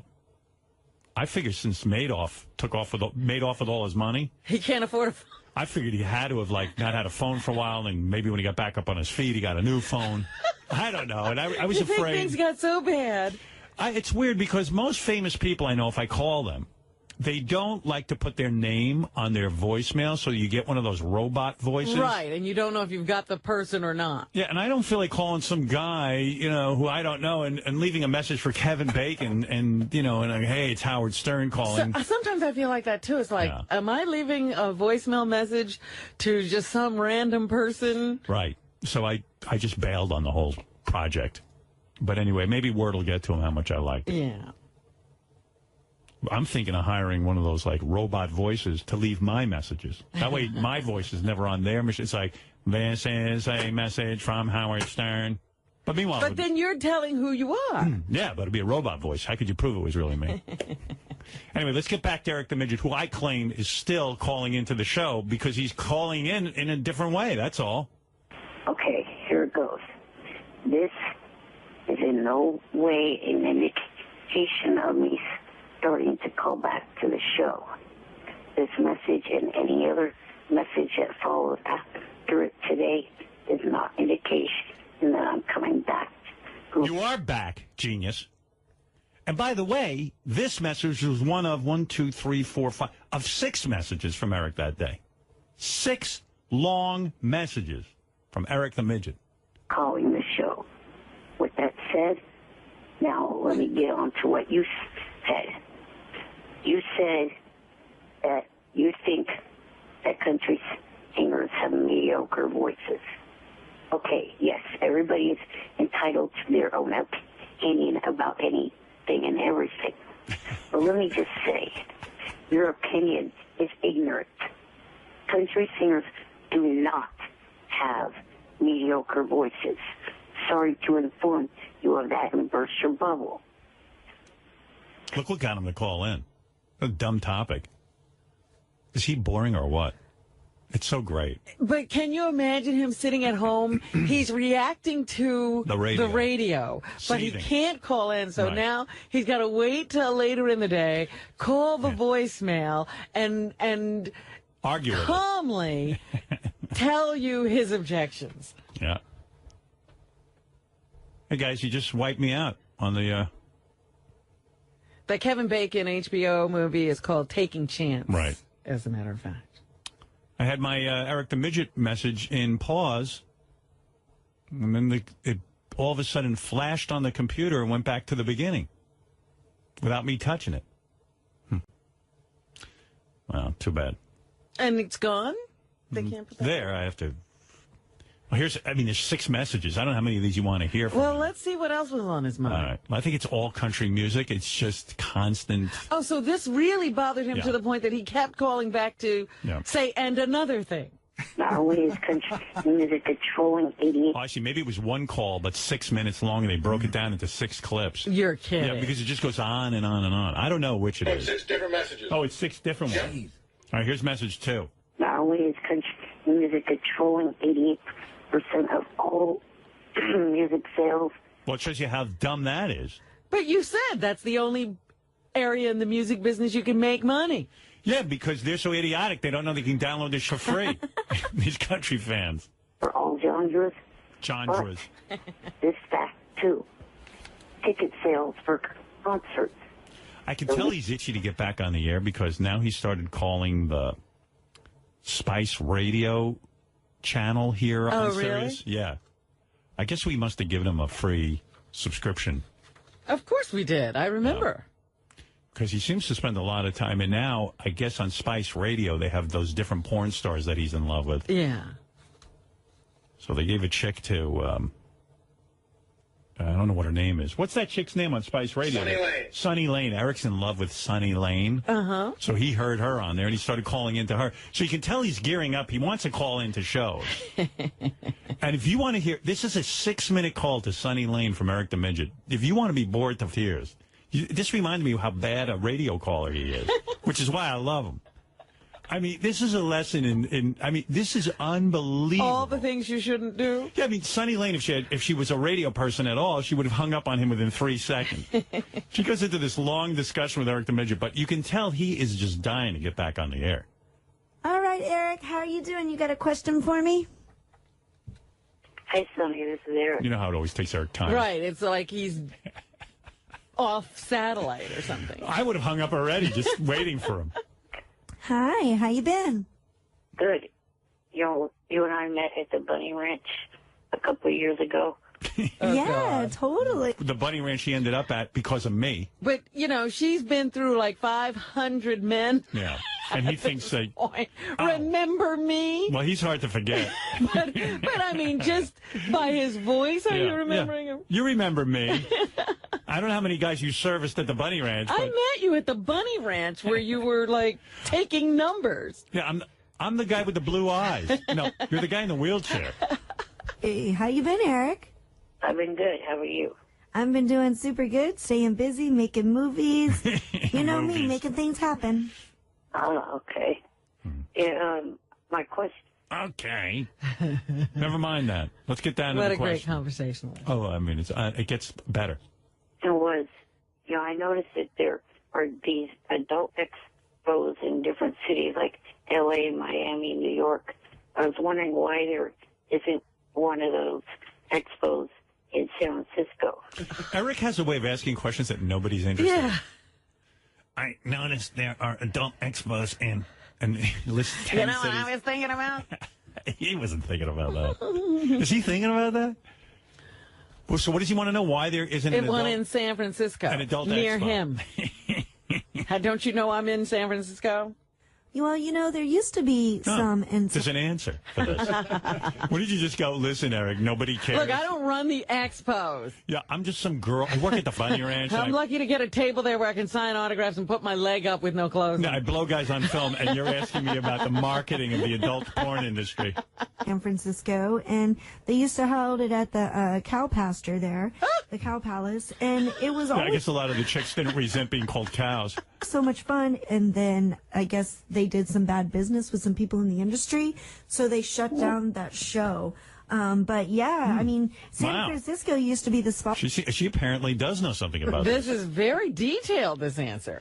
So from what I understand, there was an adult expo in the cow pasture in San Francisco. The Cow Palace. Which is maybe the worst, the name for young women to be at. Oh, I'm going to be at the Cow Palace for the Adult Industry Expo? That invokes more jokes than having the last name Wiener and being caught with your cock out on the internet. Why do you be the Cow Palace? That everybody used to shoot porn before it came to L.A. So they shot porn in the Cow Palace. Eric likes that. I just thought of, I was hoping that there would be, an adult expo in San Francisco, so, I could go check it out, or I don't have to go all the way down to L.A. or Vegas or wherever else. He has to go all the way to Vegas or L.A. to... Well, she just told you why there isn't one. Well, he doesn't want to hear it. He's not, Can't they find another venue besides Cow Palace? But they did bad business. Nobody wants to do business with them But I'm saying, I said, there's someone who can do good business. I mean, is the He's cow... going to argue with her until she says, okay, we're going to put one in San Francisco. Not to belabor the point, Sonny Lane, but really, he won't give up on this. I cannot travel. To be able to go see one of those. Right, absolutely. And she gave up. Okay, Eric, we'll get one in San Francisco for you. I know that they don't have any plans to do it right now in San Francisco. And she's thrilled because some guy's calling her and not asking her to, whip her tits out on the radio. Obviously, the phone line isn't blinking. Right. Oh, if I hear of anything, I'll let you know. You think Eric's the only caller to the show? Yes. Yeah. All right. You want more of the call? I'm loving it. All right. I can't wait for his next question. Oh, yeah, he keeps this thing going. How does he keep this going? Well, it's fascinating. Because we've always stayed in contact. I know what's wrong with him. What's wrong with her that she stays on the line with him? Because we've always stayed in contact. I always love you, Eric the Midget. You're always rocking it and popping it the right way. What's new in your world? Oh, not much. I stopped calling the Howards during the show, and my whole life dried up. What's new in your world? You stopped calling our show a year ago. That's what's new in its world? I stopped calling. From calling there because, one of the reasons why is that nickname I don't like.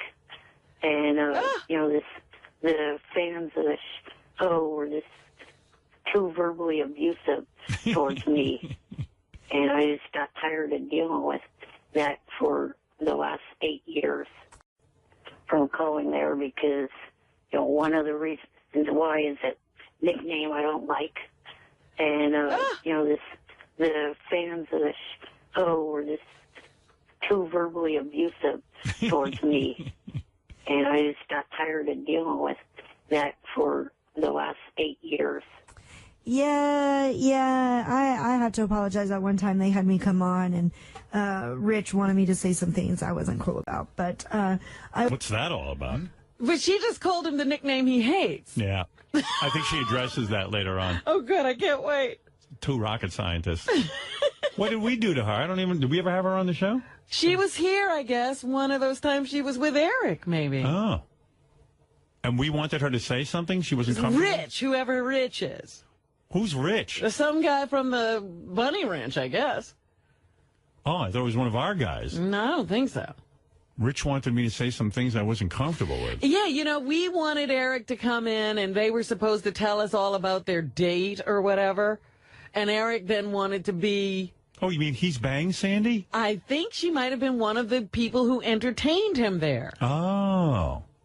Gary, is that any of that ring true to you, or is Robin making that up? Will was telling me that Sonny Lane's never been on the show. Oh. Really? But Jason says he's got something in the notes, so we're trying to work it out here. Yeah. I think you just made that up. No.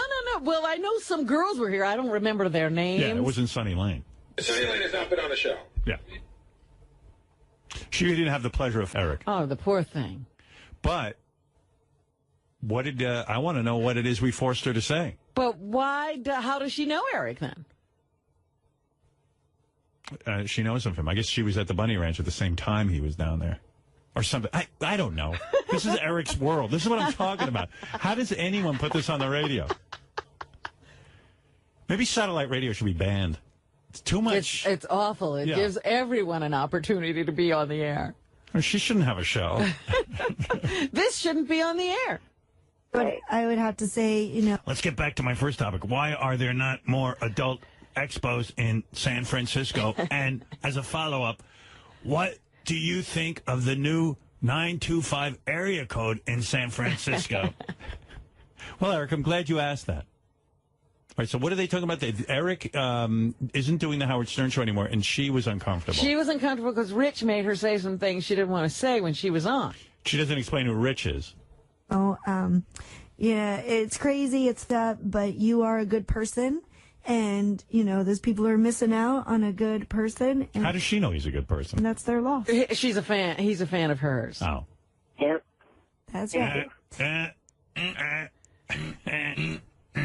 Yeah, you're welcome. You're a good man. You're positive. You love to... How does she know that? He's the last thing He's the most positive. negative human being. I'm just waiting for her to go, can I, have a good time, and you're such a doll. Thank you. When are you going to get the ranches again? Well, Eric, guess what? You're not going to be there. You're such a doll. Well, I have planned to go out there this month, June. When are you going to be at the ranch? Which is a nice way of saying, when are you going to... Yeah, when are you going to be for pay again? When are you going to... Me. And the next few months I have some... Oh, that's just so sad. When are you going to be at the ranch again? You know what that means. Maybe I can get you. movies that are starting to conflict with my dates, so I'm not really sure. So she's booked in for a couple of pornos So she might not be able to get out to the bunny ranch. Right. Fascinating conversation. She's not raring to get back out there. You mean you're not raring to get out to a bunch of gross guys who you can't stand and you have to wash yourself off after you film? Oh, that's perfectly understandable. Well, I sent you a private message on the message board with my cell number, so you have my numbers to keep me updated.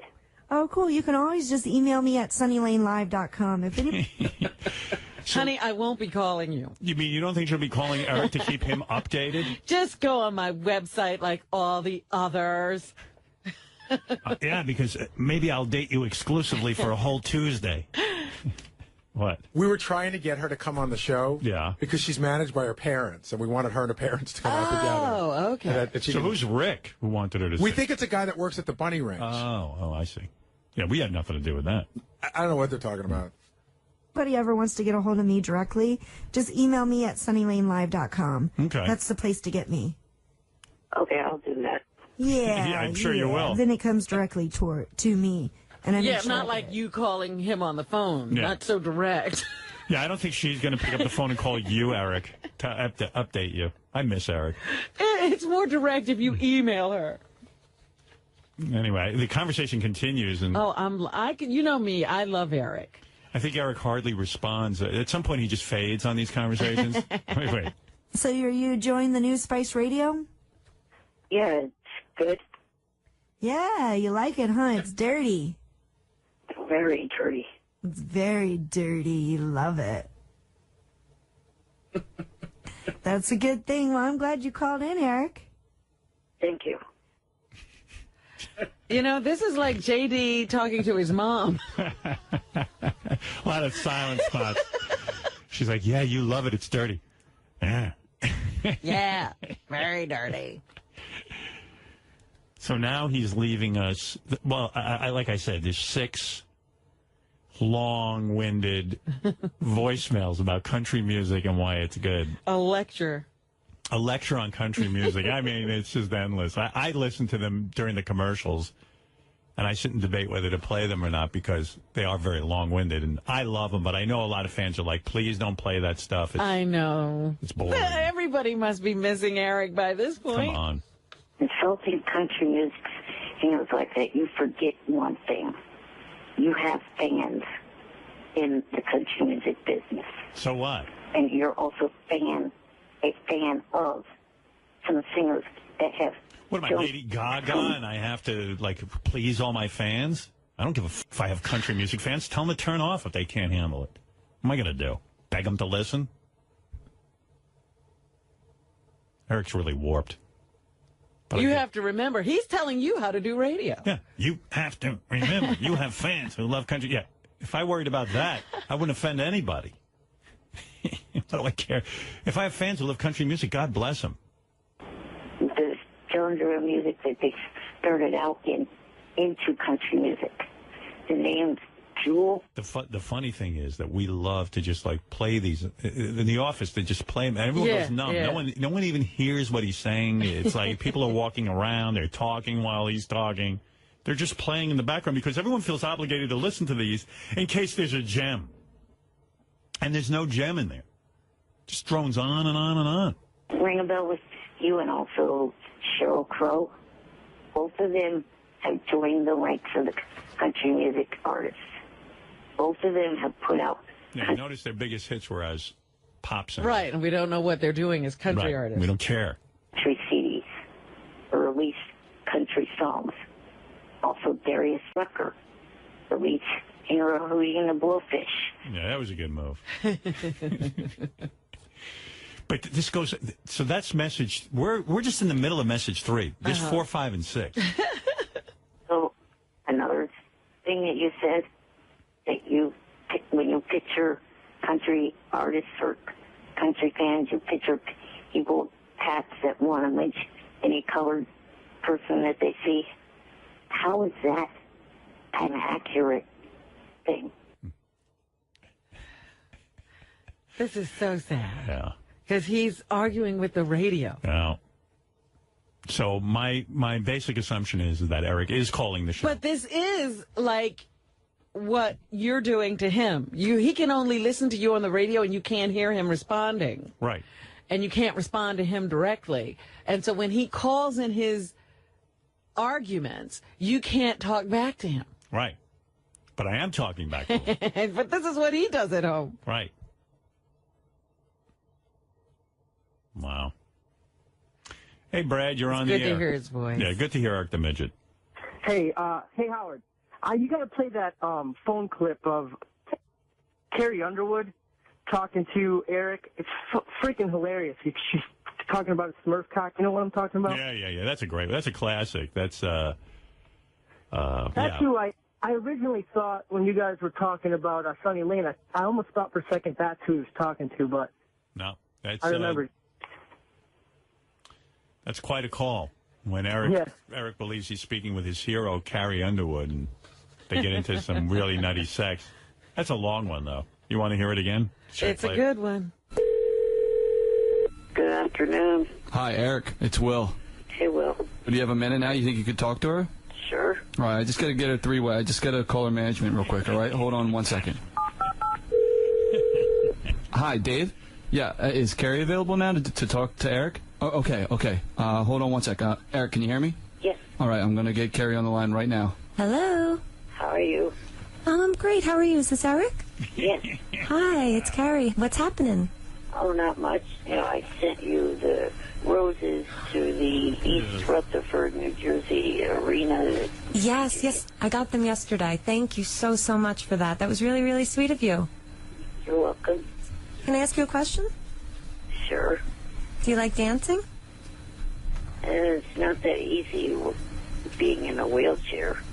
Listen, I know you're small, but can I ask you something? Okay. Are you small in the pants, too? I don't know. Your voice is so sexy. I'm getting a little moist here. Can you moan for me? Let me ask you another question. Are you at least, say, 3 inches? I'm pretty sure I'm bigger than that. But, when I met you in Sacramento, it looked like you had a boner when you met me. Did you? I don't think I did. Really? Wow, I mean, Carrie Underwood is so aggressive. To be a little suspicious. She overwhelmed Eric. Yeah. Eric's like, of course she's into me. Have you ever been stepped on in a large crowd? No. Have you ever been mistaken for a leprechaun? No. What else do you like about me? Oh, you got a really pretty voice. Can you start rubbing yourself, Eric? What? Me, midget. You troll. The show's in Uniondale tonight, huh? Eric, take off your diaper and jab me with that shrinky thing. I don't wear a diaper. Oh. Are you up for going on a date? Yeah, definitely. Yeah, but would you? Probably not on the first date. Do me a favor. Repeat after me. Deplane, deplane. Why? Because it turns me on. Deplane, deplane. Say it. Deplane. Faster, baby. Come on. Why wouldn't he on the first date? I never understood that in this call. Well, he wants to respect her. This could be long term. Faster. Deplane. Hey, Eric. Yeah. Do me a favor. Rub your Smurf cock on the phone real quick. That's when you hang up. Oh my God, you could hang up so much sooner than this. Come on, Smurf cock. It's just insulting. Why? Because I want you to. Just take it out of your pants and rub it against the phone. Thank you. Take it out of my pants and what? Rub it against the phone. It's like a windshield wiper. I think I hear it, Eric. Is that you? Are you doing it? I did it. Do it again. Wow. It's a big, thick Smurf cock.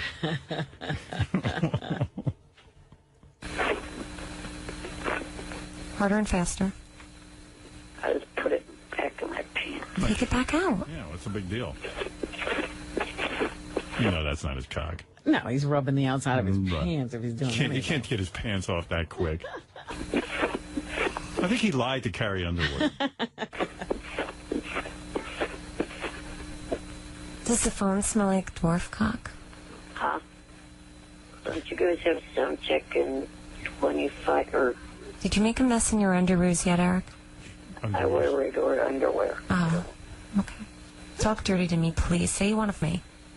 I want to have. No. Say I want to f you. I want to you.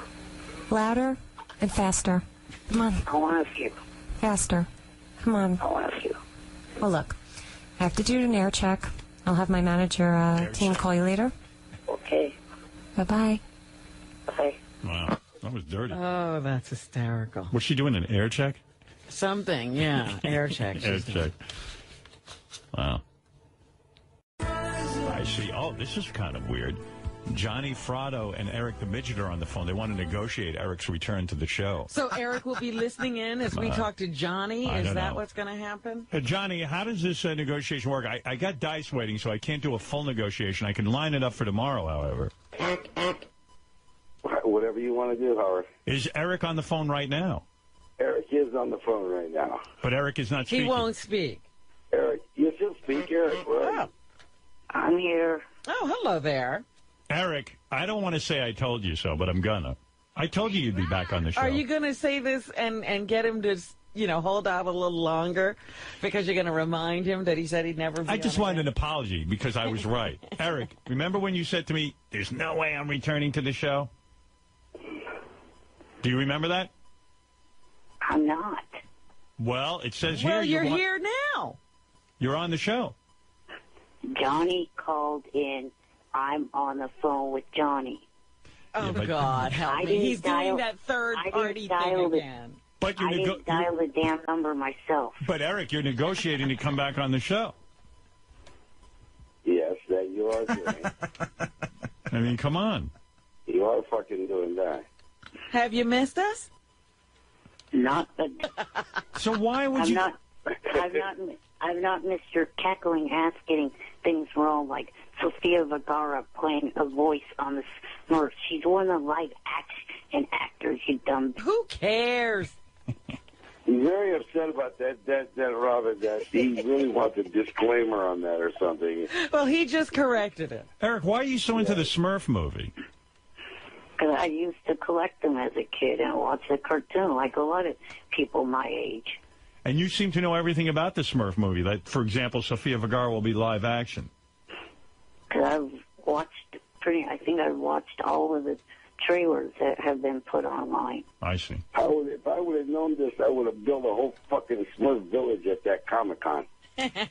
Eric, do you relate? Do you relate to the Smurfs? Is that why? Because you feel you're a little person and they're actually little people. They're actually dwarves. No, it's not it. Who's your favorite Smurf? Grumpy? No. Did you ever fantasize about being a Smurf? No, not at all. Do you have a favorite Smurf? I mean, I guess I like a few of them. Brainy. I don't have a particular Sheila? one. Sheila. What did he say? Brainy? Brainy. He said Brainy. Sheila. Brainy. What about Smurfette? You gotta like Smurfette.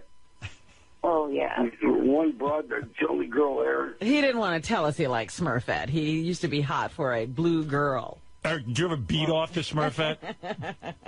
No, I definitely like the person that is playing her voice. Right. Who is playing Smurfette? Katy Perry. Oh. I like her, too. Very much. What would you do to her?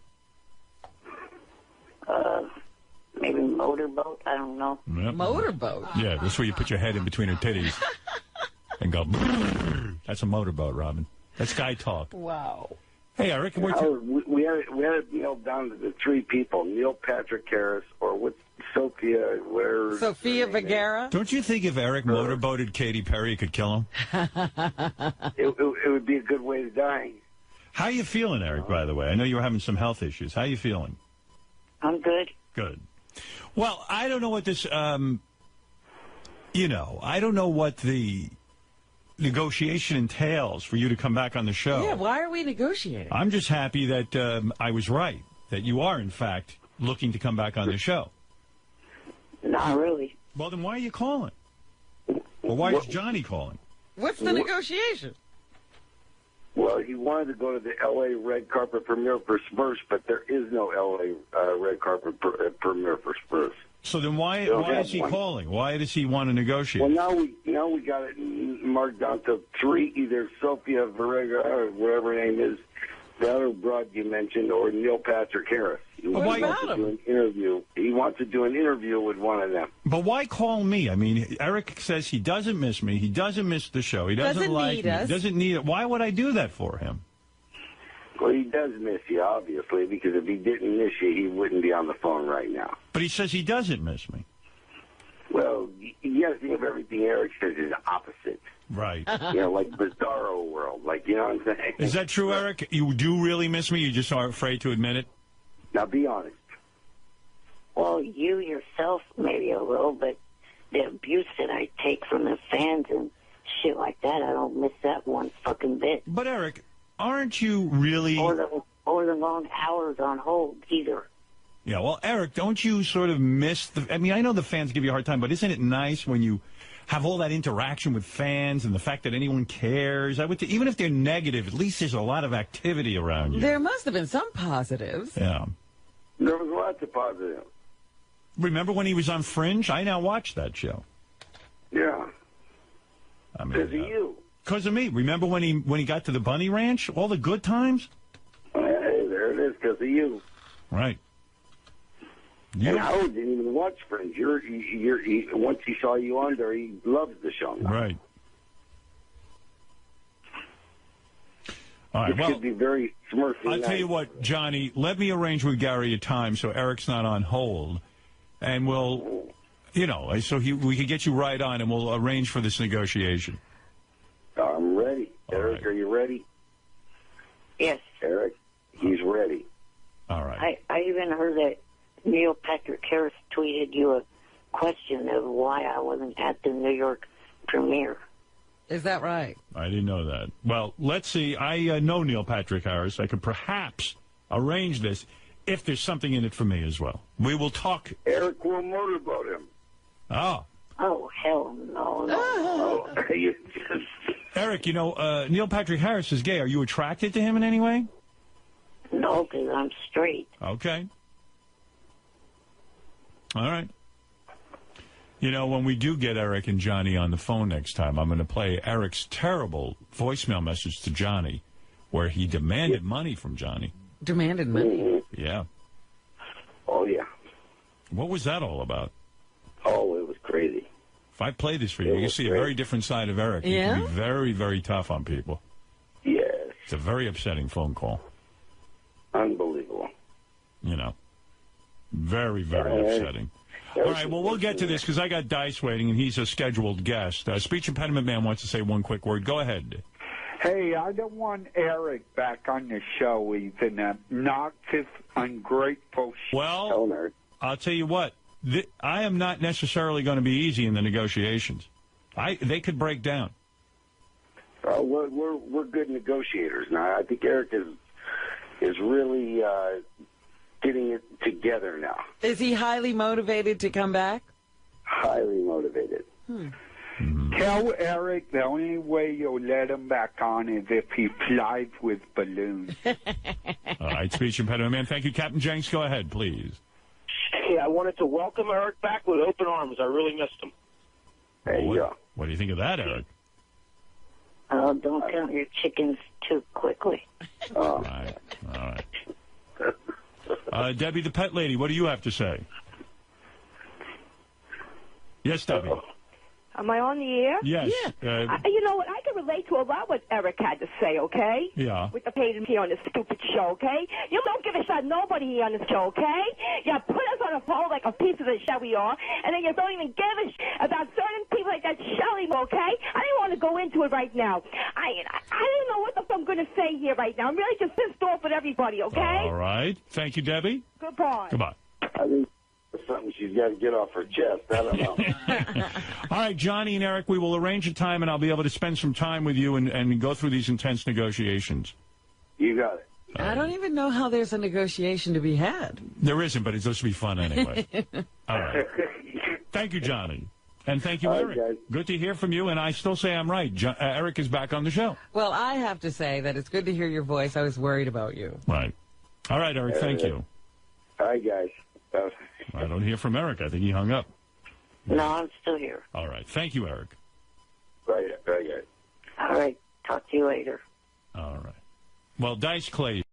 Around the world, then up your block. It's time for America to wake up! No more. This is it. It's a revolution. This is a Howard 100 News Brief. I'm Ralph Howard. Eric the actor is still boycotting the Stern Show, even though he showed up briefly last week. But there is a breakthrough. It's Howard 100 News exclusive. Howard 100 exclusive. I wanted to talk to you about all this recent discussion and negotiation stuff. I was hoping to touch base with you and do a quick little interview. You cool with that? I don't know about that. He's back.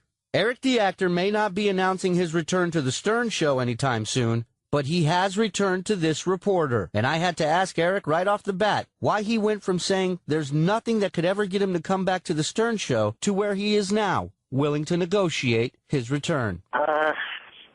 Really, I don't know. I mean, kind of hard to say because I really don't feel like returning at all. This idea, I'm not too big on it. Were you kind of pushed into this? A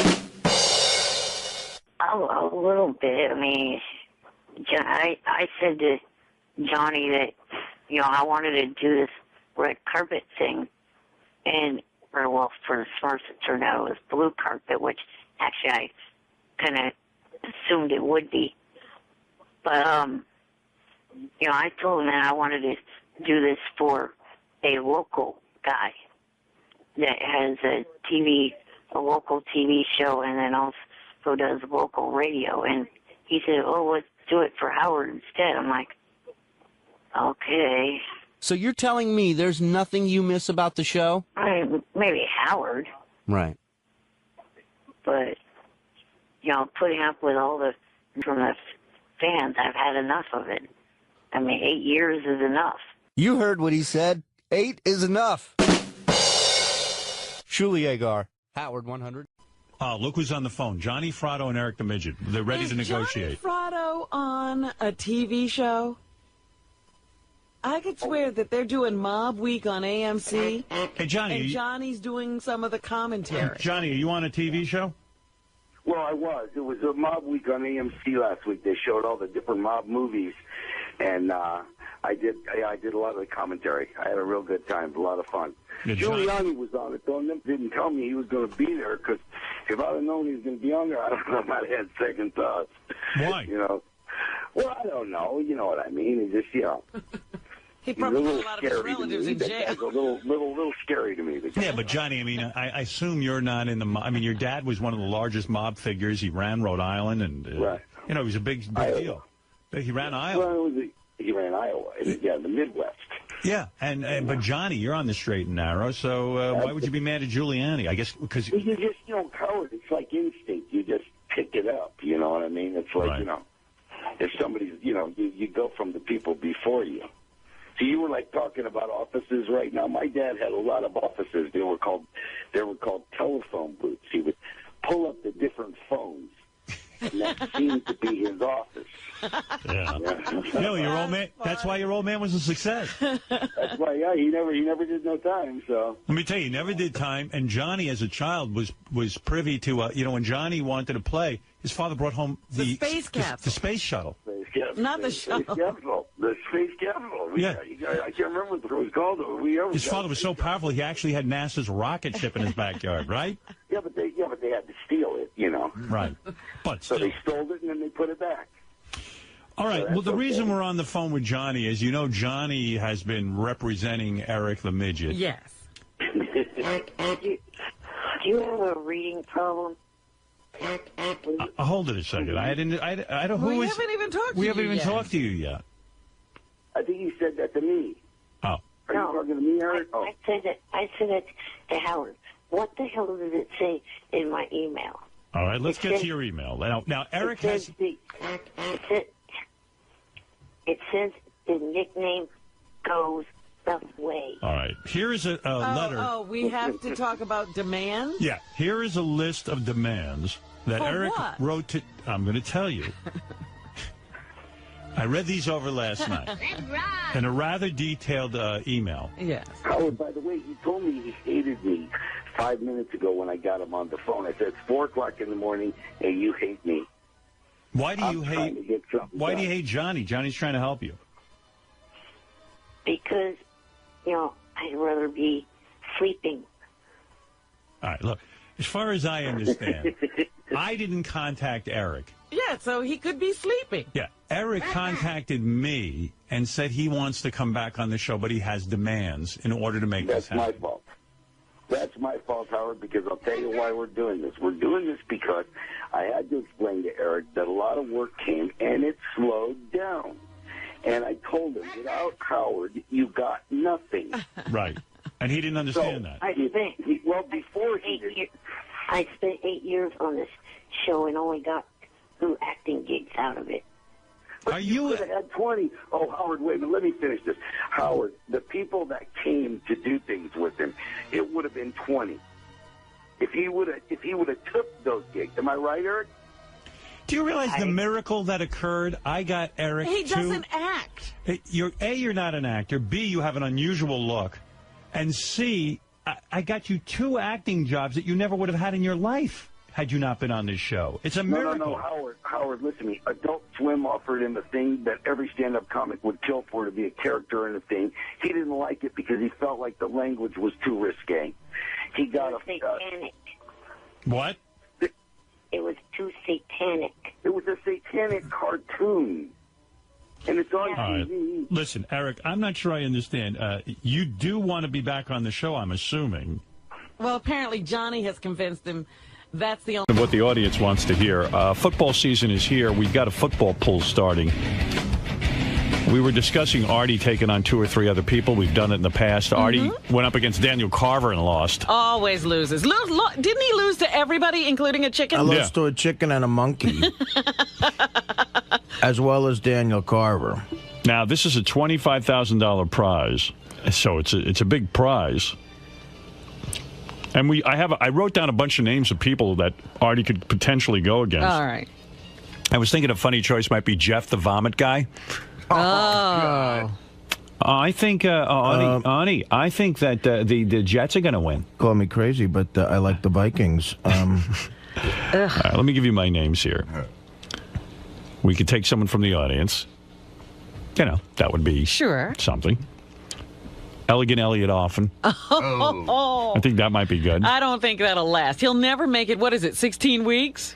I like the Bengals. The new Bigfoot. Oh. He's always good. It's Cincinnati, it is. John the Stutterer. He's always good for a while. I was thinking Crazy Alice would be good. That's a great idea. Against Artie? Oh, she would love that. And I'm sure Alice would like a shot at winning 25 years. Sure. Fuck you. Who else do I have down here? Yeah, that's what I was thinking. I was thinking Crazy Alice, Jeff the Vomit Guy, and Elegant Elliot Offen. Yeah, I think he should go up against all Whack Packers. How about that? Whack Packers versus Artie? Yeah. The Crazy Alice thing's great. I love Crazy Alice in the mix. All right, so here's what we got. Crazy Alice. You want Elegant Elliot? Sick, don't you? If he can, I don't know that he'll last the whole time. So what? Then he loses. Let's try him, and then the new Bigfoot. All right. And the new Bigfoot you want? Yeah. What about Jeff the Vomit Guy? I can't stand him. You can't stand him. You'd have to make that choice without me. Right. Daniel Carver I can't go with again because he won and it was despicable to give him all that money. Right. How about, what's our other Whack Packer's name? Well, I got the bag, Jeff the Bagger. Mark the Bagger. Mark the Bagger. Mark the Bagger wouldn't be bad. Yeah. Hey, the only reason why we didn't put him on the list is because he's very difficult to get a hold of. What about Beetlejuice? Beetle, I don't know. You know what? I wasn't sure if you mentioned we're playing for $25,000. I mentioned that. Yeah. $25,000. Artie gets to keep 25 G's, huh? Yeah. Wow. Hey, unless you want to have Artie play for a fan. I could give it to charity if you want. I don't care. Give it to one of our fans. Yeah. If you're going to give it to someone. All right. I'll play for a fan then. Yeah.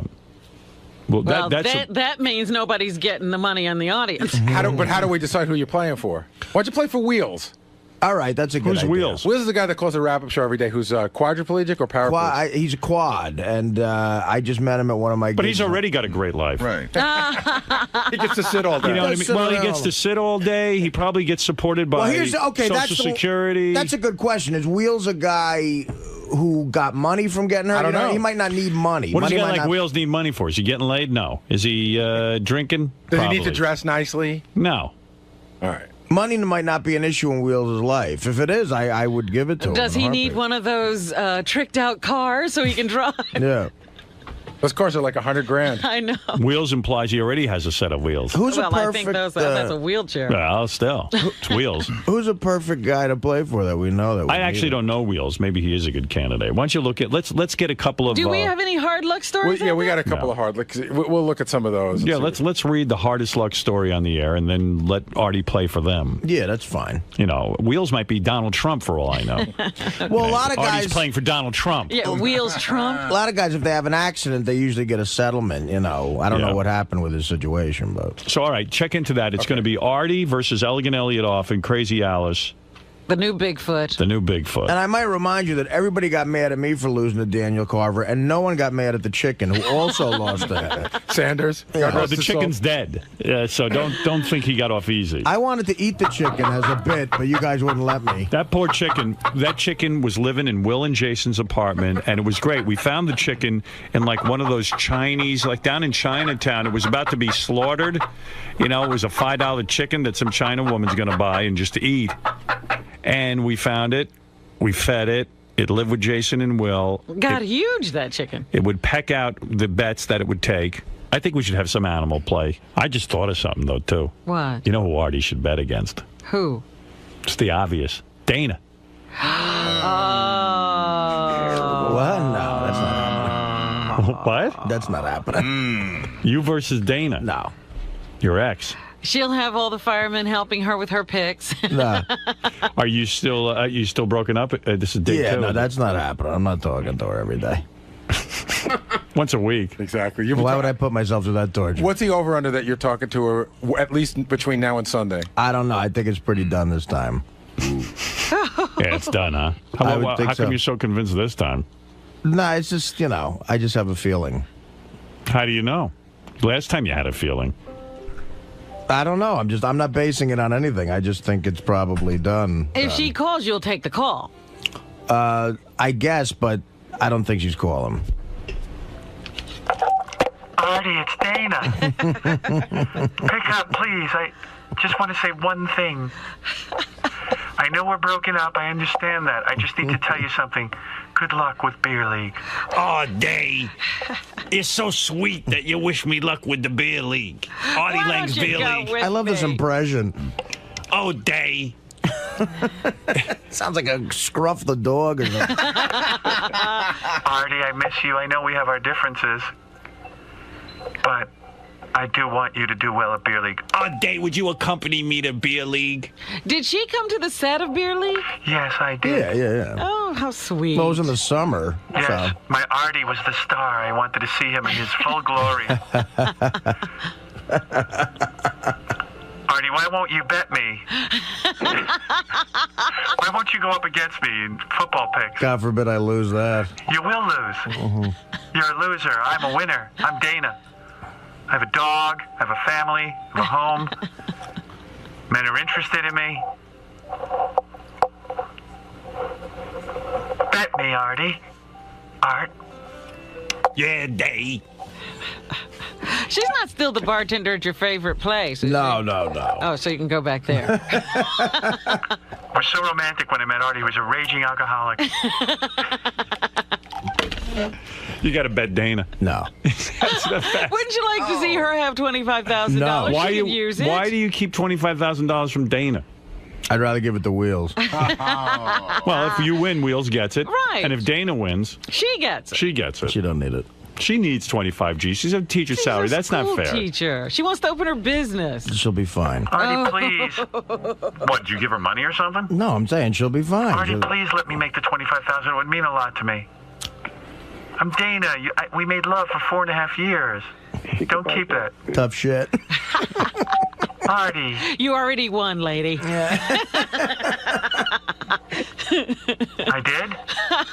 when? You had Artie Lang for 4 years. Thank you, Artie. I miss you. Good luck. I love you. Even though we can't be together, I love you. You know you're going to be great. I'm giving 25 grand to Wheels. The teacher's salary is hard to get by on. Please.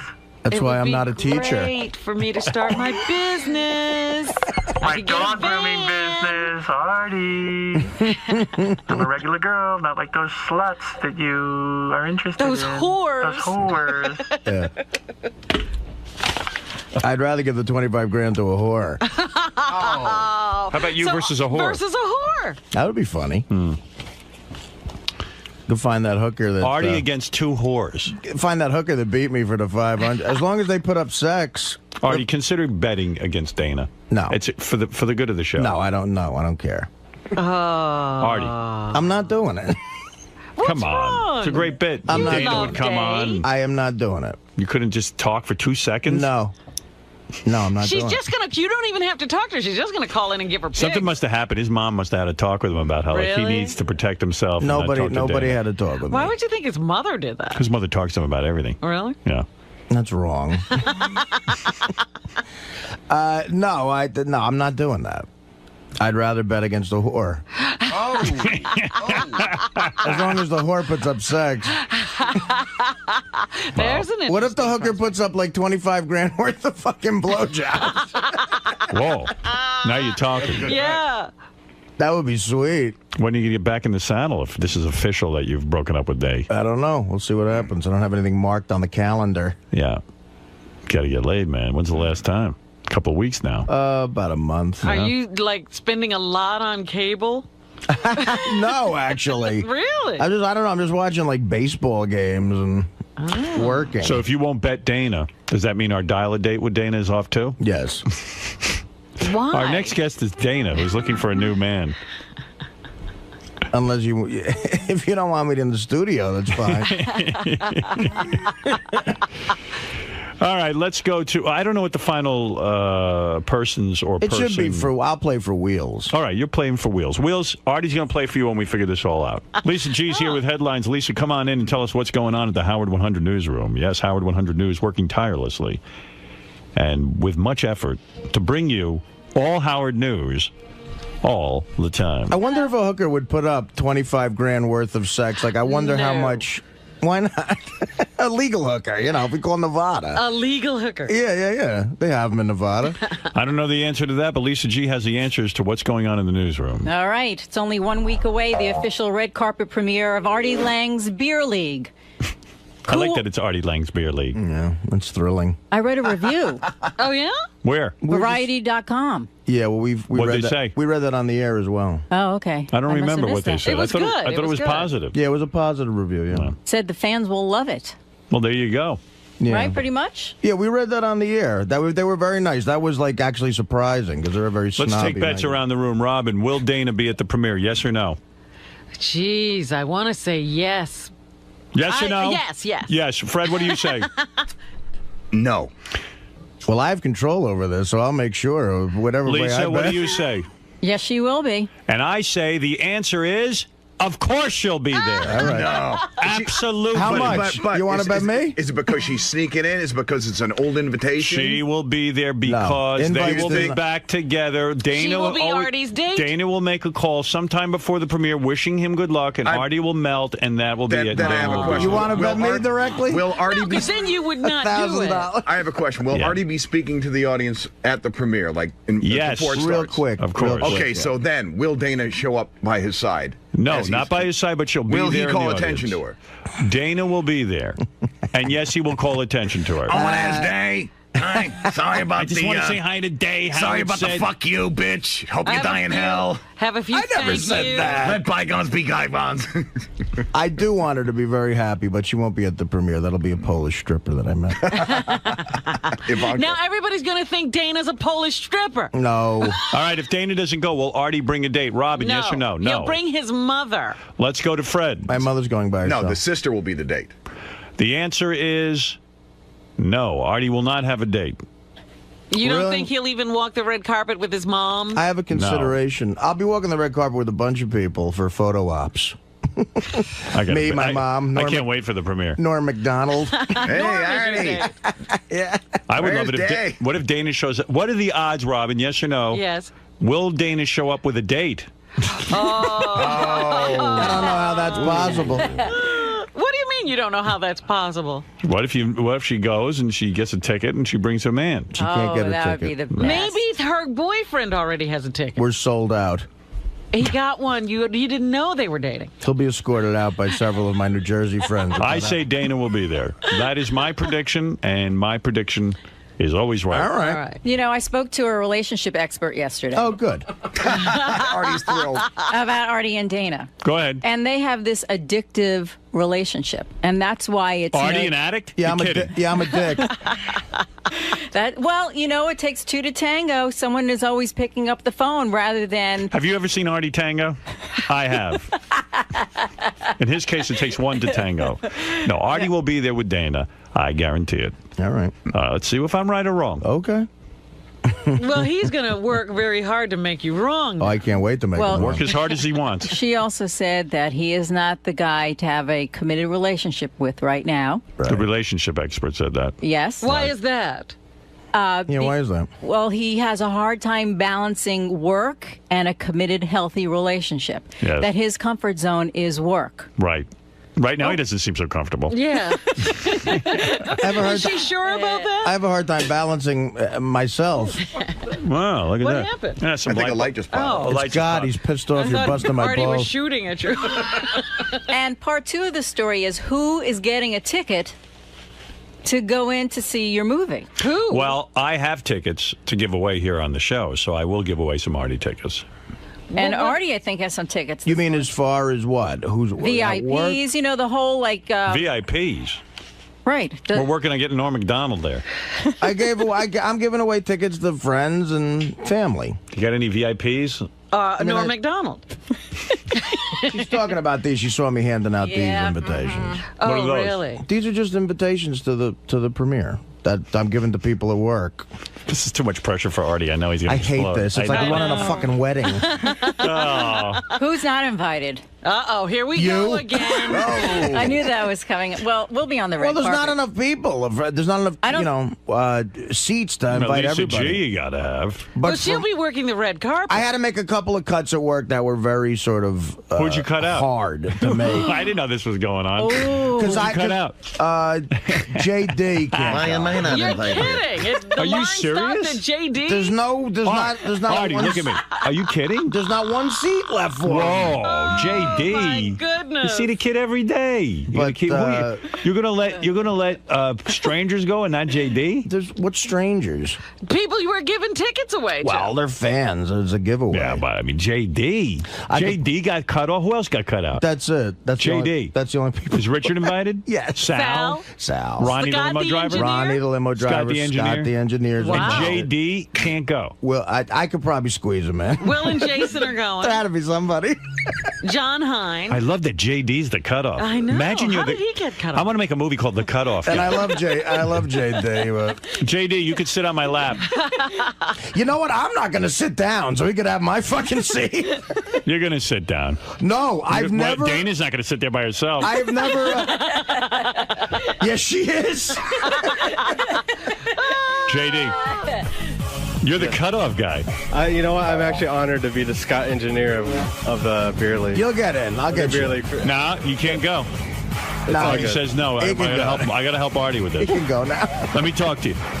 You're not going. I could only. What happened was the other issue was who do I invite with a guest? There had to be a cutoff there. And who did you? So obviously, deny guests to? Howard, Robin, Fred, and Benji and Gary, I invited all with guests. Okay. So Right. that means that Everybody else is a solo. Yes. Is it weird when you find out that you're the guy who can't go to beer league? Like everyone's going. But you. You know, I sort of keep my my expectations low. So, you know, I don't like to, I don't know what I'm trying to say. He was on the wrap-up show yesterday, and it's I could listen to extraordinary. him. I could listen to him all day. He's extraordinary. He has no command of the English language. And you know what he does? He mocks out other callers for being dull.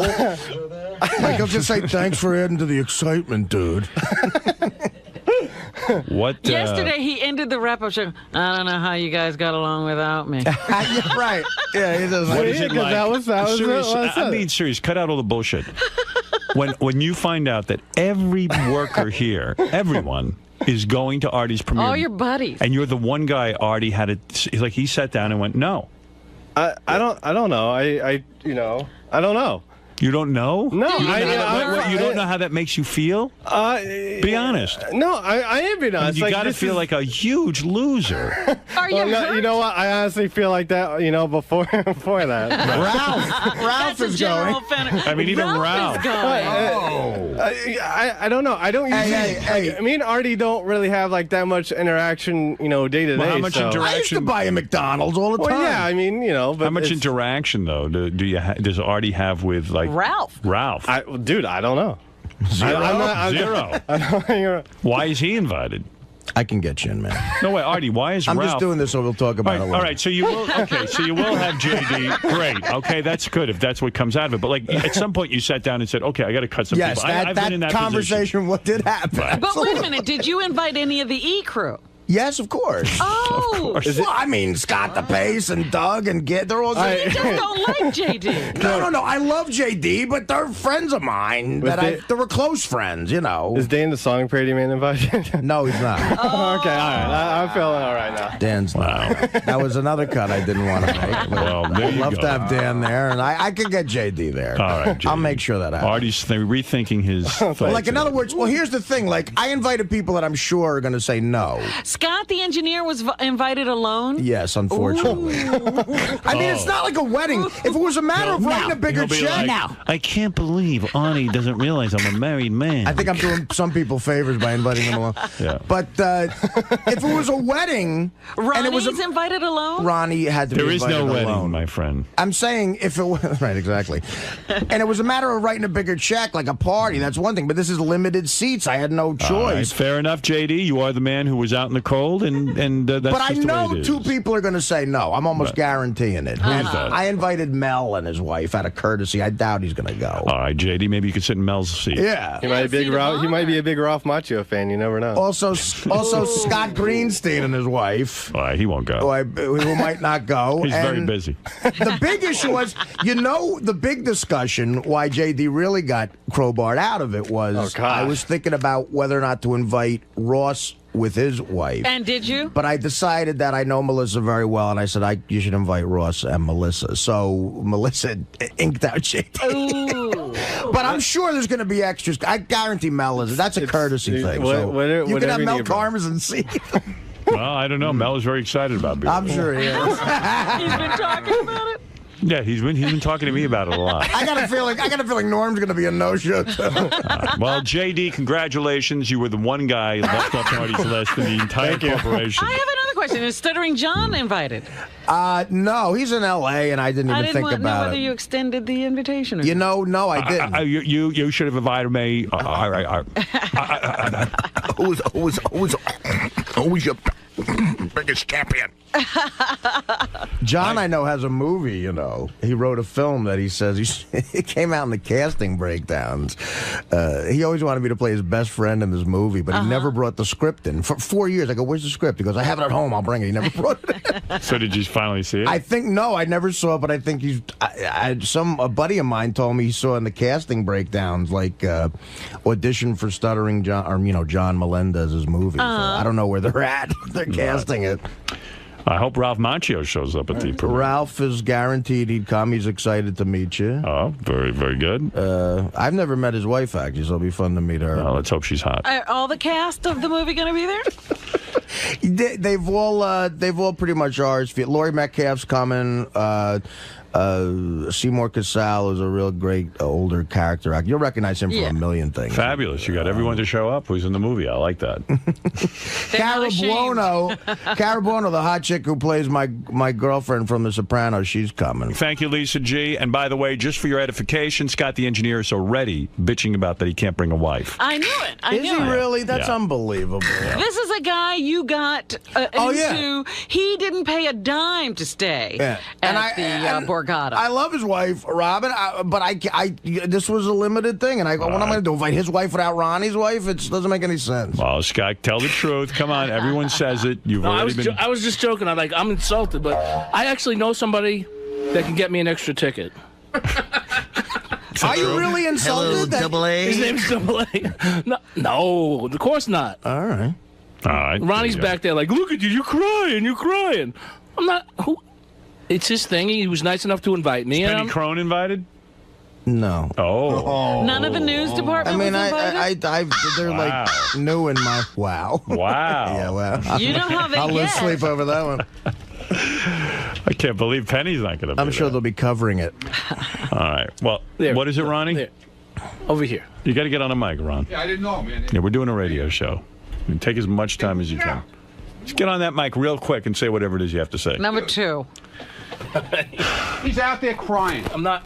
You don't have a microphone. Right away. You don't have a microphone. It's probably on backwards. You don't know how to work something. Right, that's it. Yeah, that's it. You don't know how to work a headphone. Go ahead. All right. Is that better? Yeah. You okay? Yeah. Well, people have to hear you. All right. So as soon as he hears that he's not invited with a guest, he goes, and then they said, I'm not invited. He goes, oh, you're not invited with a guest either. I go, yeah, okay, so what are you crying about right away? And he gets this... I wasn't crying. I was busting his balls. I wasn't... He gets this face on. Everybody saw it. He gets this face what is on wrong with you? Like he's dejected, man, right away. Well, what's the deal, Scott? You have to go home and what now? I have to go home and say I'm going to the premiere next week. I'm going bowling. And your wife is going to say, I want to go to Arnie's premiere. She can't go. And you're going to say no? I'm going to Chicago to the NASCAR race. I guarantee, here's my prediction, Scott the engineer will not be at Artie's premiere. That's right. Why not? JD can have Because your his wife's seat. not going to let you go. Artie, I must decline. Artie, it really had nothing to do with my wife. My son is going to be away, and she doesn't want to be alone. Let me know right away, Scott. Well, all right. Thank you, guys, and good luck. But I'm not... And Artie, good luck to you with the premiere. I know it's difficult to make a list and have to cut certain people cut off. people, yes. Yes. We feel your pain. What's going on, man? I didn't make the cut for Artie's big movie premiere. Now you did, though.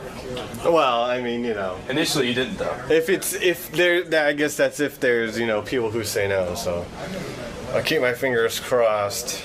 But Is that a slap in the face for you that you didn't get the invite? Like you were the cutoff point?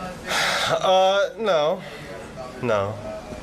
We were always kind of like the show underdog, Exactly. Never really get and then never really get the recognition you deserve. You always get ripped on. Greg, you know me so well.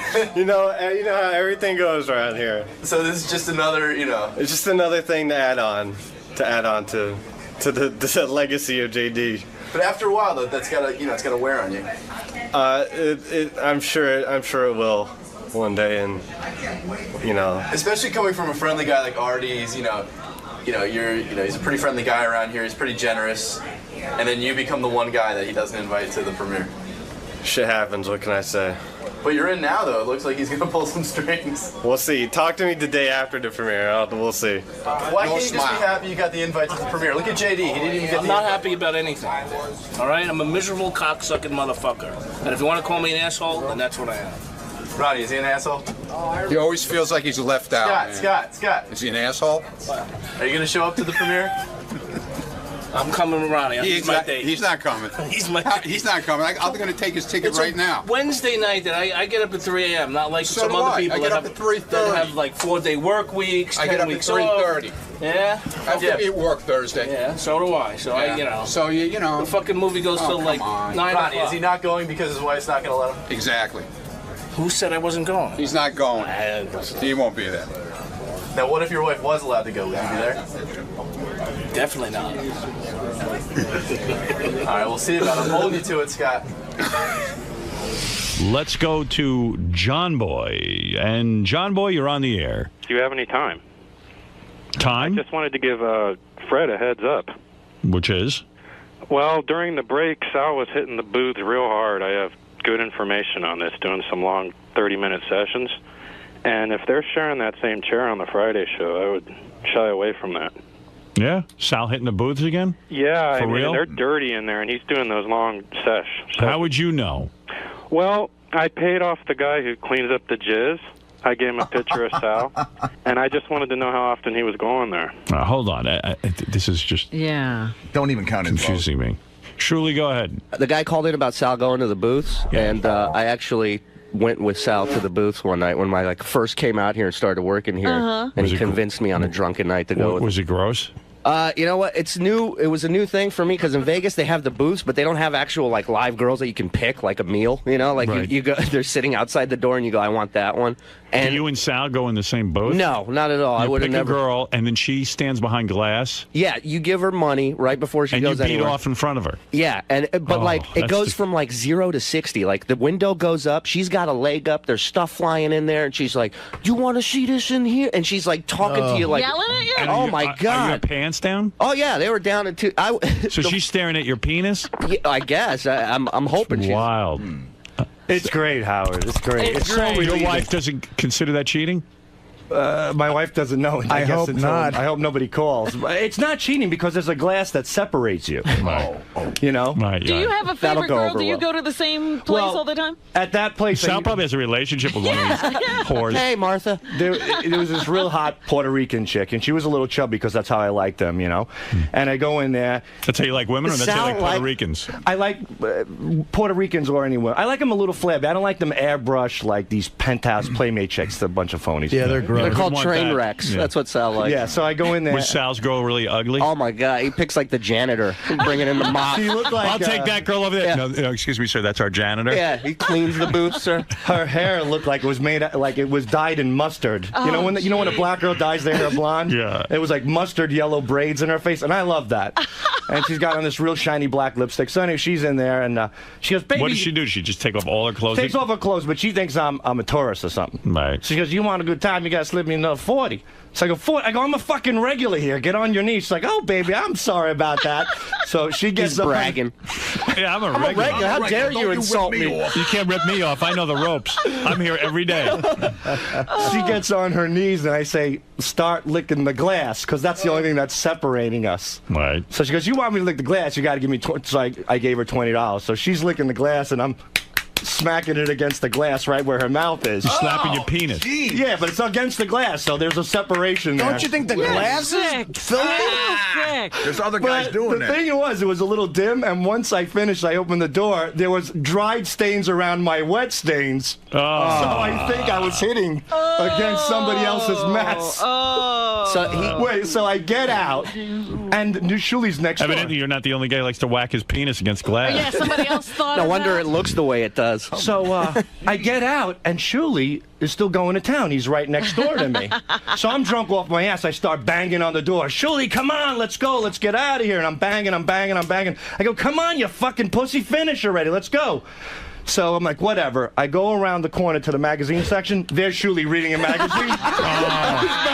I was done in a minute flat. I was banging on the door with somebody else in there. Truly, did the girl you get, is she decent looking? She was hot, man. She was this hot Spanish chick, and she had like this Brazilian like tank top, like the Brazil soccer team. Her tits were hanging, and she was smoking hot. And I went right. I made a beeline for her. I go, let's go. All right, so then you go, and then when they say a booth, like, Yeah. is it like? It's literally, it's like a you know where you used to take pictures, like in those little photo booths. Yeah. It's like that, but there's another side where she stands. The window goes up as soon as she gets her money, and she starts stripping. She's Is stripped. she She's standing nude. at your level, or is she elevated a little She's bit? she's at my level, and then she puts her leg up on like the window or the wall, Yeah. and takes like a dildo and just goes to town. Oh, gee. And Does she talk all nasty? Oh and my stuff? God! I was done in a minute. I was and I was like, Really? So where are you from? You know, you never want to do that in a peep booth. Start asking the chick where she lives. So and you're beaten off, and then when you walk out, like you sit in a lobby and other dudes are there. It's like one of the weirdest feelings in the world because Is you're like. there anywhere to clean up? You just go out and start fingering the magazines?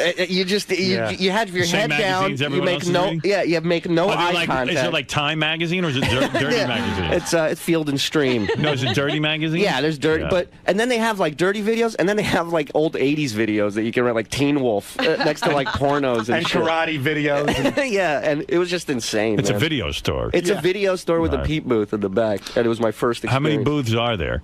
There's like 5, I think. 5. No, or there's 15 booths. Are you Oh, kidding me? Sorry. You didn't go around the corner. Excuse me. Artie, have you ever done anything that? I mean, you're a degenerate. I'm a degenerate. Have you ever done anything that? I went to the boot when I was 17 years old. We took I got the bus to Manhattan right at the corner of my street where I grew up. It was a 15-minute bus ride. And twice when I was a senior in high school, I was 17, we went to these booths. And there was a live chick like doing sex shit. And I remember I didn't jerk off or anything. And me and my buddies Were you all- standing in there with your buddies, or did you have individual stalls? No, I was by myself. Because it seems like Sal sometimes the curtains go up and he sees other guys beating on. One time that happened, yeah. Really? It was to my left. I didn't know it. They're called in your buddy. blind spot. They're called buddy booths. Yeah. Oh. And I noticed a whole bunch of guys just hanging out in the back. They looked like they were just looking at their feet, kicking shit around. I didn't. But this is when Times Square was littered with buddy the booth. places. They're called buddy booths. So And yeah, why would you have that? I guess queers, what they do is they go in and they go side by side and they whack off and look at each other. Then why do they need a girl? They don't. They're video. These are video booths. So Aren't they went for in, like couples too? and though? I put money in there. Couples. And I put money in there, and I put on the scene, and this girl's going to town on a guy, and I'm taking care of myself. I'm really going to town, and I turn to my left, and there's a guy looking right at me, jacking off, who's jacking off right next to me. I was like, holy shit! Can I ask you something? What do? You let your pants drop down to the floor? No, there's a whole ritual. First, I go to Sabotages to take a piss. Yeah. Then I get a big wad of toilet paper rolled around my hand, and I tuck it in my pocket. Okay. Once you get there, you take out a $1 bill to open the door to get in. You don't want to touch anything. Close the door, use the same $1 to lock it. Slide that $1 in, take out your tissues, start changing the buttons. It's all sanitized. Right. Then, you pick a video, you go to town, Sounds you blow. incredibly clean. Oh, you watch videos? I This thought you were one- looking at real girls. Well, that would surely was live girls. That's so fucking creepy. So you go to the video booths as well. Oh, the videos are the best. It's because of crazy big variety. because you could take any video home and watch it Right. and do it in the privacy of your house. I got kids running around at home. Man. You know what I think it is? I think that live girls are more expensive than video. So then the key is once you're done, you finish on the tissues, you roll the tissues up, and there's usually a chair there in the corner. You just throw the wad of tissues behind the chair. And I like how he and when you get out, you just put your feet together, you put your shoulders down, and you look right at the floor, and you walk out like a little Chinaman, You don't look up, See, again, I went, it was 1984. Oh, my God. It was 1984, and Times Square was littered with them. And I was 17, and recently I asked a buddy of mine, did you ever go back? He went, no, I've never gone back. I would just feel creepy, like even like walking in and being part of that, and then like you have to walk out, and then you're waiting for Sal, and you're sitting there reading a magazine. It was weird. You know what's a funny thing is Florentine on his last DVD, Meet the Creeps 2, they do this bit where they go outside these peep booths, and him and Don Jameson are standing out there with like hand sanitizer and napkins, and as soon as guys come in or out, they're like, "Hey, buddy, you need to clean up? Here, you want a squeegee? Take the squeegee Nice. in the booth with you." I must be thrilled. Yeah, Richard, what's up? What do you want to say? Oh, you're on 3. Okay, go ahead. I had a friend in Missouri who went to one of the video booths in Kansas City, and he sits down to watch a movie. He puts his quarters in, and he sees something moving out of the corner of his eye. Yeah. And right head level, right next to his ear, was a big cock. It came through a hole. So he jumped back. It scared the crap out of him, and he reared back and kicked it with his boot, and it broke. And the guy started screaming, and the guy pulled a knife. There was a gay guy in the booth next to him. Wow. And so he jumps over the top and gets in a fight with a gay guy and ends up going to jail for like a week after he kicked the guy's penis. I'll tell you, I went to this place. This is what guys in high school do, junior high school. We went when we were like 15 or 16, and we would go and put the money in and watch the movies, not the live shows. But you learn weird things about your friends, because I was in a booth and my friend was next to me in a booth, and all of a sudden I heard a horse whinnying from his booth. And I guess he was watching a movie where a girl like jerks off a horse. And he told me she in a bucket, and then she pours the bucket all over herself, and it rolls down her. Oh, God. That's too much. Sal, you broke him in, man. I broke and truly. Yeah, he caught me in a moment of weakness. No, actually, we were coming back. We were debating whether to go to Scores or the Pete booth, and then we decided, you know what? We'll pay the $40, and at least we'll shoot a load for sure. So Yeah, went we to the did. Pete booth. It was fantastic. It was good times. It was interesting. My chick was hot. Sal's chick was a mess, but that's the way he likes them. But yeah, mess is hot to me. You know what I mean? They got to be beat up. So, Sal, how long have you been doing this for, man? Too long. You know, for the first time yesterday, I went to a Pete booth. I haven't done this probably in 6 years. I hate to say this, I went to a Pete booth before I got here yesterday. Because there's a 24-hour one on the way here. And it was fantastic.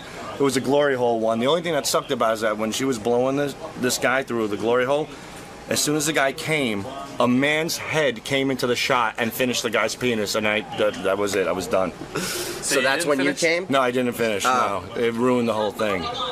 So. Julie, do you ever see yourself getting to the point where you have an entire routine worked out? before, No, during, that's crazy, man. That's like like a pitcher before a big game. You know, he like has his whole routine that he does. Well, but if you're good at what you do, then you have a routine. It's not that. If you have kids at home and stuff, you don't want them to catch hepatitis or something off your fingers. You know what I mean? I mean, I'm not cheating on my wife, but I love the fact that everything's sterilized up until the point where he smacks his cock against the glass window. Yeah, right? And what about the dollar bill using as your that's like your little protection? Yeah, that's like my little wet wipe, so to speak. You know. Dollar bills might be dirtier than the actual doorknob. Yeah, your cock might be Well, cleaner. now you know. Lots of dollar bills that you're holding on to probably went through a Pete booth machine.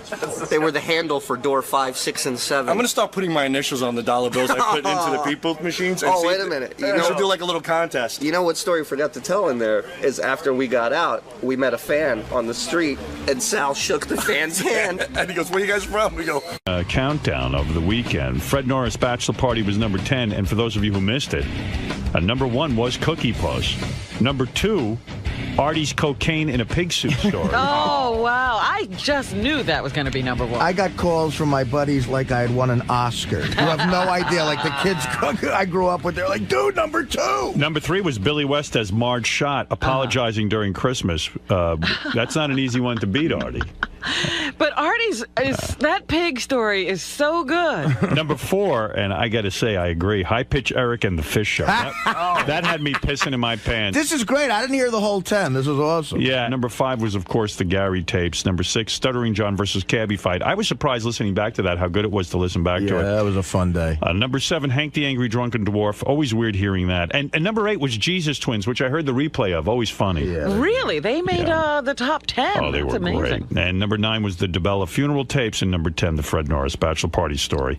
So those were your top 10. Wow. You know, I got to admit, as a fan, the Cookie Puss thing, I had never heard the whole thing. I knew it was a situation where Fred got his mother Cookie Puss, you guys busted his chops. I heard, segments of it here and there over the years on Best Of. But it's just so funny how the fans think, like, they love tension and arguments and negative shit. Yes. Because I finally heard the whole thing. And, God, the tension between you and Fred is, that is unreal. I mean, it's fascinating. But why were you mad at me? I mean, I was fascinated. You got your mother a Cookie Puss. Yeah. And I think you know he's what? still angry. It's so many years ago. Still angry, aren't Here's you? the deal. When did Cookie Puss happen? Cookie Puss happened at let's see. It was probably in the 80s. Right. I'm going to guess it was 86 or 87. Jackie was That's there, right? Because Yes, Jackie 20 years ago. Yeah.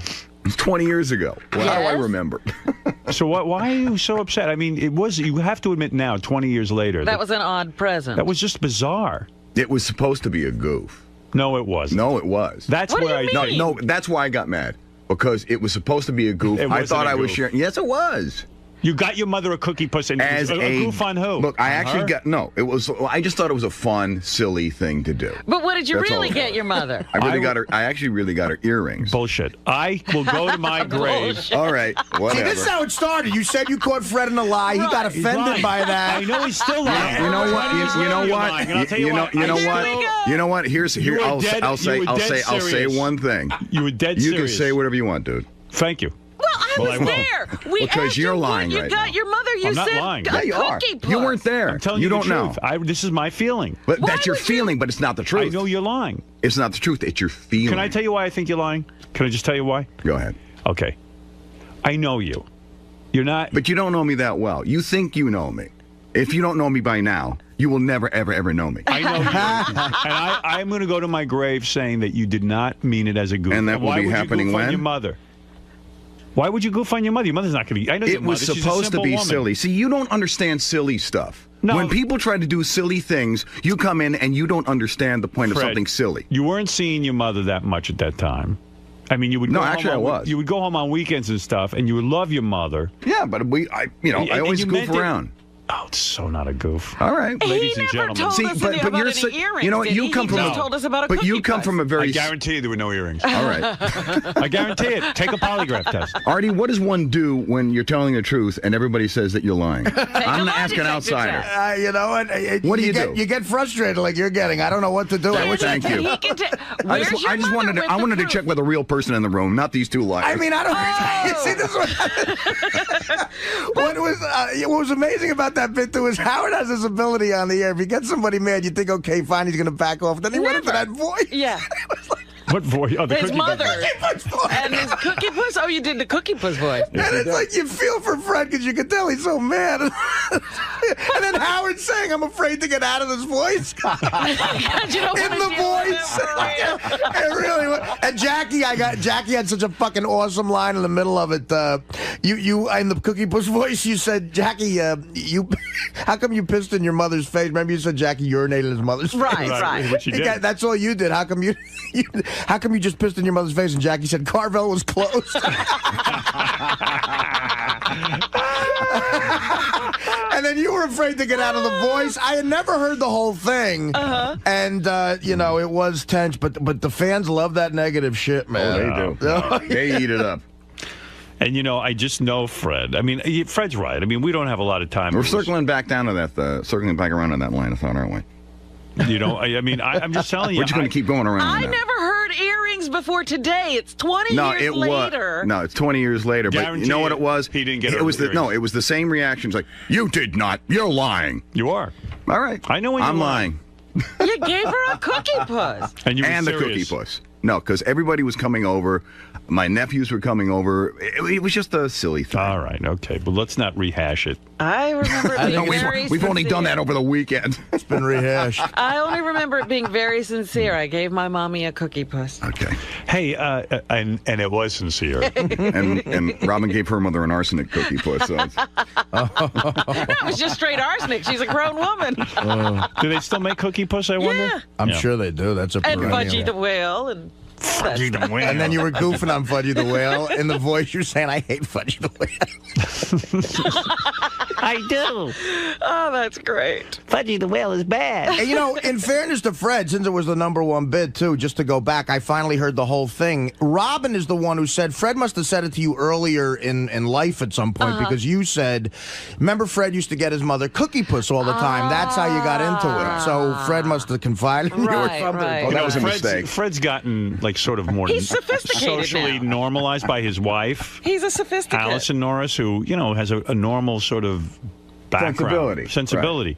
Well, she's from this planet. I mean, that's really where the whole Fred is from Mars thing sort of stems. No, this thing from Mars came from a very angry joke man. No, the thing from Mars comes because it's a like very angry, bitter. It's like you're from mean, another planet. nasty little fucking troll It's named like Jackie you don't Marley. know the customs of our planet. Right. I love how Robin acts like she's got the boats and everything else like that. You know what I mean, Fred? We The all simplest- came from shit. Fred, the simplest thing. But you now, can put now all of a sudden, Robin has reinvented herself as Dame, Edith Evans or something. I love she that always shit. could fend for herself. You were like, Oh, you were come like, on. You were like Kyle XY. I had to take you around. Really, a bit. we weren't You sure weren't much about better, bud. Oh, come on. I at least Before looked you were like king of all media. No, I at least could You were a carry slob on. like the rest of us. Oh, it wasn't the slob thing. It was wasn't just, slob. He's missing the You seem point. to not know. I miss things. no point. You had I'm never getting had the a point bank right account. now. You were 25 years old. I'm getting the point. We're rehashing history. No, it was just that you were 25 years old, and my wife and I had to take you around and teach you how to open a bank account and how to get an apartment. There's even a statute of limitations on murder and things like that. There's no statute of limitations on these stories. No, you're a much more sophisticated guy now, and I am contending that. Oh, stop wheezing, Wait a Robin. minute. The No, cookie come on. puss. I am contending that the cookie puss was a legitimate gift that No, you it thought was a not. nice gift. You That's know all what? I'm contending. Howard. It's not. And I will but always there think you go. that. It makes a better story to do it the other way. Remember, you know how we laugh at Richard because he says he goes to the same restaurant Right. every night? That's Fred. Who did that? Fred. You know what? This is like talking about somebody when they're 5 years old. It's like, it's 20 years, guys. You were. Give it up. 25. You were 25 years old. And guess what? I'm not 25 anymore. And we're talking about, it's like, you know what, at least Richard went to a Chinese restaurant. Fred would go across the street to his, what was it, like a deli? Yeah. Were you afraid to venture out on your own? That's what it was. Right, it was No, close. I went to a lot so of them. But that's a place I went every day because it was right across the street. I would get my coffee there every day. It was like a Vietnamese place, right? It might have been. But it was owned by a foreigner. Yeah. Oh, everything's owned by a foreigner. And you'd go in there and talk to the dude every day. And you were a regular. Very much. And he'd have like a hero every night or something. Right. What did you get there? What did you order? I ordered a cup of coffee and whatever. You know, I was smoking at the time, get a pack of smokes. Yeah, but you got your dinner there every No. night. It was like your kitchen. No. It was. He's lying. See, now he's going to make. Oh, he's here we go. revising I love this. history. It's like, you guys are nuts. He'd be in there for all 3 You guys meals. are insane. What do you want, Fred? Do you want the same, Fred? If you want to have a conversation, we'll have a conversation. That's where he bought his. That's where he bought his mom. mom's earrings for the deli across the street. Fred, I got some nice earrings. These fell off the back of a truck. Finally, a good joke. Fred, what do you want for dinner tonight? The meatloaf again? No, that's Hindu. We just got a shipment of real human ears. You could eat. Barbecued ears. Barbecue. Well, I think Fred was just very frightened back then. He had never been out of that little community he This grew is up beautiful in. when people have a conversation with you. When you're sitting in the room, it's like you feel like a fucking, anthropology rat or something. The big city scared him. Yep. Hey, I understand. Wait a minute, is this the woman that I knocked on her door one night because I thought I was having a heart attack when I opened the door? I was much better, Fred, but we're talking about you. Why wouldn't you open your door? Wait a minute, but he was knocking on my door because he had been splitting logs that weekend. No. Let's not divert. Let's focus on the task at hand. And the task at hand I tried calling someone, and then you tried going over and talking to him, and ended up having. He was so funny because he had cut down a tree. No, I hadn't cut down a tree, Robin. He's like, boy, Jesus Christ! Is it my life or is it not? He's like Abe Lincoln who's splitting rails. There's nothing more frustrating when you tell somebody what's going on. No, that's not what happened. I feel weak. I haven't been eating. I wanted to lose weight. God, I'm so damn thin right now, but man, I don't eat anything. So the weight you put on, you took off. Yeah, I got inspired by Beth. She's doing a lingerie shoot today. Right. Uh-huh. So she goes into this mode, she broke her foot, so she can't really exercise. Although she's been going to a gym anyway, she doesn't care. She told me she was going to try Pilates to keep she herself, doesn't. She doesn't care. And then she had the shoot, so she had to get real thin for it. So she just doesn't eat. Literally doesn't eat for days. Wow. I go, what day are you up to that you haven't eaten? She goes, I don't know. She hardly can lift her head off the pillow. I was reading in one of the tabloids. That's what it keeps ending Renee Zellweger's relationships. They say she is so obsessed about her weight and dieting that she makes every guy she's with crazy. That's why they can't stay with her. Really? Yeah, they say she'll starve herself to the point where she's weak and tired and cranky. Passed out. I told Beth, banging me is such great exercise. I told her how many calories you lose when you bang me. It's a good move. That's right. That's all the exercise you should need. That's right. Want to work out a little more? That's right. Come back to the gym. I met a cousin of Beth's in Cleveland this weekend. She was at my show. She's very pretty family. Yeah. They all are pretty, huh? Yeah. Good. Which cousin is that? I probably don't even know her. She said she's a second cousin, but she has Beth's last name. Oh. And you look in her face, you could tell. See a resemblance? Yeah. She was very nice. Do you think there's any chance the two of them would go to bed with me? I don't know. Or maybe Artie, were you trying to work something? You're a single guy now. Yeah, Artie, we could be brother-in-laws. You could be dating Beth's cousin. That would be great. Have fun. Howard's worst nightmare. No, I like that. That Oh, it'd be hysterical. You two in the same family, Oh, practically. Christ. Did you hit on her? Hey, wait, what's the story? Did you get I laid did this not weekend? hit on her. Okay, listen to what I pulled here. Forget the commercial. I found out that I sort of have I definitely relate more to a loser guy who gets blown off by a chick than anybody else, because I've always been that guy. But through show business, sometimes you can get abroad. Right. So this was a theater in Cleveland, outside of Cleveland, 1,500 people, sold out, great crowd, really energetic, and I had a couple of drinks on stage. I did about an hour, and at the end, the crowd sort of really came towards the stage, and I was signing autographs, and there was a lot of hot chicks, but I was a little lit, and I said, fuck it. The security guys were so cool. I was signing autographs, and the security guy said, listen, point to a hot chick. We'll take them backstage if you want. Nice. And I said, you know what? This is beautiful. Fuck it. I'm going to be David Lee Roth there. Like David Lee Roth. When John Belushi died, he had girls crying and Playboy Playmates fighting over it. Right. I mean, So I said, you know what? Fuck it. And there were a lot of really hot, those Midwestern blonde, really corn-fed girls. Yeah. Corn. So and I was being ruthless, dude. In my head, I was being ruthless. So I said, it was Evil Artie. I pointed. I go her, and then they start going, we can come backstage, and they start jumping around. Then one of them had a friend, so a couple went back. How old? Like real young?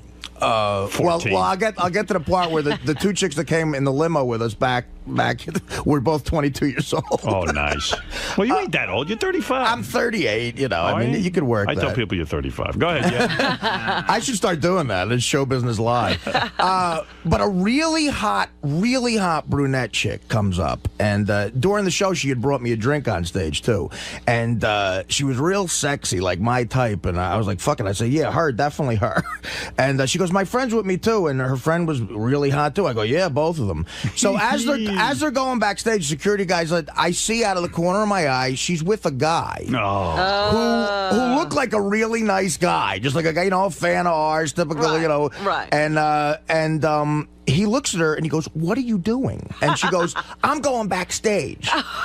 And she keeps walking. Now, in the corner of my eye, I'm looking at the guy, and I feel so sorry for the fucking guy that I go, dude, I called him. I said, "You can come too. You can come too." No. And I don't know what the guy. I mean, it was like she was being evil, and really busting his balls. And again, I relate more to that guy. All right, that's good. Turns out the other chick was with a guy too. Oh, so you have no luck. I'm not smooth. I'm not smooth at all. I said to the guy, "Yeah, both of you guys can come back." But now I said, "Fuck it, fuck them." You know what would be great? Both He's guys backstage with a bunch of guys. Yeah, both guys come back and the girls go home. I'll find. Well, listen to what happened. So I said, "Fuck it, I'll find a few more hot chicks." And somebody's got to be single here. I pick out another 4. Right. And then what happened was the Stern Fan Network guys were there, and they had come to my DVD signing earlier in the day, and they made me promise they could come backstage. But they're 4 guys, and I was like, all right, because that Stern Fan Network, you don't want to get them mad at you, man. They're like fucking the mafia. Shit about you, yeah. Right. So I said to those guys, you can come back now. So what were their names? Like, did they have special handles? Yeah, what the fuck were their handles? I forget the handles. I was thinking about the chick. Mutt. So listen to the full loser story here. Yeah. So I now if you got laid. So now I go backstage, and now it's like a gaggle of people there, and I was with Nick DiPaolo and these 2 other guys, and Nick is married, and Nick is very faithful to his wife, which he's like. So he was like, I don't even want to see any of this. I'm walking outside because he was just like, I'm gonna have a cigarette. You say he must fuck around. I mean, no, he doesn't. He's being a very faithful guy. He made a commitment to this marriage thing. Because Nick years ago. How long's he married, man? 2 years or so far. He's been married a couple years, right. But he seems happy. Him and his wife are perfect for each other. Actually, a very good couple. So he's being a good boy, and he just walks out to have a cigarette because he doesn't want to see a guy way uglier and fatter than him get laid, I guess. So now I got to deal with the fact. So the hot chick with the boyfriend, though, was being super aggressive. Like the way I wanted some of the other chicks who were single to do. But they were sort of laying back. She was coming up to me and going, I'm originally from New York, Artie. I'm taking you out. We're partying. And the guy is looking at her like, what are you doing? And she goes, I'm going to party with Artie. That's what I'm going to do. She started hugging me, and like it was really awkward for me. And again, because I'm not used to being that guy that the girl wants, you know. Right. And the other guy's way better looking than me, and I'm thinking showbiz, man. It's unreal. It's the greatest. So yeah, right. No. So she's being more aggressive. I'm like, I don't know. The story doesn't end with you getting a load on your chest, though. No, it's not quite that bad. Good. So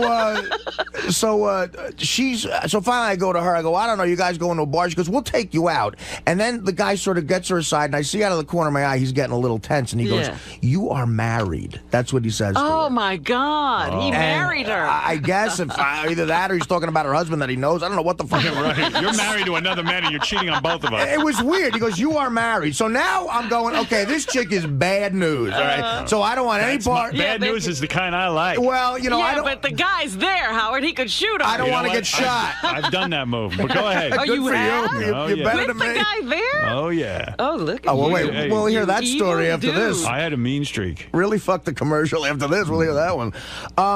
So now I'm like just trying. I got to keep her away from me because I don't want to get shot. So these other two girls, they talk about a part of Cleveland called the West 6th Street bar. There are a lot of great bars. She goes, we're all going to a bar. It'll be real fun. It's like a college bar. But I go, the bar's going to be nuts. And you try to make that creepy move where you go, well, you know, my hotel has a bar. Yes. No, that's the hard part. So they were kind of not into that. And I was like, okay, I don't want to creep them out here. So I said, well, where's this bar? They go, all our friends are going. Dude, and you're then, wasting time. You just say to one of them, listen, man, let's get out of here together. Well, so now they go. This is getting crazy. Let's get away from it. We had a really big limo, and they say, can we come in the limo with you? So what, all the dudes, too? No. Just these the two two other girls. The other people, I had to focus on a couple. You know what I mean? Good. So I like this. Because me and my other buddy who was there. You got the two girls in the limo and got rid of these guys. Right. Me and the one other comedian that was there is single as well. There was like the other chick four pissed? of us. The one who was with the guy? Was she all pissed? You know what? They went off to their own domestic squabble. I said, fuck it. It looked like there was going to be a major argument going on over there. So the two chicks, like 22-year-old chicks, both really, really hot. You know, definitely solid 8s, come in the limo with us. And they go, we'll go to the bar together. So they get in the limo, and then it's me, the other comic who's single, who's trying to rap with them too, and Nick, again, still miserable, smoking a cigarette out there, and the limo driver. So now it's like you're talking to 22-year-old girls, which is, oh my God, you know. It's like, who cares? Right. So I realize I have nothing to say to them. We pull up to the hotel. We drop Nick off. He gets out, and he goes, it's good luck, fucker. Well, Nick's a bummer at this point. Yeah, well, yeah, so he leaves, but he was cool. He's like, I'm going to get out of your way. Go nuts, you know. So he leaves. The other guy leaves. Now it's just me, my other friend, and the two girls. Perfect man. Perfect. You know. And both of them. Did you care which one you got? No, both were hot. How rare does this happen? Either one was fine. You didn't even care which one. Oh, this sounds good, man. So we drive up to this bar. Go ahead. Now, the most conspicuous thing ever. Picture like this entire row. Well, dude, of now's Cleveland. the time you say, hey, you know what? Why don't we just go back to the room? See, this is where I need some advice because I got to figure this out. You say, you know what? I don't want to go to a bar. I just did a big show, and I got, and Howard needs me tomorrow. I was trying to, believe me, I tried to pull all that shit. And first of all, after I come off stage, I was sweaty. I had to look grosser than ever. I mean, they really had to take a bullet for the team, these two. So this is where you need Coke. And also, absolutely. That helps everything. Howard, why does he even stop at 4 girls or 6 girls? Why doesn't he have 12 girls? You got to focus on a couple. You got to, like, girls, you know what I mean? Girls, no, he's right. He's got this down right, except, like, now you go, well, listen to what happens. Make the creepy move and go, let's go back to the room. But the girls will start competing for his attention at that point. Then you know who to go with. Listen to what fucking happens here. So now we pull up to this hot area of Cleveland, all these, like, great bars, lines of kids outside. And again, you know how huge you've been in Cleveland forever. Big limo pulls up. Some people who had been at the show were at the bars. Right, of course. So the limo pulls up, and they know it's me right away. I'm the only guy with a limo in this town, I guess. And so as the town limo, right? As the limo's pulling up, they start screaming Artie and everything. We get out of the thing with the two girls. Forget it. The lines of people, a bachelor party, guys had been at the show. Perfect. Shock the push shirts, Major Stern fans. Say, let's get out of here. I don't want to deal with this. So this one kid, it was his bachelor party. I get out of the car. He like elbows the two girls out of the way, gives me a big sweaty bear hug. It goes, "It's my bachelor party. Sign my forehead," and gives me his magic marker. I'm like, dude, I got to do this. So they want to go into this bar that is ground zero for this to meet their friends. And I walk up to them. I go, "Girls, listen, I can't do this. I can't go in. You see, it's crazy." And they're like, "Yeah, we get it. And I go, there's a bar back at the hotel. I may go have a drink there." And they're like, we got to go meet our friends. We love that, that type of thing. So I go, and the one girl goes, "Sorry." The one girl goes, "I come into New York all the time. My friend goes to school there." And she goes, "Can I give you my what number?" School? High school? I don't know. Yeah. She goes, "Can I give you my number?" And I got her number. I got both of their phone numbers. They gave them to me, it was weird. And then I said, "Well, I really got to go." She goes, you know what? I would have tried to bite the bullet and go, but there was no way to go in one of these bars. It would have been impossible. No. Right, you're not going to make any time in that bar. Dude, when you had him in the limo, you say to him, "Listen, we're going, fuck this bar, man." Right. Let's Well, go. I tried to hint at that. It was like, hint. You say, "This is what I'm doing." They weren't stripper types. They were like, just Nice regular girls. people. Yeah, it was. So they were creeped out by the hotel. See, that's what I'm saying. He needed more people. That way you say to the girls, "We're having a party at my room." You got a shitty selection of girls. Anyway, Robin might be right on this one. I'm still drunk. They give me their numbers, and then I leave, and my buddy goes with them. And I'm like, dude, don't even call me if you fuck one of them, because I'm going to be Did he livid. fuck one of them? No, he didn't. He talked to me the next day, and he was like, we got into the bar, and they sort of blew me off and everything. But I got into the limo, and it was just me and the limo guy going back to the hotel, and he was laughing his ass off. He goes, "Hey, man, hey, you loser. You came close." So, of course, I go back to the hotel. Ooh. I take a shower, I get a cheeseburger, and I jerk off. Why didn't you just tell the girls, "Hey, why don't you go to the bar and come back to my room later and we'll party"? So your move at that point would have been in the limo. My move is clear. I'm very direct because I have no fucking patience. Right. I'm a nut. He's not going to any party. I ain't going to any party. The party is right here.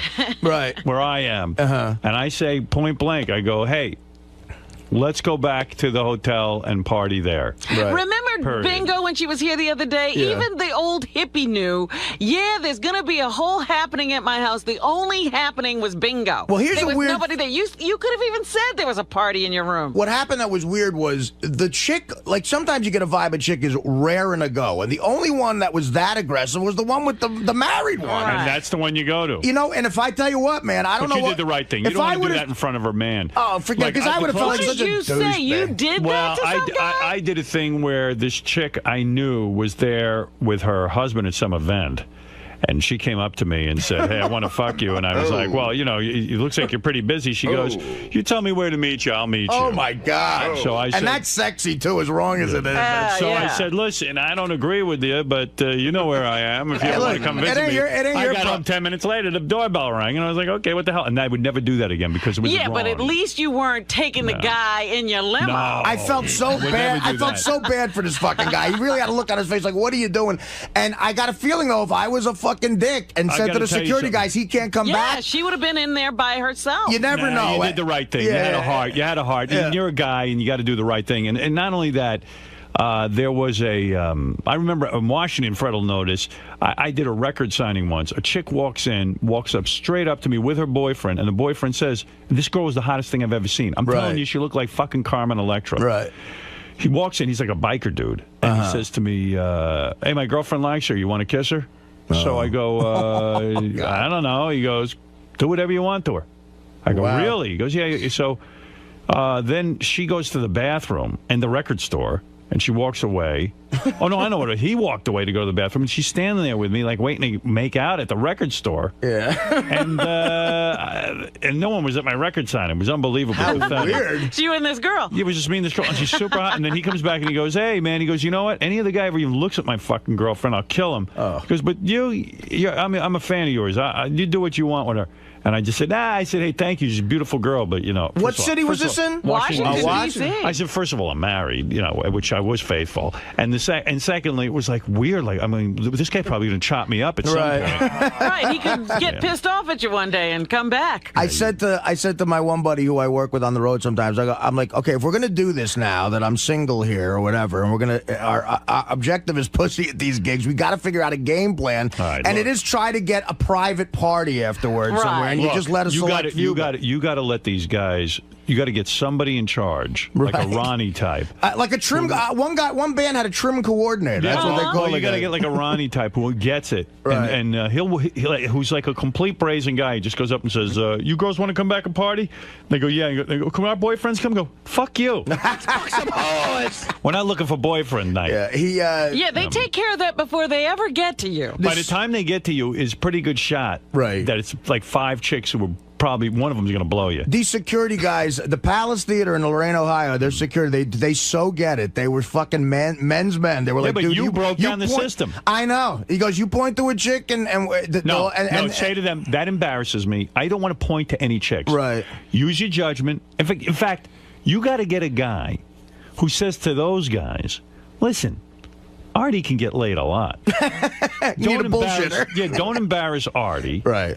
And don't ask Artie if he doesn't care about stuff like that. But if I'm telling you, here's what we want. Right. Here's some backstage passes. Yeah, we want, this is right. That's what you need passes to give out. Yeah. Like Gary's a gavone. In the old days when I was single, a hot chick would be in here, and I'd say to Gary, ask her if she has a phone number and this and that. Do me a favor. And he'd come back and he goes, oh, I didn't know you were serious. Remember that he did that a couple of times. You really wanted that, Now, Ronnie, the limo driver, is a different story. You get a type of guy like that who walks up and he says to these... He knows what he's doing. He says, listen. Yeah. Get us some fucking single girls who are hot. Right. You know what? Maybe you need to hang out with Ronnie so he'll go with you on these Bring things. Ronnie with you. He'll coordinate.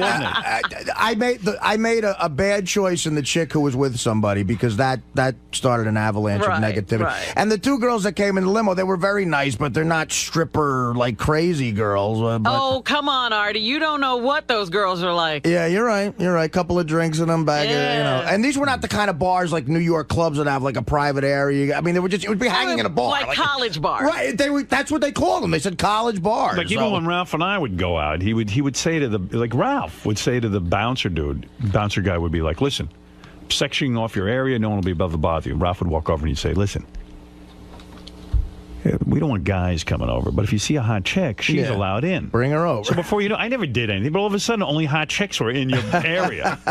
You start. Guys would come by, and I'd go, "Oh yeah, come on in," and then the bouncer would go, "You're not. You get out of here." Right. And Artie doesn't understand that exclusivity, that idea that only you can get here, heightens your appeal. That's right. Yeah, and take a shave. That's why that scene at the Hard Rock Pool a few years ago, that whatever they call it, rehab on Sundays. Yeah. Oh God, what a scene! Are you bringing that girl to the premiere? The one who called in the other day with the flat stomach? I'm not bringing her. I mean, she's coming, be there. Right? I'm not taking. She said she's going to blow you. What about Siobhan's daughter? I'm not taking. Are you going to call her? You know what? I'm really thinking about calling her. You want to know something? Siobhan keeps calling and saying, "When are you going to call the daughter?" Again, which worries me because I'm afraid the girl is grossed out by me and Siobhan is forcing her on me. That's not it. But dude, who cares? I'm not taking a date. That's disrespectful to Dana. It's too soon. I'm not taking a date to the premiere. Die? What are you? No, but I mean, we just statute of limitations. We just broke up, and it's disrespectful. Are you going out with her or not? Who, Dana? Right now, no, absolutely not. So what are you worried about? But it just happened. I'm not going to go. It didn't just happen. This has been happening. It's been happening for a year. I'm sick of it already. No, I wouldn't do that to her. That's not right. You're so crazy. I'm not saying I'm against getting laid in a hotel later in the night. I'm not taking a date. All right, that I understand. You know what I mean? I understand. Well, on the night of your premiere, Artie, you should get laid. It's going to be, first of all, if you don't get First of all, Dana is in the movie. How hard is this going to be? I don't know. She's in for 2 seconds. We put her in the background or something. If you don't get laid the night of your premiere, what's the point? The premiere of Artie Lang's Beer League at the Ziegfeld. You gotta get laid that night. You don't get laid, you can't get laid. Hey, Allison, you're on the air in Cleveland. And then we got to get to Lisa G, who's here with the headlines. Go ahead, Allison. Oh, hey, Artie. I was the one that bought you a shot at the end of the show. Oh, okay. Yeah. We wanted you to come out with us so bad. Wait, was this the girl who came backstage? I did. With your boyfriend? Well, he's actually my husband. But, sweetie, what was going on there? Like, you were going backstage, and you weren't taking him, though. Oh, well, this is so funny. He and my friend's husband, they wanted to go get the T-shirts. They were like, oh, go meet Artie, go say hi. And we really wanted to take you out, get you out of Lorraine, and go out. See, this is what girls don't understand. Yeah, but it didn't look... that's what my husband said. You don't understand. Artie doesn't want to go out. He wants to fuck you. I know. You know, he doesn't want to go out. He can go out anytime. He's not looking for a good time in Cleveland. Howard, this chick is Chicks hot. don't get it. Yeah, she thinks I want to go out to find the He bar. just got out of prison. Honey, were you going to have sex with Artie at any point? No, I know. My husband said that. He's like, you're going to cockblock Artie. Just let him be. Go Your out. husband is so right, and I'm glad, you know, because I mean, look, honey, you're really hot, you know, and of course, I was thinking you were a little lit. I was lit. I was thinking I might have a shot. Could he have gotten a shot with you?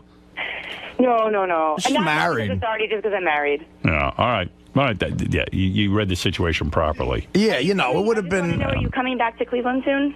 These girls are so. I'm hanging up on them. Yeah. They think you want to hang out with She them. really thinks I want to find the bar to drink. Yeah, like we could show you such a good time, me and my husband, and it'll be so cool, Artie. We'll be hanging out with Artie. You and your husband. And you can talk about the show. Yeah, broads don't get it. They really, and this chick seemed like a chick who's, you know, she's not naive, and even hip chicks, they don't get it. Guys want to hook up. Although, like possibly if you went out with her and her husband, like maybe you get laid. But wait, if you can't get laid at your own concert, where the hell are you going to get laid? Right. I mean, you're the star of the party here. It was a very awkward situation, and you know, you need some help putting that all together. I could see what's going on there. You don't have people. I got to get people. Yeah. I mean, even Gary the retard called up. This I don't know who put him up to this, or he did it on his own. He was at first I didn't know what he was talking about. I think he's saying he's going to go out and bang Dana to taunt Artie. Gary the retard. Yeah, because he hates you because you're always goofy. Now, what if that happens? Hey, Artie, you son of a bitch! I'm telling you, talking about Dana, you asshole! I'm gonna fuck Dana, you retard! I'm gonna fuck her like a bottom and we'll stick the fire hose up her pussy and let it all wet up! Oh. See you, asshole! Bye, you cunt! That would be good. Wow. You find out Gary the retard's banging Dana behind your back. Hello, Artie. I just want you to be the first to know. I didn't want your friends to tell you or you to hear it on the air, but I hooked up with Gary the retard. Yeah, it'd be like Gary going, Artie, you know, that voice I put on the show is bullshit. You know. I'm really a smooth guy. Dana and I really love each other. All right, Gary, it's war, motherfucker. You just crossed. I'm gonna fuck that chick. Hi, I'm Sarah Silverman. I just bought this coat at H&M, and I'm very excited to be at the Sirius headquarters to be on Howard's show. I'm very excited. I haven't been on this yet. I have to remember to not watch my mouth. Drop F-bombs with your new coat? I'm gonna fucking wear this fucking red coat. You're bad, Sarah. I'm so bad. Sarah Silverman is here. She is a beautiful comedian. Whoa. Nice studio, huh? Whoa. Damn right. Don't we deserve a nice studio? You're saying whoa like we don't deserve it. I'm not saying whoa like you don't deserve it. I'm saying whoa like finally. A nice studio, right? Yeah. I thought you guys were going to leave the Sibian out for me. Why don't you try it? Sit on it, for God's sakes. You're open to that kind of Is thing. there a way I can just sit on it on the back? You could sit on it with your clothes on and feel what it feels like if you want. I mean, you don't have to be undressed, but sit on it and tell me if it's any good. You can get you will know in the first 10 seconds whether you like it it's or the not. real deal or not. But you can have your clothes on. It's cool. Sit on it. Just see what it feels like. Jimmy would kill me. Oh, Jimmy loves it. Jimmy loves this show. Jimmy He loves wants the you to Sibian. get with other women. Wow, it's small. It's not like a big contraption. Very It's something unassuming. you could have. It looks like, doesn't it already look I like sat on a it. comedy club chair with a little something on it? Yeah, actually, that's true. You Which is gotta just sit on it. depressing. You see, you would tell me what you think of it for real.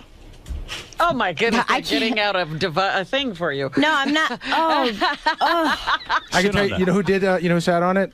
Carmen Electra. But with her clothes on. Right. She's a star. I know. Right. And she did it. You could be where she was. You want to try it? She sat on No, it with no, Justin I was Timberlake. kidding. I can't. I really feel like you're not kidding. I would like to, like, at home. No, you can't take it home with you. The show doesn't work that It's way. wrong if you do it alone. Yeah, that'd be creepy. It's not like the elementary school gerbils you can have for the weekend. Right, you take You them home. take it home and watch it. My kids used to do that. They'd get the gerbil, animal, yeah. and they'd take it home, and I'd be shitting my pants that the gerbil was a rabbit. The class had a rabbit, and you got it for the weekend, and Right. I had to, worry the rabbit was going to die on my watch. I did that too. As a kid, I took the rabbit home, and you're so afraid. What if it dies over the weekend? But what about Sarah taking the Sibian home over the weekend? Will she break it? How long are you in town I'd for? have to check it on Right. the plane. Are you just here for the day? No, I've been here since Thursday, and I'm here until Friday. And what are you doing? You're promoting? Promoting your movie, right? I'm a little bit promoting that movie School for Scoundrels that comes out on the 29th. But I'm also on Thursday, I'm doing this new comedy club called Comics, spelled with an X. Oh. Yeah, isn't I heard that about funny? this. The one down in It's already a screen. the one in the meatpacking district? Yeah, it's in the meatpacking district. Very hip. COMIX. Yes. Oh. Hilarious. Why does every comedy club have to have a goofy name? I know. Why can't it just be Comics? COMIC.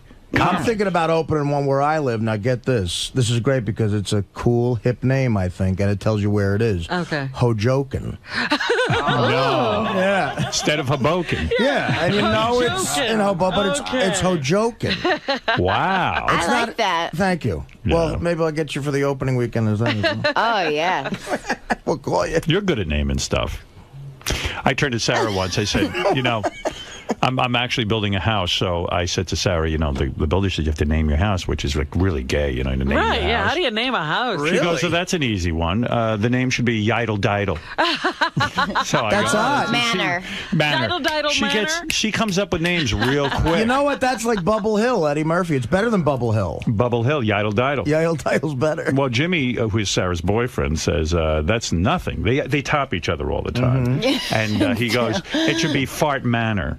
That's pretty good. So, they fight all the time, just about who's funnier, I think. Is You it don't hard? fight, but whenever one person says something funny, the other one's brain starts working to try to think of something else. I do feel pressure when I'm around you guys as a couple because I figure, well, they're so funny. It's you really gotta a be comedy witty. couple, yeah. Yeah, and I'm really not good at coming up with these little witty lines, and those two are so good at it. So they're throwing them out all the time. Yeah, they always are fast. fast. We're not wacky to hang out with. No. I mean, but Jimmy and Sarah spent a week with us. Right.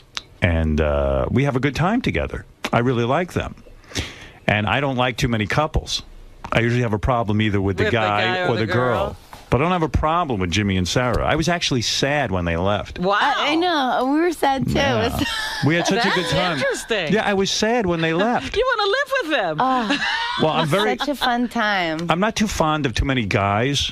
And Jimmy is sincerely one of the nicest guys I've ever met. Really? Yeah, he really is. He's the most thoughtful person. Yeah, Jimmy Kimmel I'm talking about. I get you. He's got a TV show. Yeah, and he's going to have another TV show. He's Yeah. got a game show he's going to do. Wait, Jimmy's on the phone. He wants to tell you to ride the Sibian. What is it, Jimmy? Jimmy? Good morning. Yeah, Good morning, Howard. How you doing? Good morning. And what do you want to tell Sarah? Sarah, be thoughtful and ride the Sibian. Come on. There you go. Oh, okay, darling. Obviously not I'll Jimmy. jump right on it. But yeah, no, I spent time with them, and I felt sad. Usually I can't wait for somebody to get out Jimmy's the door. a nice guy. I don't really, I've only seen him on the show. Oh, he's really very sincere. He's nice here. I figure it's an act. Good guy. Yeah. And those two, you're not going to get married. That's right. Yeah. See, this is the Howard first. and I feel very strongly about something. Howard? Wait, no, you feel strongly about it. I think What, it's is great, this a though. cause you two have? Sarah announced that she will never get married until gay people Can get get married. But I said it before it was cool. Right. So I latched onto this. I Right said, away. What a great thing. Because those religious people are never going to let that happen. And now Brad Pitt just said it. He said he will not marry Angelina Jolie until gays can get married. Yeah, monkey see, monkey do. I tell ya. What See, a copycat. I told Dana I will not have children until gay people can have children. Wow, that's smart. So we're waiting on that medical miracle. But one of the weird things hanging around with Sarah and Jimmy is, if there is something weird about it, is that you wonder what they say about you behind your back. Because do you guys spend time talking about everybody else under the sun? Yes. Yeah. And I get very weirded out because those two, I feel, as comedians, are very judgmental. Right. You know. But there's nothing. Well, I mean, the opposite obviously is true. I mean, all you guys do is talk about your friends. Right. I mean, it's all you do, and it's also why it's so much fun. I mean, you're obviously a great storyteller, as is Artie, and but like, the weird thing is Beth is also a great storyteller. So like, we're just like this. Whenever we're with them at every meal, it's just like, it's so fun. It's story time, and you guys have the best, the funniest stories, and you tell them so well. And I don't know what my point is, other than all we talk about when we're alone is just, I mean, it's, really? Well, See, you I were thought basically saying you're wondering what they're saying about you. What stories do they get from being with you? Yeah, there must be something good. I'm Like, telling you, I really kind of don't. Really? Yeah, I don't with them. That's probably why I like them so much. So you don't talk about them to other people? No, I don't badmouth them. You know, everybody else I badmouth. I know. You know, I look for the most, whatever I can find, and I pick on Right, it yeah. You just... like a scab. That's true. I can attest to that because the couple times you've been away with them, you come back and you just go, like, off the air. He'll just say, like, yeah, we had a really, really great time. Yeah, I think I love Jimmy. Like in a very sincere way. I really do. Would you marry Jimmy? I would marry Jimmy. If they do approve gay marriage? that would be great. But then Sarah would have to marry. I said to Beth, I really love Jimmy. I do. I really. He really is a nice guy, Jimmy. He's a great guy. I've been an acquaintance of his for a long time. Yeah, and Sarah bangs him. Wow. Good for her. And I really like Sarah. I mean, it's like really weird. I just like the two of them It's very not much. like you have to put up with Sarah because you love Jimmy. No, I would hang out with Sarah even apart from Jimmy. I so see. It's very good. Yeah. Yeah, definitely. Belly laughs, and also just good conversation. Yeah, but I never know if you're sincere that you really like me. Like maybe you're disappointed with me when you hang out with me. Why would she be disappointed? Are you This not isn't funny good or radio, fun? but I adore you. I mean, yeah? I just, Okay. I just swoon for both of you. I wonder who I'll be friends with if you two break up, though. Can't you couldn't maintain friendships with both of them? Well, it always happens that one goes out the window. And that's not my fault, but it just happens that way. I don't see us breaking up. I don't think you have to worry about it. It's like if you and Beth break up, it's just like not going to happen. That's what's also nice is that we love our boyfriend and girlfriend in front of each other. That's right. Not in a What? And what? I smell swinging. No, not in a swinging way. Like just say, we're both couples that are into like holding hands or giving a kiss or just showing our love to each other. Not in a I don't think annoying way to others, but it's just nice. I feel like Sarah will go sit on Jimmy's lap in the middle of dinner. You know, and she's not having sex with him. No, I don't know that they ever have sex. I fucked the shit out of him. Do you? No, I've just been excited to say that since we moved to Sirius. I can't picture you on all fours and Jimmy behind you. Like I never could. Hair. Show me. It's like this. Oh. I just imagine Jimmy. That's it. You're so sweet. It's like this seems wrong. I can't see you like that. I can't see you like that. You're so pure. I am. I don't know. I do it though. One time we were pulled to his house, and oh wait, All right. Fred having a moment. Fred, come on. I saw the position. I was inspired. Yeah, one time you were pulling into the house. And I go, and just as we were walking out of the car, I go, I fucked the shit out of you last night. And we look, and our neighbor lady's just standing there, awkward. And then we both are like kind of just mortified but giggling. And she's like, are these your trash cans or ours? Is she older? No, she was like 30. Are you good in bed? I don't know. I think so. Do you think Jimmy is? Yes. You do? I think Jimmy is. I can't imagine Jimmy being good in bed. He is. You know why? probably- He's like so resourceful. He cares. Right. That's you know a what? big deal, the caring, yeah. I go fishing with Jimmy, and Jimmy's very competent as a fisherman. Like, he knows how to handle himself with Really? fishing. And I could see, like, like he prides himself. Like, he probably bought books on sex and, like, studied it. And really worked at it. Yeah. Yeah. Yeah. I think so. I could see him really caring. I'm not kidding. I studied sex. It's true. Everything he does, he puts so much thought into it. And you know what's weird too? It's when you know somebody from sort of the world of comedy, like stand-up and nightclubs. It's hard to think of them as a domestic person. Right. But when I did Jimmy's show last couple months ago, Sarah was also on the show, and afterwards we were going to go have a couple of drinks, and Jimmy said Sarah's going to take my kid home, and Sarah said, "Yeah, I'm taking Jimmy's son home," and it was just like it was nice and sweet in a way, but sort of odd to see you in that position of like right, a comedian taking care of yeah, like a domestic. You just put it into words. Like I never know if those two are for real or not. No, you could tell she likes the kid and she's taking the kid home. Does the kid like you? Are you getting along with his kids? She's a stepmom. Yeah. She's stepmom. This is what I was like. I was home alone with the boy and the girl, and I came down the stairs, and they're in the middle of a crazy fight. But they don't really fight like cats and dogs, but she had written gay on his arm in Sharpie. And, nice, that's funny. And written on his face. That's funny. And they were screaming, but he did this, but she wouldn't get off the computer, but he was poking me in the head. And I was like, wait. I don't give a shit. I'm an adult. I don't care. I do like them, and I hang out with them, but I'm not going to be like... sort out fights or something. Yeah, you're not new mommy. Yeah. Yeah, you don't want to be in that role. Yeah, we like new mommy. She ignores us. Yeah. And Sarah's fun to hang out with. We walked into town and Sarah started yelling at the local kids. Oh, that's funny. There was a girl walking around in a bathing suit. She just walks up to her and goes, "When are you going to put your clothes on?" No, this is what it is. It's like a grown girl, but she's young. She's, fully developed, but young. And she's wearing probably a bikini, but she's wearing a T-shirt that ends right at her waist. So it just looks like she's wearing a T-shirt and underwear and walking around town.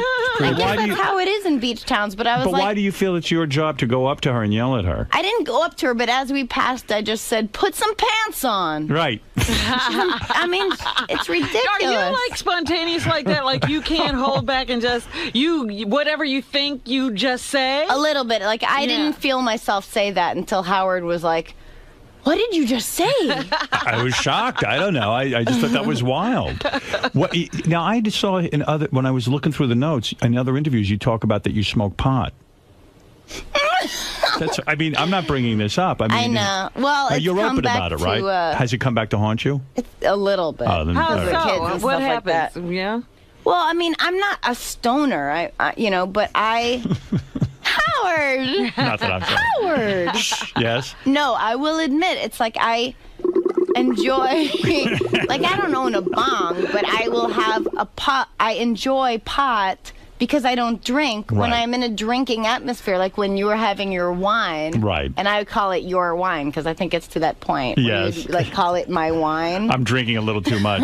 Yes. So when the wine would come out, I would eat, when we're on vacation, 1/4 of one pot brownie. And that was my wine. That was your way of relaxing and getting loose. Yeah, but I'm a lightweight. Like if I smoke pot, Right. 1 puff, 2 puffs, that's all I can handle. Right. But I do enjoy it, yes. I read that your father pulled you out of college, because he said it was too expensive. He didn't say it was too expensive, but I mean, I was doing stand-up at night and then and I was doing college and everything. And then 3 weeks before my sophomore year, he called and he was like, "Listen, let's make a deal. I'll pay your rent for the next 3 years, as if it's your sophomore, junior, senior year. Right. You don't go back to college." I mean, that's so much less expensive for him. And you Right. just keep doing what you're doing because it seems like you're doing all right. So you're okay did you with it? consider that support of your chosen career, or was he kicking you out of college? He didn't say I had to leave, but I mean, he just said, here's a deal I can make you. I'll Right. do this for you. Sounds like a very normal childhood. Yeah, it was... Sometimes you get depressed, right? What are you talking well, about? yeah, it was... Sometimes you'll go antidepressants and stuff because really? you get well, upset. I did read in the notes. You've been on antidepressants since you were 24 or something? Wow. That's what it said in the notes. Oh, my God. You must have opened it up to someone, not me. Yeah, I who didn't did even you know talk that. to? Must have been stoned. Sarah Yeah. Silverman, this is your depressing life. Well, I Wonder know why you're because so didn't depressed. I tell you the story about my shrink that killed himself? No. God, Your shrink killed himself? When I was 13, When I was 13, I went to a shrink. Seriously? And he killed himself. Not in front of you. I had one session, and he said, oh, you're depressed. Well, here's this stuff called Xanax. Xanax? And he said, anytime you feel sad, you just take one of these. At 13? Yeah, when I was Perfect. 13. So I go, okay. So, Why do you think you were so sad?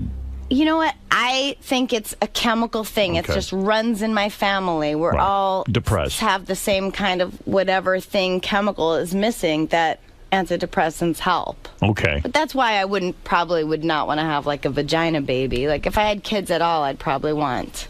An adopted baby? Yeah. Because you're afraid the kid would be depressed? Yeah, and I don't want to watch it. Oh, Christ. I'm sorry. I hate not seeing you guys. What are you doing over there? She's trying to get to the know point what? where she I can thought see the this was the guy. Sybian. Just get on the Yeah, I Sybian. just want to see. I want to be able to see everybody. I want to Well, your watch Artie boyfriend's read on the the phone. sports page. Hey, Jimmy. You should have a vagina baby, Hey, Sarah. Jimmy. I think it'd be good for you. Oh. Yes, you should, I think. Hey, Jimmy. Thanks, Artie. Hello. You there? Yeah, how you doing? You listening to all this? Of course I'm listening. Jimmy listens when we interview High Pitch Eric. Why would We must listen when we're interviewing Sarah. Why do you think Sarah's so depressed? I don't think she is depressed anymore now that she's got the drugs every day, and we make sure we take those every day, right, hon? Yes, we do. Thank you, Jimmy. Jimmy checks to see. She's all right. I think it's good. Is he like Nurse Ratched with the cup? Here, it's time for your pill. Yeah. No. I mean, I don't know. To be honest, I don't know what she's like when she doesn't take the pills. Is that right? I don't know what I'm like. Let's find out.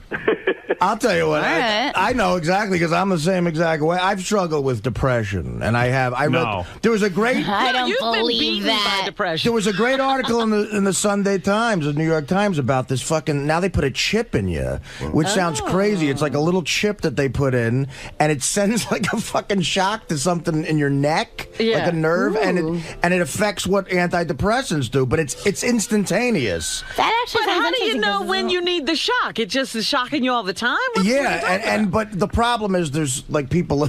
Now there's been some deaths and shit. Of course. So Big deal. you know, some people. Yeah, to They're me, downers fuck it. anyway. But they Yeah. die with a Death smile schmath. on their face. That's But you right. physically feel the first little like thrust. Who would put a chip inside themselves? I'm thinking about it. You know. Oh, stop it. Stop Oh, the it next time I'm already. out for a week, you'll fucking Okay, want the get chip on in- Sarah's pill. Give him some of your stash. I used to try to. The antidepressants is too He many. doesn't fucking, like the pills. You can't have sex.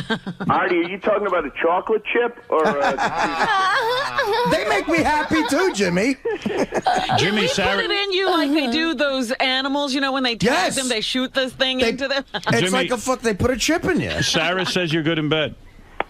Well, yeah, I guess so. I guess I'm pretty handy with all things. Did You you? know what? When I'm watching you on late night now, I'm going to be thinking about that. He's good in bed. Oh yeah, I would do incredible things to you, Robin. It's Jimmy Kimmel Live. Jimmy Kimmel Late good night in is bed. Letterman. Jimmy Kimmel Live in bed. They're No, gonna. I said when I'm watching him Oh. live, I'll be live. Did He'll you guys be on TV. Did you guys have sex in my house? Oh yeah, Of course not. Definitely. We had sex on your house. Really? I'm shocked. I don't see No, you two you're do. not shocked. Please. Did you do it in other rooms besides the bedroom? No. You didn't smell my underwear, did you, Jimmy?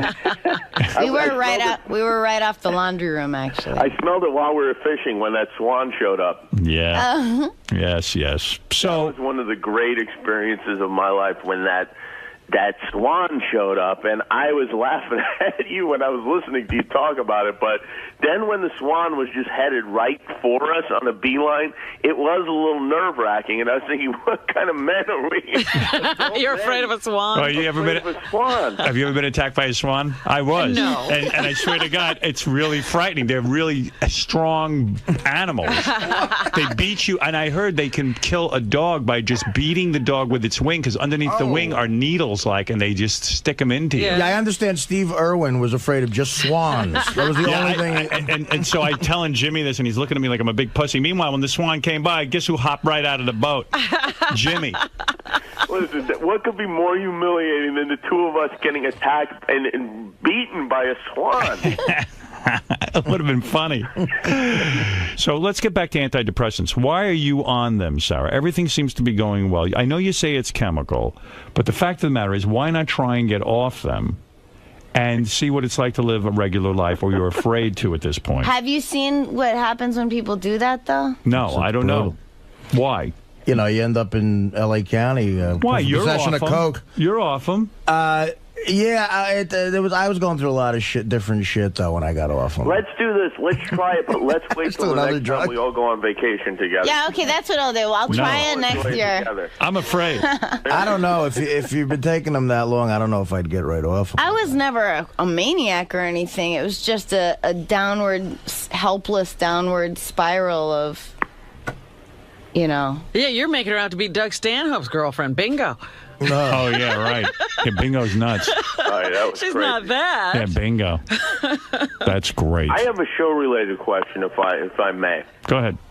Why hasn't Eric the Midget got in balloons and flown around yet? Well, I think we're Eric. Well, wait. Let me ask him. He's on the phone. Eric is called in every day this week. Oh my God, I'm so excited. Are you a big Eric the Midget fan? I'm a very big Eric the Midget fan. I'm very upset for him about the Katie Couric debacle. What do you mean? That she took his sign off. That was bullshit. Oh, yeah, you're right. Yeah, goodbye for now. That's right. Eric. Good morning. Evidently, your two biggest fans are here. Sarah Silverman, the comedian. Are you a fan of hers? Yeah. Yes, now. and Jimmy Kimmel from Jimmy Kimmel Live. Good morning. Good morning. Good morning. Howard? Yes. Katie Couric did not do Good Night for Now last night. I know, she changes it every night. Oh, she's trying out different things. She changed it to, "This is a sticky situation." What, Eric, answer Jimmy's question. Jimmy wants to see you fly with balloons. Sarah wants to see you fly with balloons. Why are you not flying with balloons? Why are you not flying? Jimmy, I'll tell you the snag. Eric wants me to sign a document drawn up by his lawyer. He has a lawyer. That would hold me responsible for anything that happens to him during balloon flying. Right. And I said to him, look, the Jackass guys don't make people sign things. Steve-O doesn't come in here and make me sign a document before he has darts put in his ass. I don't want to sign anything. I think you should sign it. What more could happen to him that God hasn't already done already? Yeah, but that's the point. He'll say, oh, my neck hurts. And then he'll go in front of a jury, and I'll be responsible. And he's not even for real. Yeah, we've seen that song and dance, Eric. I mean, I can't risk that. Eric's going to die at any moment, probably anyway. Can't blame us for that. No, I'm not. What do you mean, no, you're not? Please. You're very fragile, my friend. You told us you'd already lived past your life expectancy. Yeah, my luck, you'll come on here, fly by balloons, and have a little heart attack. Right. Yeah, it's all gravy now. Right. I don't believe that Eric is cowardly enough to have a lawyer draw up a document. I bet that's some lawyer getting involved and saying, "Hey, Eric, look at this. We should do this. We could cover you. Who knows? Maybe we'll make some money out of this deal." That can't be Eric's idea. Howard's putting words in my mouth. Right. There's not even a lawyer involved. Right. So I don't never even talk to a lawyer. But you wanted us to sign a document. I assume that you are a litigious little midget because you immediately brought up the law, that I'm signing a document. I assumed you had a lawyer when you asked me to sign a document. You wrote this up yourself? No, I A clown drew it up for him. Well, if you wrote it yourself, I'll sign it. If it's in crayon, he'll sign it. You're what we call a litigious. A litigious. You're a litigious midget. Eric? So answer Jimmy's question. What is the real hang-up here? Why aren't you flying? Well, last night I reached the decision to do it until some jackass on the line said that he had my home address and was going to post it on SFN. So that idiot with the name, the president of Howard Stern Chat, that asshole blew it for everybody. What's that got to do with us? It'll make me suffer. I don't want jackasses threatening me, holding my home address over my head. Well, there you go. First of all, everything's over your head, Eric. Secondly, I think the important thing is you can't let this guy threaten you. You've got to. If he's saying you better not get in those balloons, or else I'm going to post your address, you got to tell him, screw you. I'm flying with balloons. Boy, Jimmy is good. Yeah, we should have called you when we first started this thing. I have been looking forward to this since the first time it was mentioned. It is one of my dreams to see a man fly around on balloons. Especially Eric. And Howard said it is going to happen, and I've been waiting and waiting. Oh, it's going to happen. I see him splayed out like Superman, flying through the studio. No, you know what? No one is seeing me out of my wheelchair. No one. Let me ask you something. We can't fly a wheelchair. That's the other thing. I'm not flying your wheelchair. I'm flying you. That's dangerous. First of all, to be in a wheelchair and fly is not flying. That's like being in an airplane. I'm talking about you, like Superman, splayed out straight forward with your arms in front of you, flying through the studio. And your legs wherever they can be. Right. And your legs out behind you. That's flying. Flying is in a wheelchair. It's not like they're going to put you in some crazy embarrassing costume. Like, you'll wear like a 3-piece suit. Right. Yeah. So that you look lawyerly. Like you're a flying lawyer. Look like a Brooks Brothers. But that's an absolute. No wheelchair, right, Jimmy? No, well, I don't see how physically you fly a wheelchair. It's too heavy. That's ridiculous. Right. Flying, you don't need a wheelchair in the air. It's just the same. You don't need a wheelchair in a pool, do you, Eric? Yes. No. No, you're free. No. But I just do not want anyone to see me out of the wheelchair. Well, then we have another roadblock in our journey to flying. I could even create a costume like out of a blanket so that no one will really see you. Like your head will be. It'll almost look like your head is just floating. Your harness will cover you. Your harness is going to cover your body. A sack. Yes. I'll put you in a sack. What about if instead of the wheelchair, it's in a crib? In a baby crib. Yeah, like a stroller. Would you like go that little bed that you see, sometimes with the balloons strung to it like a mattress, a flying mattress. Yeah. Yeah. Like a hot air balloon. What do you think of that? A baby crib. Alibaba. Ali Baby. You could be like the midget of Oz. You got to really think this through. You got to be splayed out, though. You can't be in a wheelchair. Are you going to watch? Are you going to watch Jimmy's special tonight? I'll try. No. I'm dedicating it to you and the balloons. What if Sarah Silverman flies with you? I would do that. You would, right? I know you would. And what if I flew you like in a room full of balloons so that when if you even did fall, you just fall on a balloon? You land on a balloon. It'd be like one of those bouncing houses. I don't know, Eric. To me, this sounds like a dream come true. I don't know what's so unpleasant about floating around with balloons. I just feel kind of vulnerable out of the wheelchair. No. That's silly. That's your biggest problem. That's your biggest handicap in life, Eric, is your inability to be vulnerable. Yeah, now you're just being a dick. Yeah, I mean, that's the exciting part. If there was nothing to it, who would do it? I know a lot of people in wheelchairs that would, I think they dream of the opportunity to fly around with balloons attached to them. Yeah, just for example, Jimmy, name one. My friend Alan. Right. He wants to fly with balloons? I haven't specifically asked him, but I would think that, since he can't walk, that maybe flying around with balloons would be something he'd dream about. And you know what? I would never call you Eric the Midget again. I'd call you Eric Knievel. Ooh. Eric Knievel. Eric Knievel. I like that. Thank you. So think about that, Eric, okay? Digest that. Two things before you let me go. One is a plug for a guy's website that's paying me, superfanonline.com. Those could be on the balloons, that website. Right, that could really generate You some could cash. make so much money from putting ads on the balloons. Right. And what else? Also, if Mutt is listening, he has me as a VIP status. If my address pops up on there, this message is to Mutt, automatically get rid of that asshole. All right, fair enough, Eric the Midget. Whatever. Thank you, Why don't we Eric. just have Mutt change things to say that if Eric doesn't fly in balloons, he's going to post his address? That's right. Well, it's not Mutt who's doing it. Some other there. Thank you, Eric, and please consider the offer. Thank you. Well, last night I was all set, ready to do it, even though I was going to... No, you weren't. No, you weren't. Go Don't tease think me. Get your think it mind through. right. Get your mind right.